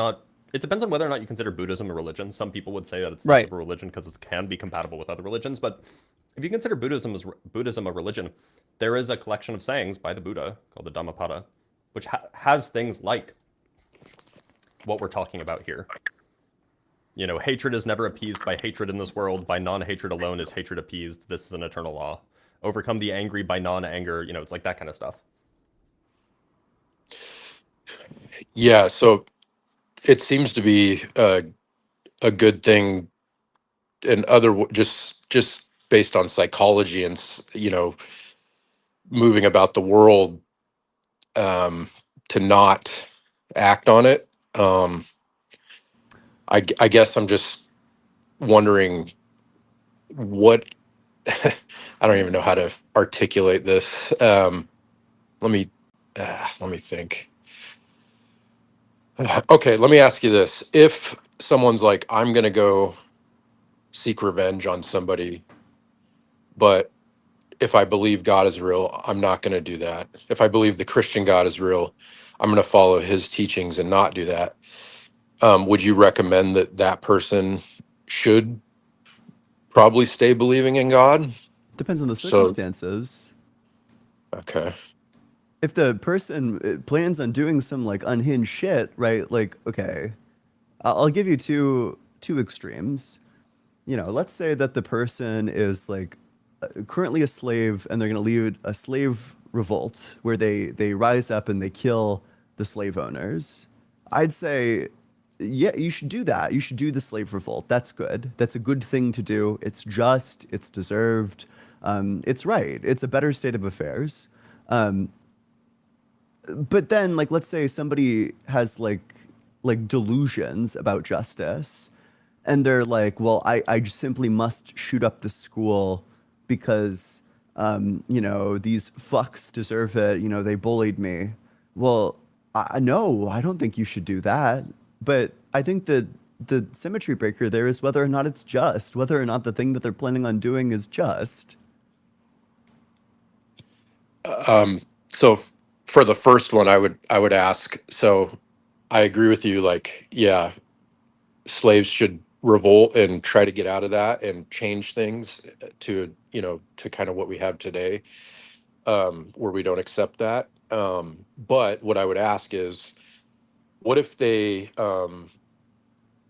successfully change that, but then on top of that, I guess what I mean by revenge would be to cause more harm than necessary, even after they got freed, and Oh, to no, get back at the slave owners, to cause harm to them. That would be my example of like kind of what the revenge would be there in your Sure, and maybe scenario. and you could probably say that's not justified, kind of by yeah, definition. But the point yeah. is again, this is not unique to Christianity. This is actually like one of the most common things in philosophical traditions. Well, Like extraordinarily common. I understand it's common in philosophical traditions, but A philosophical theology traditions is aren't a philosophical necessarily. tradition attached to the supernatural. Yeah. A lot of That's fair, a but lot of that's not. theology is Yeah, downstream of philosophy. right. But I'm not aware of any particular religion. Well, you guys mentioned Buddhism, which there's a lot of Buddhists in the world too, which Yeah, I there's like I over a wasn't billion. aware of that. Oh, wow. They're up there with Islam and Christianity, I guess. I didn't realize there are that many. Um, I guess I lied. like It's like 300 to 500 million. so. Let's say Ian, since you mentioned the slavery thing, let's say you were a slave for your whole life, and you finally got free. Do you think it would be just to cause more harm to the people that enslaved you, and all the harm, you know, like let's say they were harming you while you were a slave, you know, you were whipped and you were, you know, the harm that comes with that life. After you were free and the system changed and there was no more slavery, would you say Yeah, I think slave this is a owners good should be in example? Because, jail. Yeah, I do think slave owners well, should be jailed, right? what Like, about you? obviously, What like that's about you? trivial. Well, but not in jail, but what about individually you going and acting and doing something harmful to the particular slave owner or owners that caused No, I harm think the on you? victim needs to be different from the judge, needs to be different from the executioner. Unless you're John No, Brown, then you're allowed to do whatever you want. right? Like I think that there needs to be these distinctions, but no, I do think that slave owners deserve harsh treatment. I do think that the slave owners probably should have been thrown in jail. Okay. Yeah, I guess I'm having trouble finding something kind of like ultimate, I guess I'll use that word, that can really ground like and stop someone from seeking revenge besides the repercussions like jail and prison or whatever that you get in this life. Maybe If it's someone because it's doesn't care irrational. about that, what's that? Maybe it's irrational. Maybe that's what you want to say, is that it's irrational to do that, either because the people don't deserve this treatment, or maybe they do deserve the treatment, but it's going to be bad for you ultimately. That's going to lead to things like jail. Right, but what if getting that revenge on that person fulfills you and you're okay with sitting in jail for the rest of your life and Does you'll the be person happy deserve it? there? Well, yeah, you would think so in your Well, own wait, heart, in your own but do they mind. actually deserve it is the question. That to me is the real question. Let's say I'm not sure how you would interpret if someone deserves something or not and what level of harm they deserve. Like you said, it's based on the circumstances. But I would say if I was a slave, like the example you gave, and yeah, I was freed, um, I would probably feel like the all the time I spent as a slave and all the harm I endured by the slave owners, um, I would still feel like they do deserve some type of revenge that comes from me directly. Look, so Um, what you're trying to distinguish, or what's happening here, is that you're confusing like what somebody thinks is just and what actually is just. People can be mistaken about what's just. Yeah. I might think, from my own perspective, that XYZ action is justified, even if I looked at it from an objective point of view, it's not, right? And I could be mistaken. Absolutely, I could be mistaken about what I think is just. But if what you think is just actually is just, then you should do the thing. And most people don't think that they're wrong. So So my response to that would be, if you truly believe in Christianity, or I guess Buddhism as well, if you truly believe there is a God there, um, it's never just, right? It's never just to get back at somebody like that. And I Do guess you think that would that be the distinction. do you think that if, like, I don't know, let's say somebody like rapes your like adolescent child, do you think you should forgive that person? Um, yeah, and these are the type of Okay, I take that very as a reductio. wait. What you're saying? If you think you If should forgive that person, I take that as a reductio. um I think that that's like okay, a moral absurdity. that so if someone If someone like rapes like your 6-year I old child, so here's where we get, yeah, and here's where we meet that point where it's like I would feel like I need to get revenge on this person, and I would feel like that type of thing is something where, yeah, and it happens all the time. People will go and murder you know the question was the not about revenge; culprit. it was about forgiveness. yeah, like would you forgive them?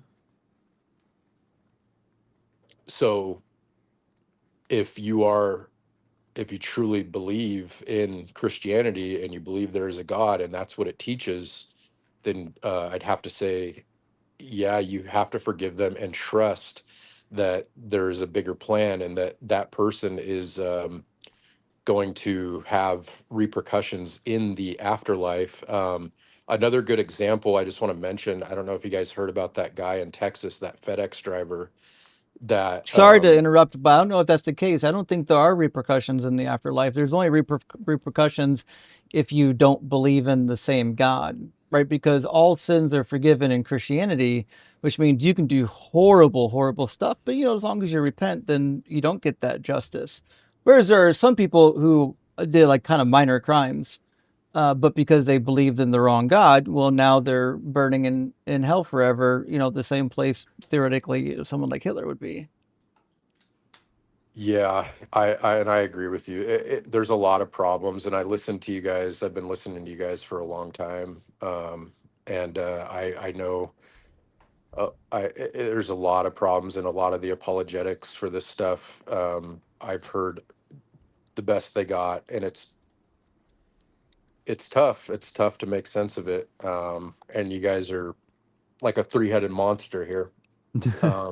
3 against Well, 1 you is guys- it's a tough thing to walk into.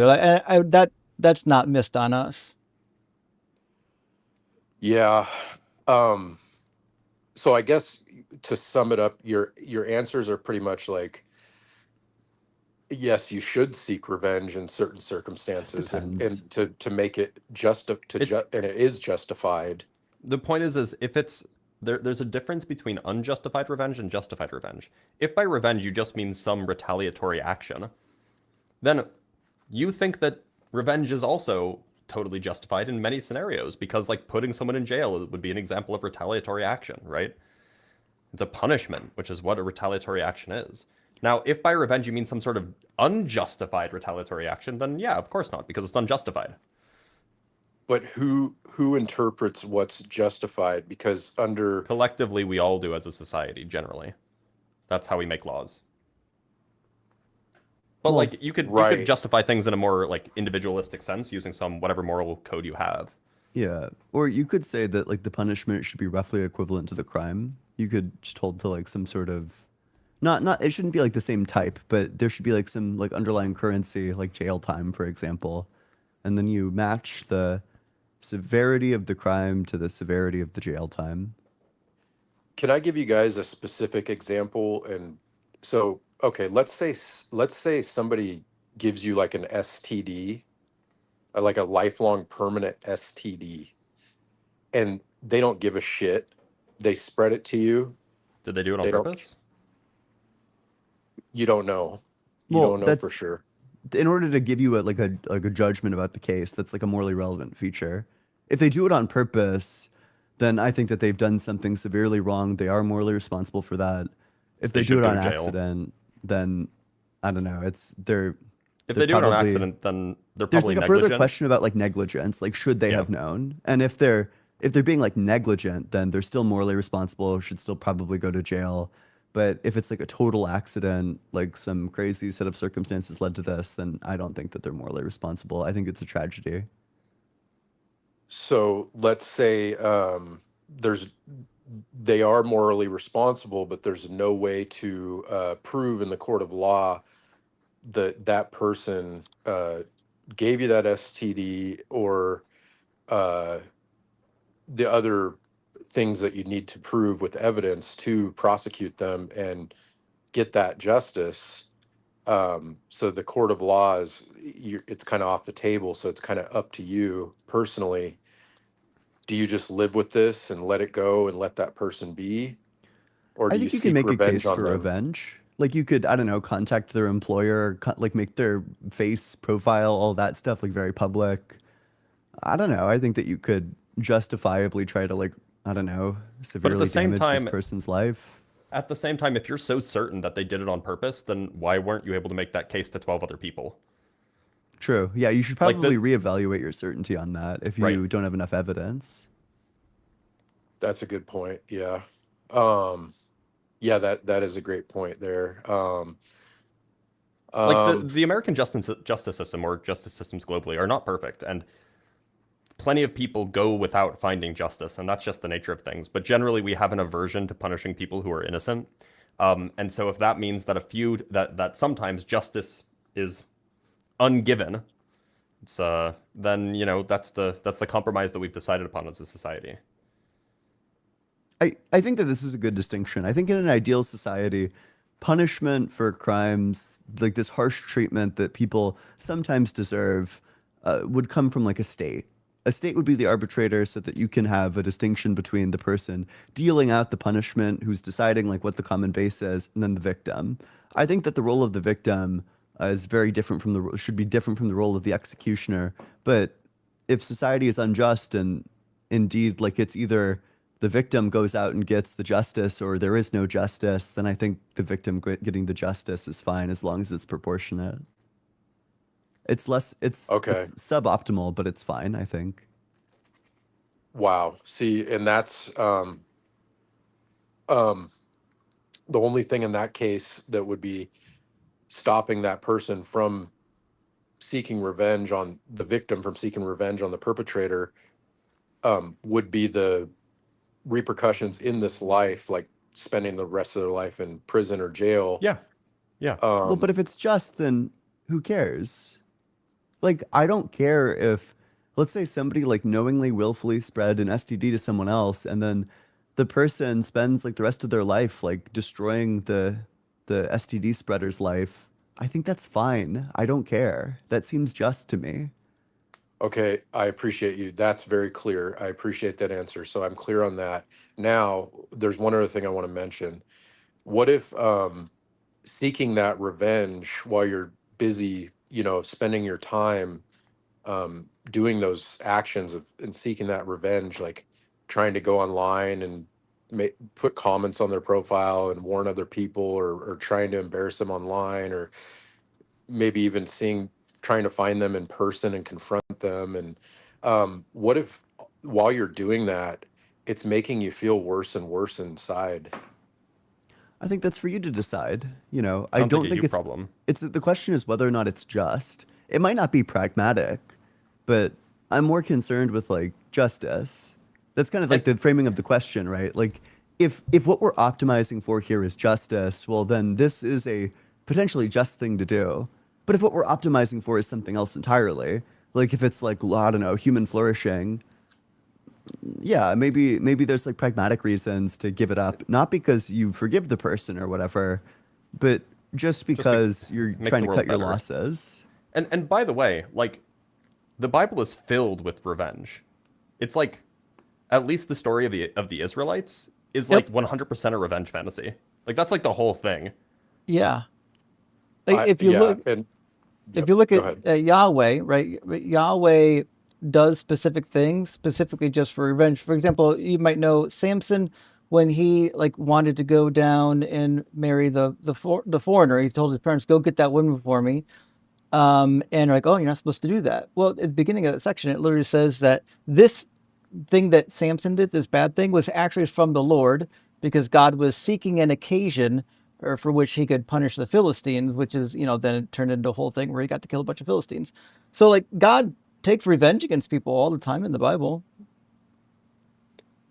Yeah, and I figured you guys would bring that up at some point, and I guess what I would say there is that because I know you're not going to like this, but because he's God, he can kind of just do whatever he wants, and we are his creation, and it's kind of like a do as I say, not as I do sort of thing, I guess, would be my That's an example of answer to bad that. parenting, by the way. Yeah. Yeah. Okay, we can just run like a Euthyphro on this. Do you think it's good because God says it, or does God say it because it's good? Or maybe we could even do the action. Does God do it because it's good, or is it good because God does it? There is a apologetic for this. There is an Yeah, answer, you but I want to forgot say what that it was. God I'm not is going to get off of here and goodness. go on Chat GPT. No, I'll help you out here. Remember What you it, want to but- say is God is goodness, but you can't say that if you're saying that goodness is different between us and God. And also the youth row that Ian's running is about the action, not the goodness. So God isn't the action. That doesn't make any sense. So does God do the action because he's good? Or does doing the action does God doing the action make it good? Yeah. It's a question about like the explanatory chain. Like what explains the goodness there? Does the goodness of this action explain why God does it, or does the fact that God does it explain why it's good?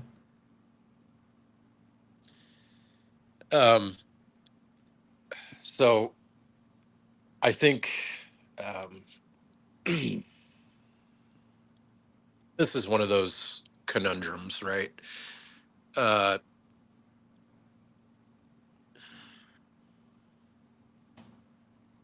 What do I want to say here? And you guys can trap me in all kinds of shit like this in the Bible. I mean, I can't even get past the first Well, I don't know if sentence we're. without being like, oh, well, that's I don't, factually incorrect, Then you I'm why know? not do you sure we're believe in it? trying to trap you. Like, I think Well, you're up here having a good faith discussion, so we're not trying to trap you. We're just kind of pointing I know. out I some know of you're not the. trying to. I know. Yeah. I know. Well, yeah, I agree. I'm trying to be as good faith as possible, but I don't want to say, something stupid here that gets me caught up. What It's was I going okay. to say? Dang Listen, it. you've been like very good faith. I know we're asking you like pretty extremes, but I mean, the topic of ethics is and justice is going to be filled with extreme cases. Right. I was just going to mention something, but dang it, it Listen, popped out of my mind. you've been so nice and I don't know, you've been like a good guy so far. So if you want to say that you're not sure, it's totally fine. I'm not gonna like make you bite the bullet or whatever. Well, I really want to figure this out. And so what keeps coming to my mind, another thing too, is like drug addicts. Some people are genetically predisposed to having more addictive personalities than others. And um, it seems, many families have at least one person in their family that's, struggles with addiction. And it, a lot of them, not all of them, but many of them, it's this belief in a higher power that that's able to get them out of it and stop doing it for the rest of their lives. And if they go back on that belief, they'll go on a bender, and their lives will be objectively worse. And Look, that's another one of those things where it's like, you so believe this, would you recommend that person stops believing? I it can be mean, true that somebody believing something is beneficial for their life without it Hmm. being true that the thing that they believe is real. Yeah. Yeah, it is also true, not to pile on, but for the amount of people that say they benefited from believing in God or religion, there's just as many people who haven't. There are people with PTSD because of their religious beliefs. There are people who ended up maimed or killed because of their religious beliefs. So I do agree there could be some utility to religion, but sometimes it's also, terrible. yeah, and that's one of the things that keeps me stuck, right? I have a huge problem with the being against the like LGBTQ, like, because Based. I am 100% sure that attraction isn't a choice. Yep. So why would a god create someone and make them gay and then command them to be straight? And then there's all these animals are gay too. It's totally natural. I have a big issue with that. And the other one is the slavery one. Obviously, we know that's wrong. Yeah. The best I've heard every retort, and the best I've heard is, and I heard you talking about this on your stream the other day with someone, Ian, and you really were getting into it with someone, and he's kind of, the best thing I've heard is like, what other option did they have at that time, right? Like God's all A that lot. was the powerful. best option, God right? can do anything. He literally has the power to do there. Like if the problem is like an economic one, like they need the slaves for resources, well, God can snap his fingers and generate infinite resources. If the problem is a protection thing that they need to enslave these groups to protect against them, well, God can install Yeah. some big like the Simpsons movie style dome to encapsulate It like could even Israel, right? They can make like a Bro, huge rain wall. down Like manna from heaven. yeah. God can snap his oh, fingers and teleport these groups Ian over here elsewhere. defending the Iron Dome. Like, just Oh. stop. Well, Oh my. Oh. I The guess glass dome. the apologetic for that would be like, probably that we have to go through these things to learn lessons and be better as people, and then he would be kind of infringing on our free will Well, if but I What mean, it's a shitty apologetic, I how but is he know, didn't. that He didn't care whose about free free will, though. will does that infringe on even? Like if God well, just installs because some big ass dome, whose free will is infringed on? Or if he just gives you like a ton of resources, whose free like I could see how free will is infringed on if you own a slave. That seems like free will infringing, but I don't know how those other things would be. Well, sorry, I guess I didn't understand what you said about the Iron Dome. Well, so God can, God, whatever problem is leading them to own slaves, God has the power to solve it without slavery. And without infringing on free will. Yeah. Yeah. Like, what's In the fact, problem slavery with, is the infringing solution, right? Him saying, "Yeah, you should own these slaves. It's okay." That's the one that infringes on free will, right? I disagree because I feel like it's in our nature to be evil and do these evil things.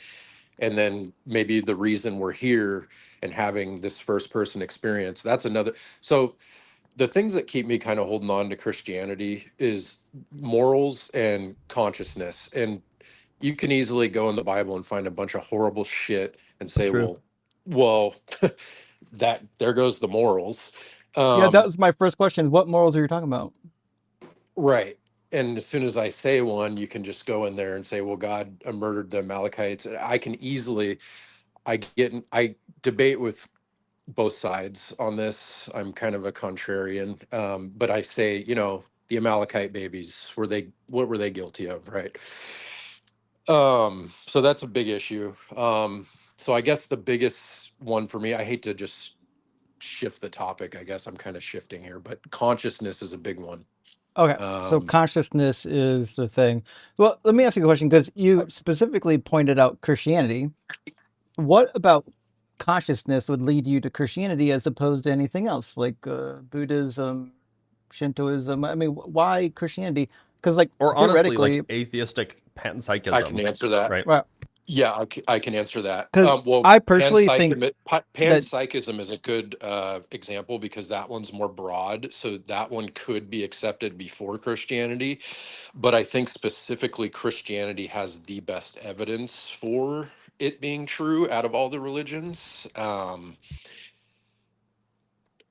So that would be my answer to that. And then as far as consciousness goes, we start to get into the philosophical arguments of why should anything be having a first person experience at all?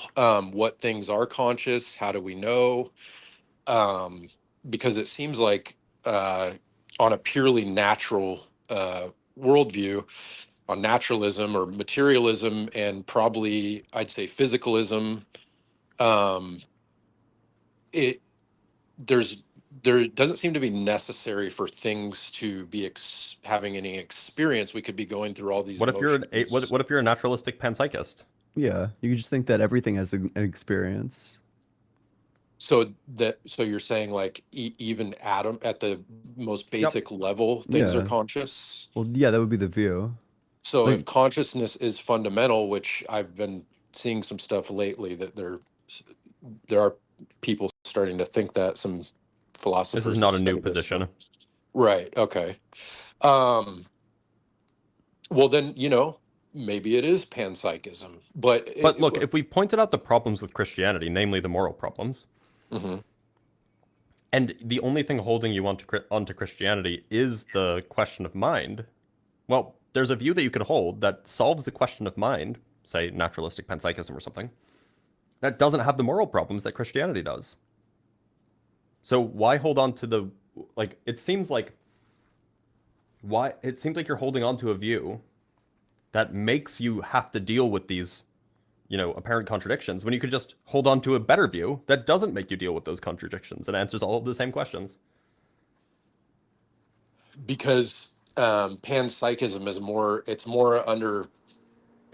kind of like above it's kind of like above Christianity. It's not getting too specific, but it's still under the theism umbrella. No, it's not. Panpsychism is not theism. Oh. Panpsychism is, you can be an atheist and be panpsychist. You could be a naturalist even and be a panpsychist. Yeah. So what I'm saying is, why not be an atheist panpsychist? Solves all the problems, but you don't need a god. Okay, so on that view, would you say that AI and AI eventually it's possible that artificial intelligence will eventually become conscious? Under that view, everything's conscious. Yeah, under that view, it already is. So I would disagree. I don't think AI, I don't think computers, and I know Ian, you have a computer science degree. I don't think doing math really fast and well That's not what's generating the yields. consciousness in the panpsychist view. In the panpsychist view, what's generating the consciousness is that it's made of things with consciousness. Right. So if consciousness is, so you're kind of saying like consciousness is fundamental. So That's the everything's panpsychist view, yeah. right. Actually, the which- panpsychist view is a little bit different. That's the idealist view, I guess. But you could be an idealist and be an atheist too. So I feel like idealism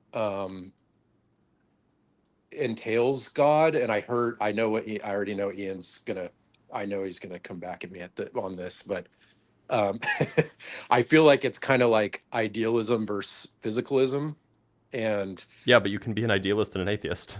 In fact, oh, I did gosh, not know this is this is gonna be kind of mind blowing, but I totally forgot what I was gonna say. We're talking about atheism, panpsychism. So what? Philosophers are like 75% atheist, and they're also like, what, like 30% idealists of some kind? I think it's I think it's like 20% maybe. So that means that 15% of philosophers say it's 25%. Then 15% of philosophers are atheists and idealists, assuming that these are uncorrelated, which they're probably not. But okay, so back to the AI becoming conscious, is that something that can happen on idealism? Because as far as I'm aware, that seems to be a physicalist perspective. In some sense, the idealist is saying that like the AI doesn't really exist at all, that it's like just like a mental image or something. Huh. Oh, I remember what I was going to say.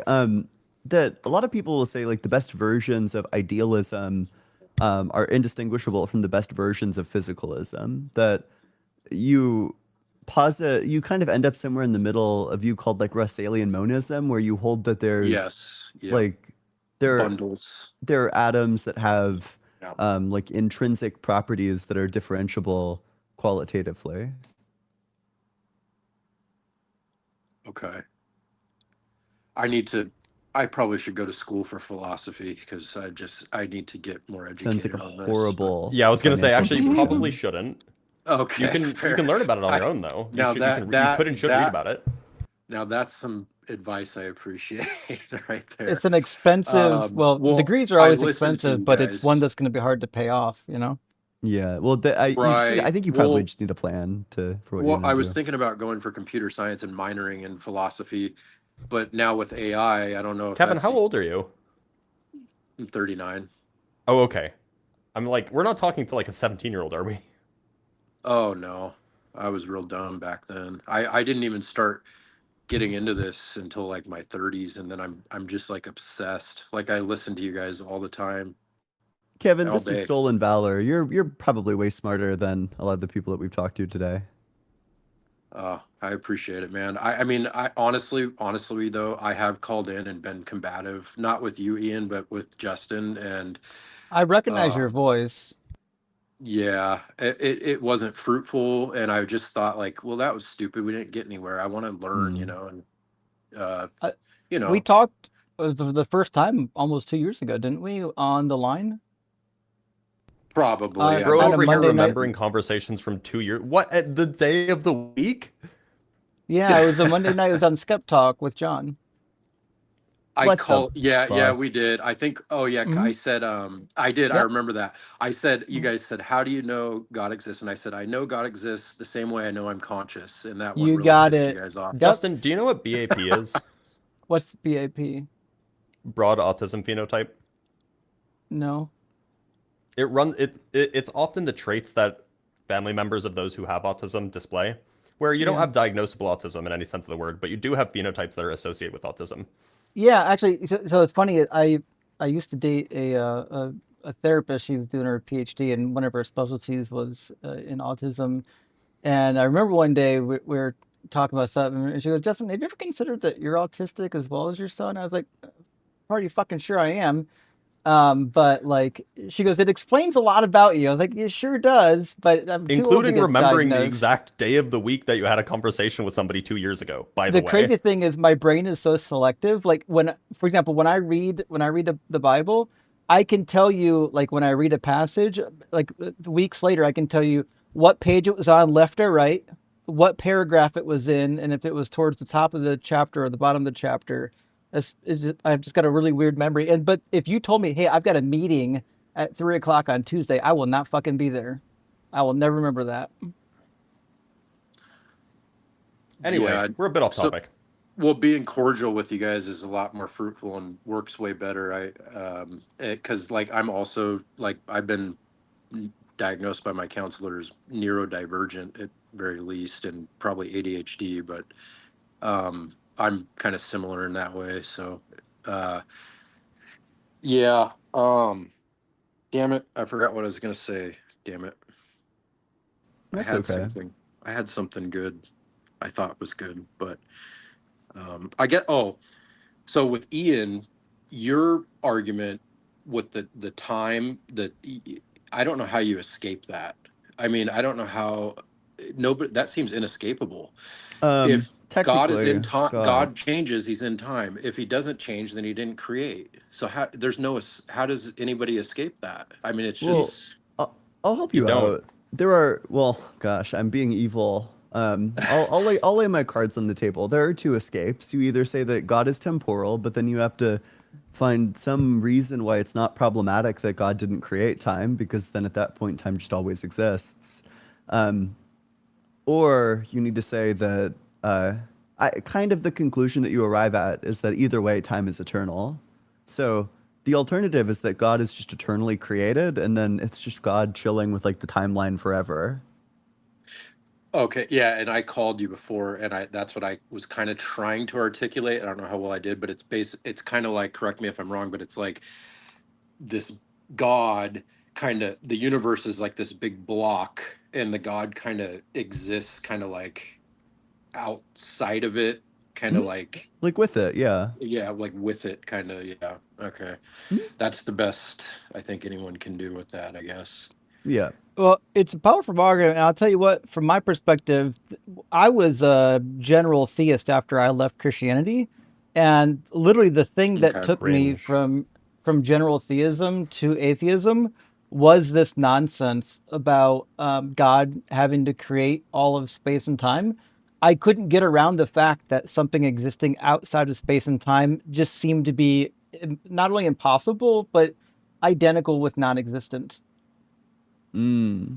Right, and it depends how you define existence, right? If you define existence as something that, well, I hate to use the same word, but exist in space and time, I mean, yeah, I mean that's the problem, right? Yeah. So and my thing is too, though, like another thing I'll mention is, I know Justin, you can like find shit in the Bible, and I can too. It's hard to just skim by it and be like, well, and not be like, wait a second, global flood, that's no. Shit like that. Rabbits don't chew cud. The sun didn't stop in the sky. I don't know. Like, okay, a good one is like, okay, God did all this evil shit, right? But does Yeah. that make him not exist, though? That's the thing. It makes him could not it the God of still the Bible. That's exist the problem. and do all this evil shit? He's just not all good. And if he's not Yeah. all good, then he's not the God of the Bible. In which case, the God of the Bible is not the God of the Bible. Can we say is the problem. max? So what I would say is maximally good. But not Because- even then, right? Like that God isn't maximally good. There was a better option there. He's like maybe mildly better than neutral on balance, depending on how you judge things. It's like if you're like an Israelite, he's like and if you're, like an Amalekite, he's like an evil fucking monster. I guess what would you expect a God to be like? What would you expect the Bible to say? What would you expect? I would nothing, expect no problems, I would expect no the evil, God no to nothing, be like no the way drama. that Christians think God is. Yeah. Well, he Like, he oh, is he under loves the New everybody, Testament, you right? know. He If just you're- wants the best for everybody. He's so loving. That's kind of the main all-encompassing message of the book, especially in the New Testament, right? I mean, that's kind of like the whole Right, but that's the gist problem of it. because the New Testament isn't the whole book. Well, we can take verses here and there that we would all agree are, evil, but if you look at the whole, like, oh God, I'm going to say the word context. Um, would you guys agree that the book, the overall message of the book, they call it the good book, right? Wouldn't you say like the message is have high character, be good to other people, treat others as you treat yourself? I think different understand these people took existed different before, but messages throughout history. I think And that there's not one unifying message, right? Like Right. that's the point. It I wasn't feel like written by that one is person. I feel like that is the unifying message, is to Can be you a good find that person. anywhere in the Hebrew Bible? In the Hebrew Bible, The Christian, or what you would call the Old Testament, right? yeah, right. I know what you're saying. Because if the answer is no, then that Not can't that be I the know, unifying not that I message, know of, right? I can't think of it right off my hand. Not in the Old Testament, Then, but you guys then it would can't be know. that can't be the unifying message if it's not found in like more than half of it. Okay, well, I guess I would. Yeah, that's a good point, but I guess I would disagree. I There was- think, yeah. there's go really ahead. while Justin's gone and I can just start openly lying about the Bible. There was a There you really go. good Hank Green video about the evolution of how Jesus looked over time. That different people portrayed Jesus in different ways at like different time periods, and more or less the thing that made them depict him in different ways is just based off of what sort of characteristics they wanted him to justify, basically. Yeah. They focused on like warlike verses for wartime. They focused on like loving kind verses for, as society started liberalizing, like Jesus just became whatever they wanted to. Oh shit, Justin's back. I have to stop lying about the Bible. Speaking of Hank Green, he's a mutual. Just shut the flex him. fuck up, Blitz. You Fuck know what? you. Every time you say that, every time. It's true. Are you guys familiar with Joel Reed's Bible? He would say it's a Oh, yeah. choose your own adventure. Is that what you're kind of saying? Yeah, we're Joel Yeah, fans that's for Yeah, sure. basically. Yeah, yeah. I hear the problems, and I was gonna go to church today because I'm having a rough time. I'm glad and he came here instead.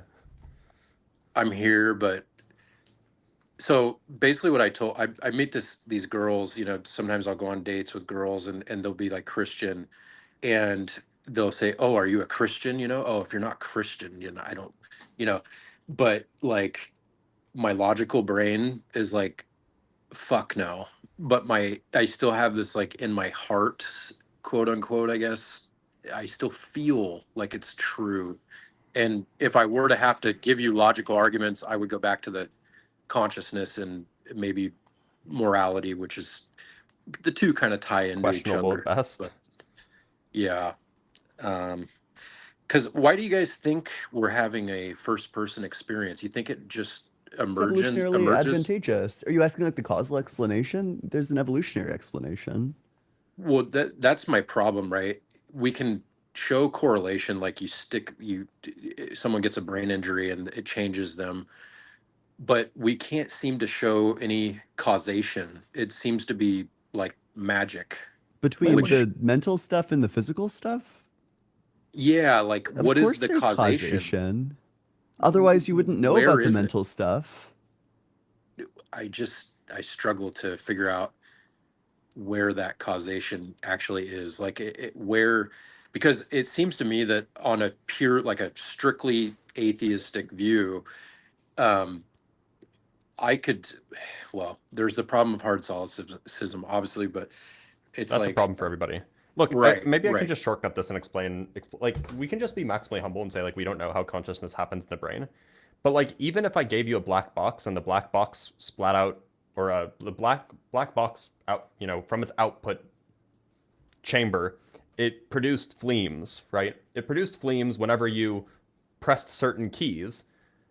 You don't have to know what's going on inside the black box to know that pressing those certain keys caused the black box to produce flames, right? Like, you don't have to know what's going on inside the machinery to know that there's a causal relationship between the input and the output. Sure, sure. Yeah, it seems to be a brain that's causing it. But there are also other weird like slime molds and stuff that they say Those aren't can be conscious unless you're a panpsychist or an idealist. Maybe not an idealist. okay. Okay.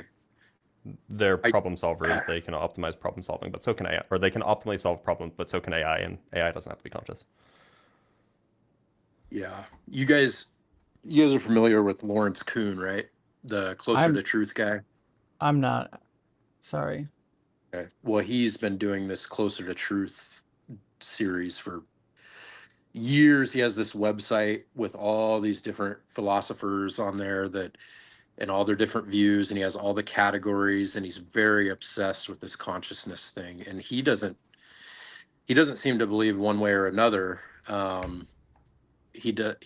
He's still open to theism, being, a god being the cause of it. And I know more philosophers than not are not atheists. Yep, correct. But it's still Well, that would be an argument ad populum, and unless we're actually looking directly at their evidence and their arguments for their positions, and examining those and finding if there's any Which we fallacies. should, but that's not something to do today. Right, Well, right. I'm actually coming around to the position that, for the people who don't have time to read up on this stuff, I think that looking to what the authorities in the field say is probably like a based way of forming your opinions. 100%. Sure. And that, it's like with climate change, it's like there's a scientific consensus on it and Based. overwhelming evidence that, Based. and I'm sorry, but this is another one Bro where probably voted for Bernie Sanders. I don't vote because what's wrong with that? What I think, Kevin, aren't you Canadian? Please, Kevin, finish. I want to hear the rest Sorry, of that.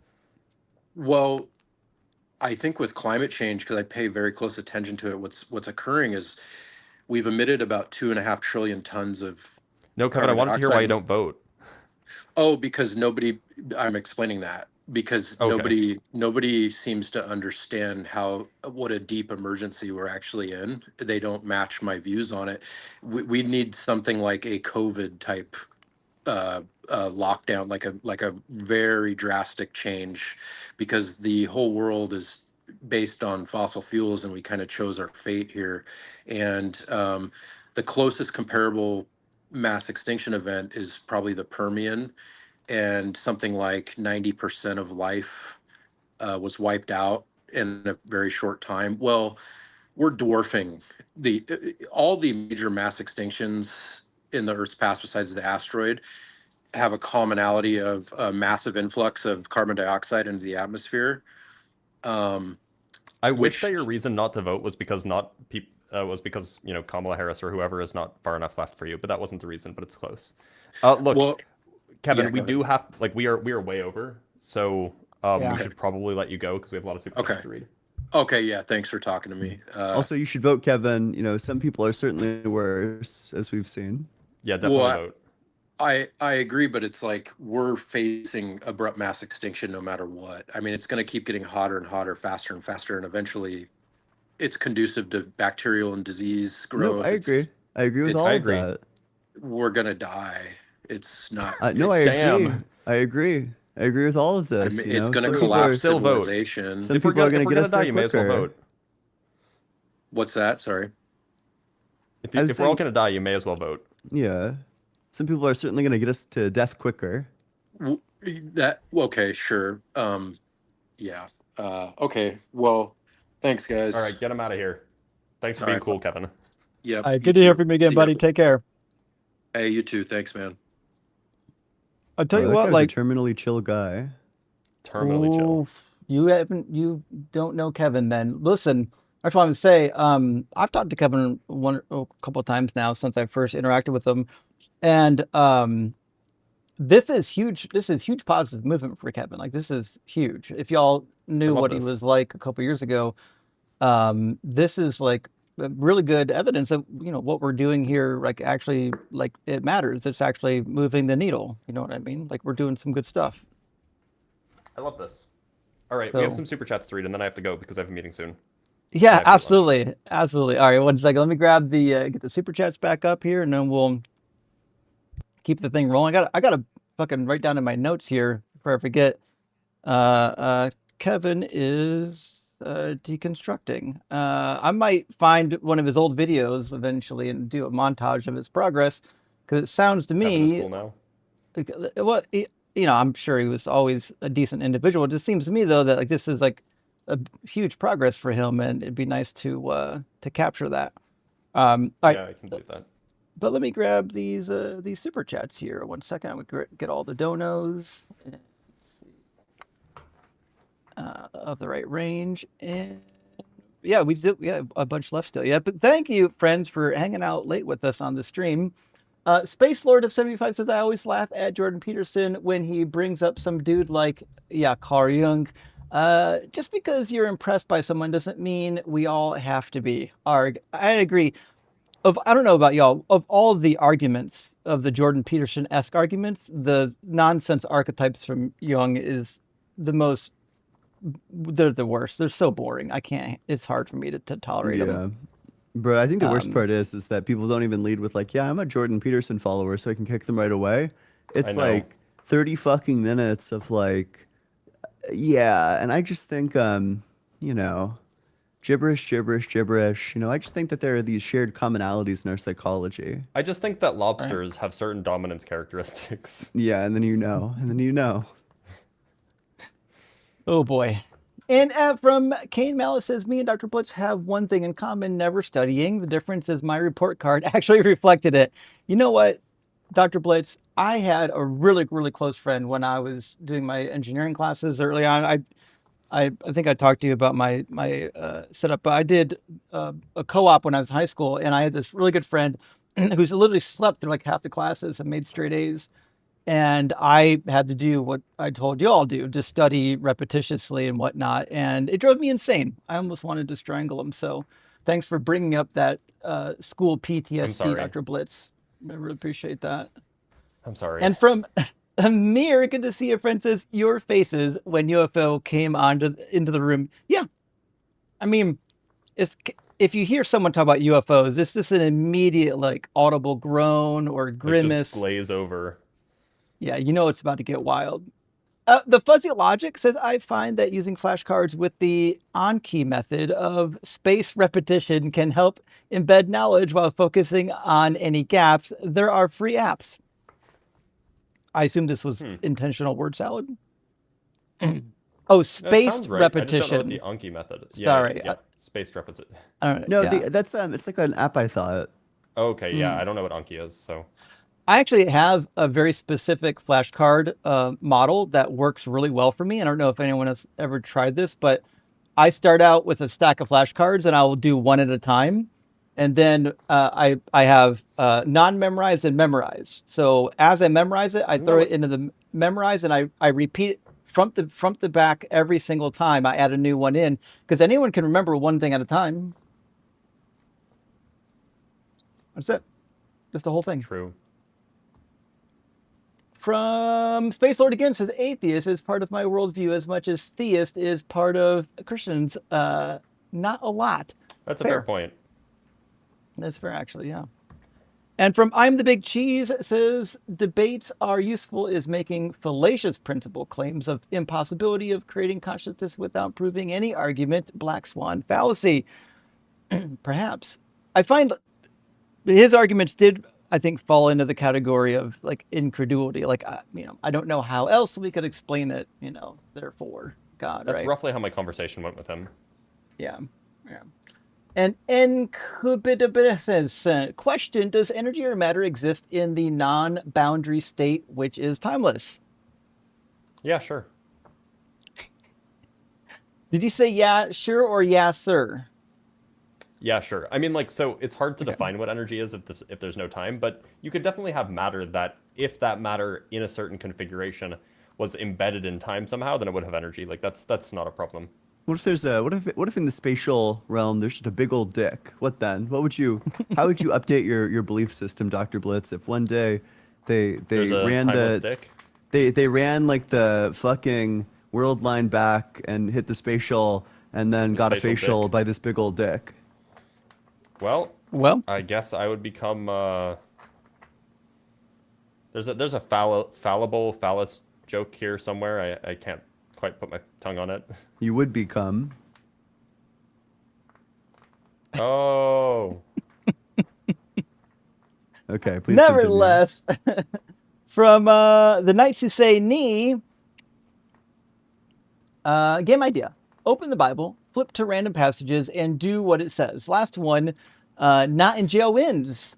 Rock Harper choking on Ian's hog. Insert random joke at the Browns' expense. Oh, yeah. The Knights, you know it's going to be bad. You know they're they got the Predator throwing balls back there again. Like they're going to not keep him benched all season. I'm so livid. If he sees the playing field even for one quarter.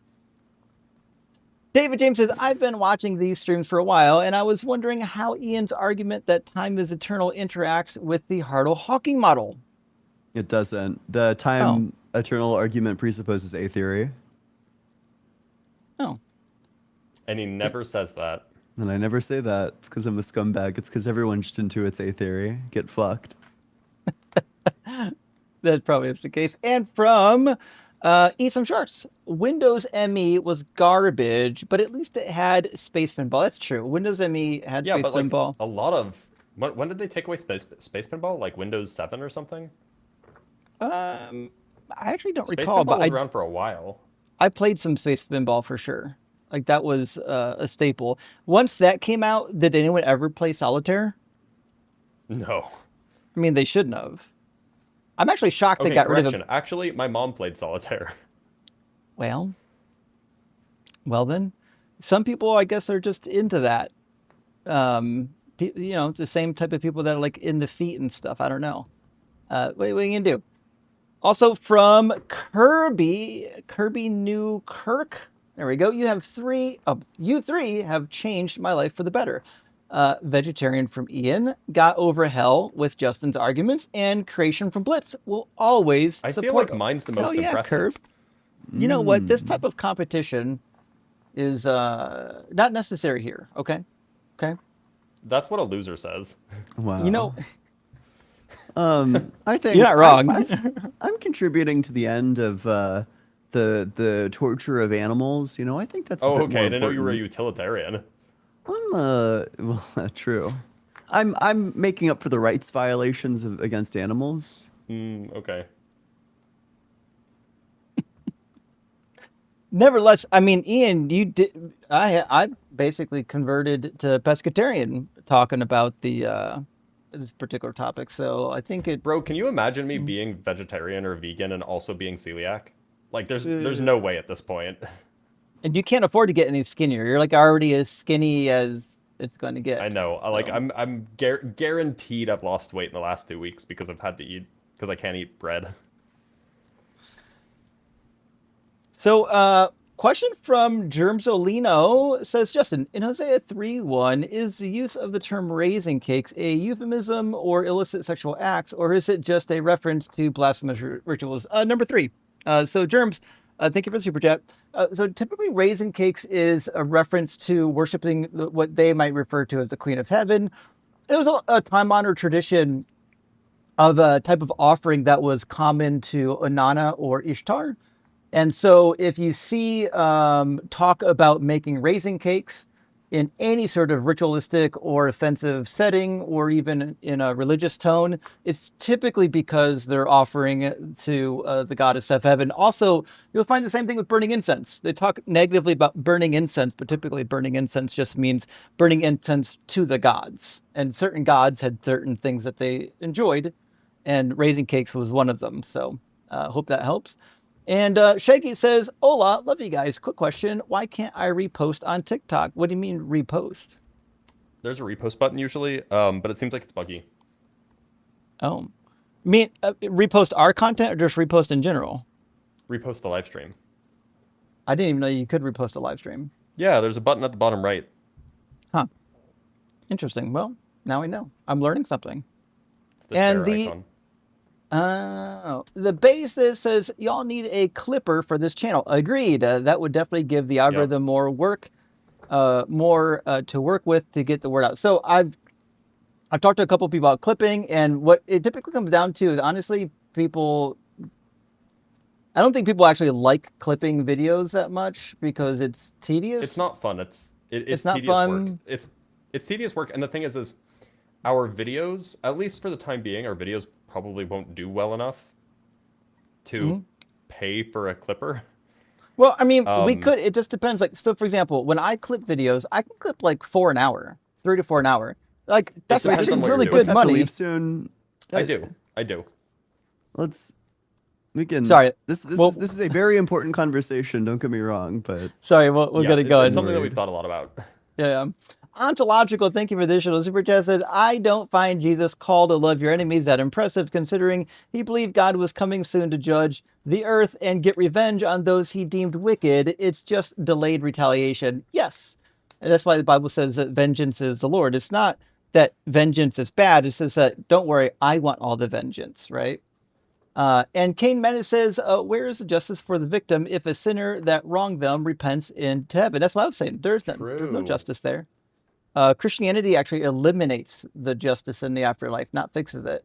And File Game says, Hurt House would say, if the person is starting to feel worse and worse, then it probably overstepped the bounds of justice. You mean like internally? True. In terms of like that, in theory, like the virtue of justice is going to lead to your eudaimonia, your flourishing. So if it's not leading to your flourishing, you're probably not doing justice at that point. Yeah.